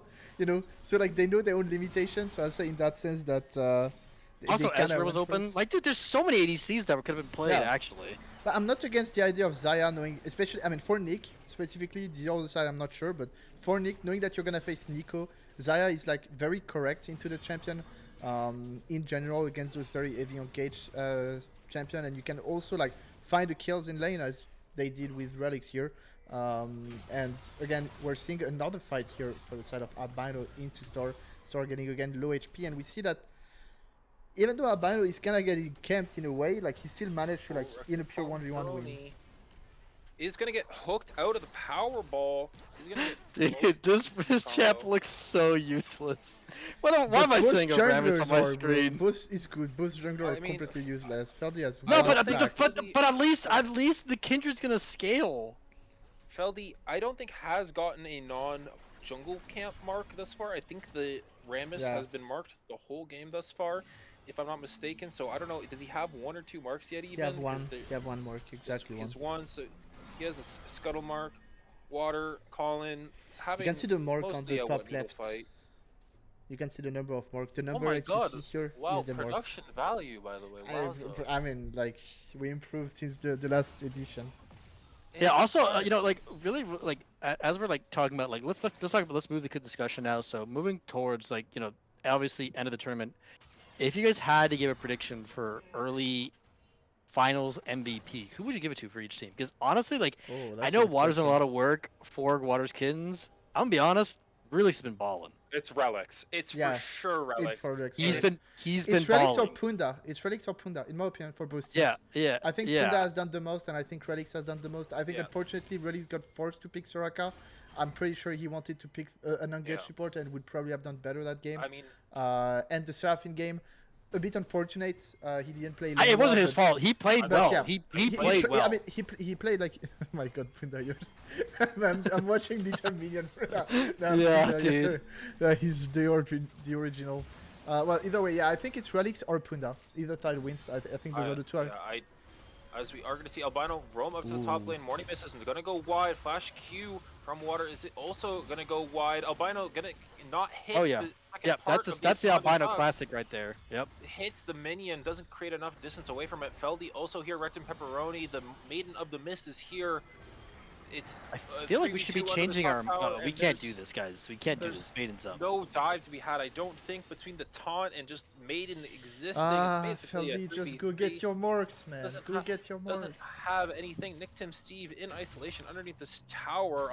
Oral as the more frequent support player right now. What are your thoughts on the symbiotic souls on the Nico as opposed to the Lucidity boots? I didn't build symbiotics since the first patch of the year, so I They probably- nerfed it. Yeah. yeah, I'll say sadly symbiotics are like pretty fun to play, very useless. But do you I think think it's correct on Nico? on Nico I don't think it specifically. is. I mean, okay, I think it's correct on not a single support. I think it's bad for every support. Like it's not the best option at any point. Nico being paired with Bard and Pike, I'll say are the three champion where like if you want symbiotics, go for it. You know, like it's not the best in slot, but I don't think it's flammable. You know, it's not like if you're facing Leona and you don't go Mercs, you know, or you're You facing don't think Lissandra it's mid and flammable when Or you just cleanse? want- you- or you cleanse. just- You know, it's not like if you're facing Leona You don't and you think don't it's go flammable cleanse. when you just want flash cooldown? No, I Yeah. mean, I think it's. I mean, it's realistically, not like Punda's very flammable. Because Punda's Punda very is, comfortable like- on the champion, so Yeah. he knows what he wants to play on this, right? He, so like, he's not I'll trying give him to the play benefit for of the his doubt. yeah. He's not playing for his ultimate. He's playing for his rotation power, and like as we saw the kill on albino mid, his rotation to top. He's trying just to get as fast as possible all over the map. In that sense, he should have gone until spellbook instead of comet, because we saw in lane it didn't matter that he had comet, but Maiden, where are you going? unlucky. So no, it's not the best in slot. I'll give you that. It's not flammable. I don't think it's flammable. Okay. Water is That's going my to get opinion. Maiden trapped underneath Oh. the turret Oh. initially. Relics is going to Ooh, hook good. in. Ooh. Beniko Pop Wait. Blossom is going to go there. The taunt is There going we to go go. under Relics. They are going to get a kill. Nick Tim Steve. Somebody has grievous wounds, and that is the not the Rumble. The Rumbles Rammus. have full Tormail. Rumble. Rumble. You That know Dollar what? turn's gonna fall, by the way. It's literally Yeah. gonna fall. There's nothing they can do here. I mean, Feldy's walking forward, guys. Feldy. Feldy, the turn's not there anymore, buddy. Where are you going? Oh, And Nick Tim Steve is now forced to flash. Feldy, don't know what he's doing. Powerball. oh, here. good flash Good here. flash from Rex. Sheesh, He's gonna Rex. walk out. Oh my god, He's he's going to get it. Relics maybe can trade damage. Does get to pick up a turret shot. Staggering blow. Dredge line. Hook line and sinker. Picks up a shutdown. For Yeah, the but I mean, Nautilus. But they also what is just- Feldy doing? Yeah, I mean, what is he doing there? Albino Feldy trying to is save the in play. pressure. Rush. Robin has Oh no! everything. Oh Gets no! exhausted. he maybe Why he does maybe this tried to go a happen bit too to fast. me? Yeah, he maybe tried to go a bit too fast. But we're watching this game like Albino is the only living soul in that Water Kitten's team. He's trying his hardest to find stuff on the map with Relics, obviously, who have been like very playing correctly. He's noticed this game, getting the kill mid, getting the kill bot. But like again, it's like it feels like my jungler is just not playing the game. Like how many stacks does Feldy have? That's my question. He has two. Like, and he's not close to 3 because 3 just got taken. So yeah, it's looking Let's a see bit the dragon. rough. He's unironically had it on Rammus, I think, the whole game. Which is crazy because you could never kill Rammus. Like, I think that's the funniest part is that he can never kill him. Going in here, Robin does not have the R right now. He's forced to pop the barrier. Does get a lot of damage in trade into his enemy mirror. Nick Okay, Tim now I Steve have gonna a be question. forced underneath the table. Yep. Double daggers As clear we're the way. maybe probably going very late into that game, who killed Shogath? Try to give me the yeah. Try to tell me. I mean, it's gonna be. I mean, he won't ever be in team fights because if he's in team fights, then Yeah. then. I think that's the only way for Warriors Kittens to like lose, Yeah. to win. Sorry, is if Colin for some reason decide to join a team fight. If Colin Yeah, because that's decide the to problem, join a right? team fight because I don't know he's getting flame or etc. I think that's when they start losing. As long as Colin is in these side lanes, I Yeah, don't he think had- Warriors is supposed to win. Yeah, he can't ever join team fights because he can just perma roam around Or the map. maybe we're because- gonna bring team Might fight be a towards group him. play We're here. getting a 5-man top right now. Big rotations, not gonna be enough. 'Cause Nice wall to separate Water and them. Rammus all Huh. stolen. but guys, guys, yeah, Bye. can we pan the camera to bot lane real quick, please? As sure. Yeah. is just going to get a guys? entire bot tower, the tier Guys? 2 nonetheless, seemingly almost for free. Oh! Water gonna cancel the Powerball. No TP on Albino has TP. Star has no TP. Like the side of Sea ship really cannot force this fight. They're gonna try to. We're gonna ult in Oh, here, they'll be and the able to Rammus push. is gonna steal the objective again. Pop Blossom onto a large chunk of the enemy team. Relics going Robin? forward, Robin? as much as he can, getting taunted. Nicked him, Steve. No, another Feldy big wall! saves It's with the actually pepperoni. such a terrible No, kindred R. Feldy! Thunderstorm Oh. forward, flash forward for Oh, Robin as well. Feldy. Feldy saves Rectum Pepperoni, his opposite number. He's going to flash forward. Colin, what are you aiming at? Not As like I this. think that might be the nail in the coffin. Albino roamed up. Star still gets that bot tower. They drop What way the? up. Oh! Pepperoni Oh. is going to ult for with this Herald. Knocks Nick Team Steve up, but there's no one here to capitalize on it. Powerball forward is not going to get rooted by the root caller. Star Burrito on the other side. Pop Blossom taunts. Oh my God, he's dead! He's just dead! 100 to 0. Nice. No, He This is another Harry. turret! It's another turret gone! and it's another Oh turret my out. We God. get a nice demolish proc, and everything is going wrong after a very steady early game. Nothing has gone their way. It's now a 2,000 gold lead after Albino had decent Oh, trading maybe patterns Feldy early. gonna be Feldy able to get his is mark going here. to He's go already. forward, but the Rammus has tabbies and a full armor item. He just doesn't take any damage even through the Kindred execute on the E. And Rectum Pepperoni just walks away, not only with his life, but with most of the camp intact as well. Feldy still only 2 marks. And this entire game is just looking like we're just not on the same page between Feldy and the rest of his team. Obviously, I don't want to like to bring any flame, but right now, unfortunately, he blind pick his champion when almost every junglers in the game are still open. Zinzao is still open, Vi is still open.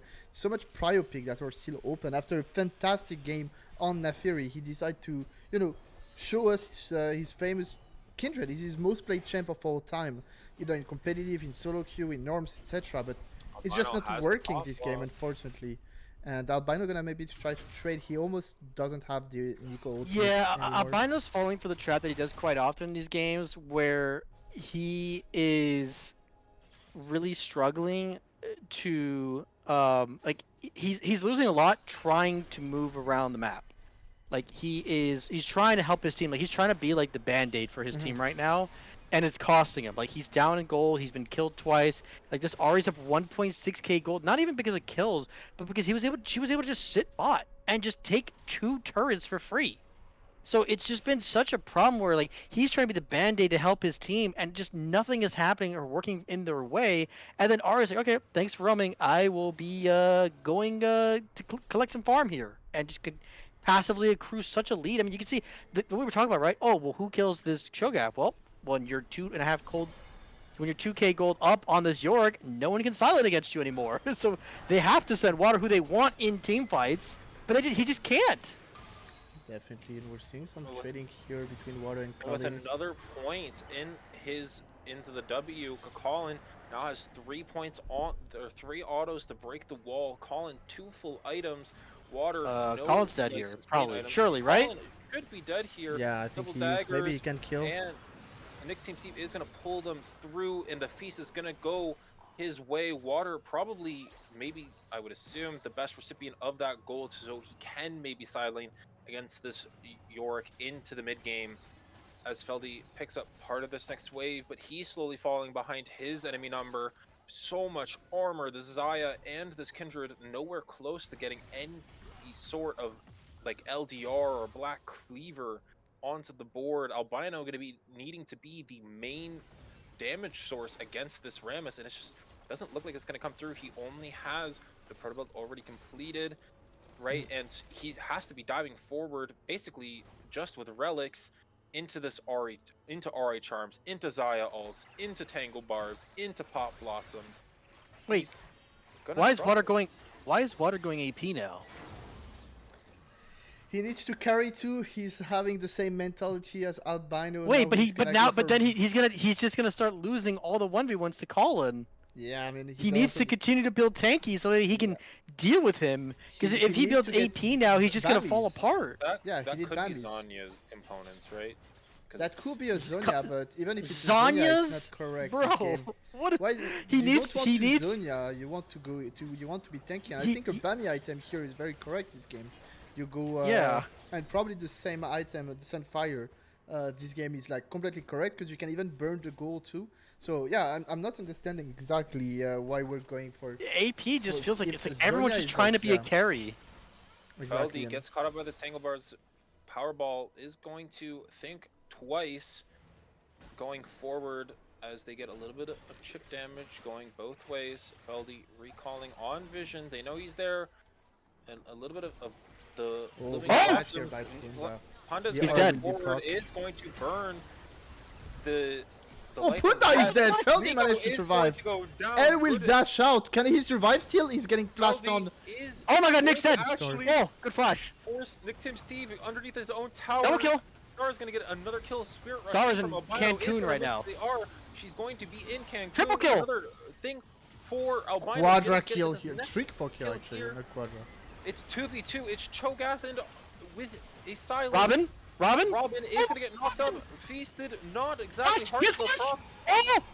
Oh my God, he will still die there. 2 Can? shutdowns, 3 shutdowns. No, he can't end. He over. can't end. He cannot end on his own. There's 8 seconds till Feldy, 12 till Relics and Nick Tim Steve. He's going to get this inhibitor at 23 minutes. Absolutely massive 9-kill bloodbath at the mid inhibitor. Part of that because of just over aggressive Punda not being in that fight from the very start because he gets executed coming out of the Lamb's Respite.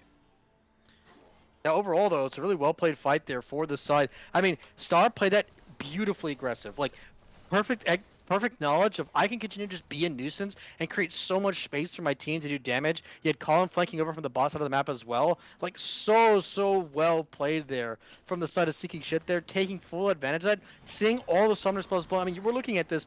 There are all flashes are down for Water's Kittens. And guess who's the only champion in the entire game who has flash? That would be Rammus. He can guarantee point and click kill anyone on the map because he can just flash and taunt them. So it's very scary proposition here for the side of. Oh my god, it is Cho'Gath and Zanya's, dude. No. Shogat Donya. I'm just making sure. So there's 2 Drake for the side of Sinking Ship against 1 Drake for the side of Warriors Kittens. I just wanted to make sure. Warriors does Drake, if I'm not wrong. So there is. Okay, it's Infernal and. Okay, good. So yeah, already. Otacon maybe started Drake. here. Panda and don't think they Robin can. here on this top side. Albino recalling just gets away from Colin. Water Wait, now is that here to third mark match. for Feldy? That might be third He mark for only Feldy. has 2 right now. Yeah, he got it third right now. Third We mark said that. now achieved for Feldy. He needs 4 for his first stack of the Kindred To become a passive. champion. Yeah, to be a champion. Yeah, exactly. I mean, He's right- not even a champ. He's not even a champion yet. Yeah, I He mean, is- he's being under the curve will be an overstatement. He's absolutely homeless right now, and that's what we mentioned like earlier too. Is like, yes, his ultimate will be useful, and we saw it on that owl play here on the Nico. Without that ultimate, that play doesn't exist. At the Yeah. same time, if you take your champion just to have an ultimate, there's so much better champion that have same kind of potential. You know, you could pick Taric jungle then. Like, why not? Yeah. Like you should Albino not play your champion slowly for getting that. ran out by Colin is going to steal the Maiden of the Mist. Albino doesn't get all the ghouls. He's just getting absolutely eviscerated, and 1 shovel to the dome ends his existence. The Shadow Isles reign supreme. Relics and Feldy are here on this top side, while the rest of the sinking ship is sinking the bot side of the map. And Ari is here on the top side. It's just Relics and Feldy here, slowly getting converged on by the entirety of the ship. The crew is here. Colin soloing Otacon all on his lonesome. Might accidentally reset it. Oh, Feldy dashed here in the wrong queuing position. forward into the enemy team. Relics is here to dredge line and knock up as many people as he can, but the Kindred R is not going to be used. Water and Nickton Steve are here, but it's going to be a massive team fight going the other way. Robin is Wait, going Colin to be able to TP mid. get They were just gonna try everything to end. forward. Is that just it for Sinking Ship? They are 4v1 this- right now. Can they just end the game? There is the Empowered. This could be the tournament. Albino has nothing to steal here. He doesn't do nearly enough damage. Colin standing under the but tower. he's trying. Getting hit by Turrets. tower shots. Will he die? No, he survives doesn't 1 die. HP. He's going to be able to heal a little bit off of some minions if he Is this lives just a these tournament? games, but That's his maybe the team tournament is for not Sinking Ship. They're spawning looking just to yet. look at Relics the. and 6. They're hitting the tower. They're looking at the end, but Albino, if didn't say his last word, word, he will die Oh, instantly. no! And that is it These autos for could be Sinking here. Colin Ship. is They will probably be gonna do able damage to end do the it. tournament and get their game 5 and win it all in only 27 minutes after 5 bangers game. Sinking Ship will be the winner of the 2nd season of the Water Invitational, and on that, wow, what an accomplishment. They didn't face so much opponent in playoff, but since the beginning it has been the team that nobody believed in, and at the end they'll make the last run. So well played to Colin, Wrecked, Star, Robin and Punda as we're going back to our face. We're back here. Well played. I can only say well played. I'm thinking, so I don't know if we want to bring the 5 members here or if we want to bring one or Let's do anything. it one by one. One by one, yeah, no, I don't have that time, buddy. I think we can bring It's as only they want. 11:07. You know what? I'm Can gonna we? give Okay, them the choice. we should just do like Colin and Robin. I do not want to talk to Ponder right now, bro. That guy That is true. That is true. Okay, let's move Colin and Robin. You know what? Let's Yeah, move let's those let. two. Let's Ponder right now is gonna be a problem. You know what? No, I'm gonna move all of them. I'm gonna move all of them. Oh gosh. Oh my. Hello. Hello, How are Colin. you doing? Hello. I'm bringing it all of going? them. God, he's Water Invitationals Hello. viewers. What's up, Good guys? evening, guys. How are you feeling? I'll start with you, Colin. Feeling good. Who, I after feel that great. TP mid, I believe you're feeling great. I'm feeling good.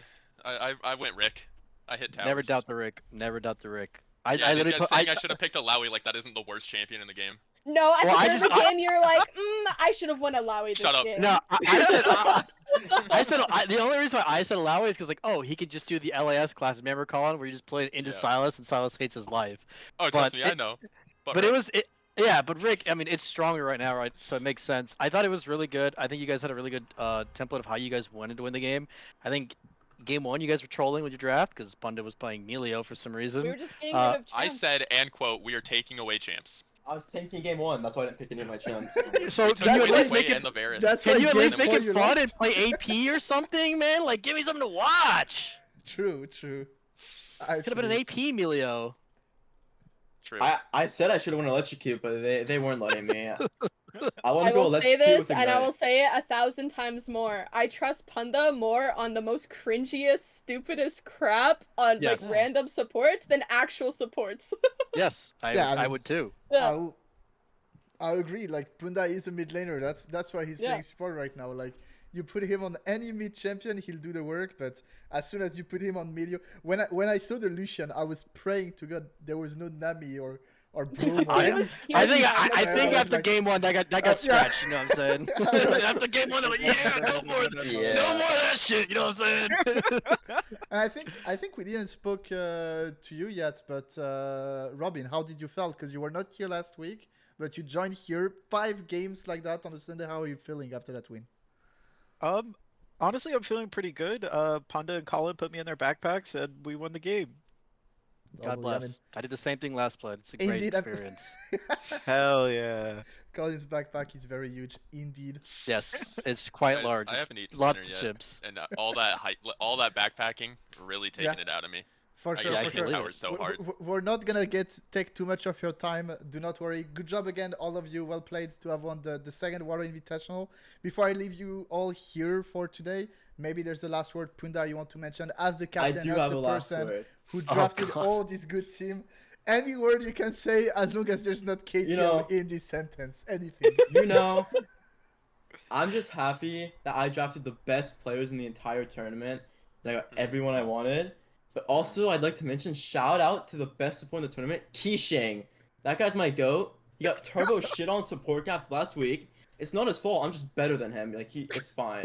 And then you played It really the is champ and okay. also Like, ran it down. It's okay, little bro. So in game 4, I had to pull out the Avatar Say and lock in his champion. But he's so shit that I lost. Like it's unplayable. That was- the Avatar Matt from Wii Sports, or Yeah, I don't think it was the right avatar. It's like Aang. I don't think it was Aang. It might have been a different one. Oh, Mhm. Oh, I it's like think the it's base league icon avatar. Also, Oh, Yeah. and shout out to shout my out to- number 1 fan. I lost my mind in the Twitch chat. Yep. That guy's my goat. Check PayPal. Anyways, apparently before so again, thanks a lot to everyone. I'm gonna give a shout out to Nova, Nick's dog. That was annoying all night. I'm sorry, Bonjour, Mac. Nova. I love you. Bonjour, Yeah. Nova. But Bonjour, Nova. at least I said Please it don't once recently spam a with the Twitch mid- chat like that again. Exactly. Holy But shit. either way, guys, everyone, my fellow casters, Tommy for joining late, KTL for being there since the beginning, helping me running it. Obviously, Water, who lost today. You don't make a great got final fisted. without a great opponent. If you say so, I agree with you. The old arm in him. Either way, on that perfect last sentence, I think. no, one last Oh, thing. Okay, go for it, Tommy. Oh You know god, what? here we Hey, go. Go for it. Thank you, Oral.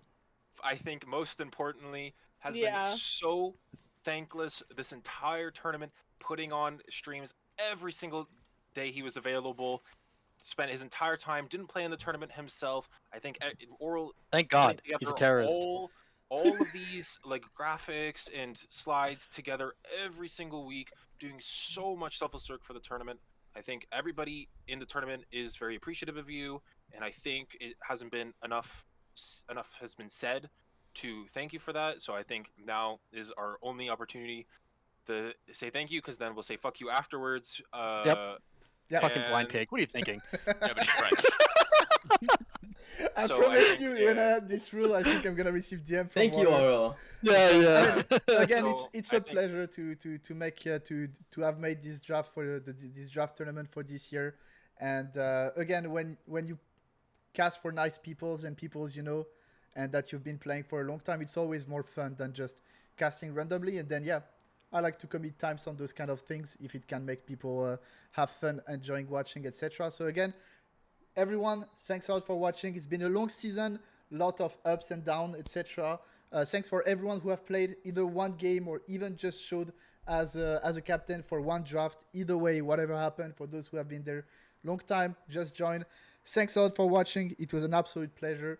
And on that, well played again. Let's Sinking go, Ship for Gam! winning. And Shout let's out go, SN, Gam. shout out Sinking Ship. And Shout shout out my out- jungler, Rectum Shout out Pepperoni, Rect, the who's GOAT. not here, but Blind absolute- picking Ramus, reading Feldy's Kindred Pick. That was so Absolute funny. cinema. Either way, First time, by the way. I'm gonna on this insane end, I'm gonna leave you all here and wish you a very nice evening. Go watch MSI, it's live right now. Let's go, Gam. We don't want to see G2. Everyone, have a good one.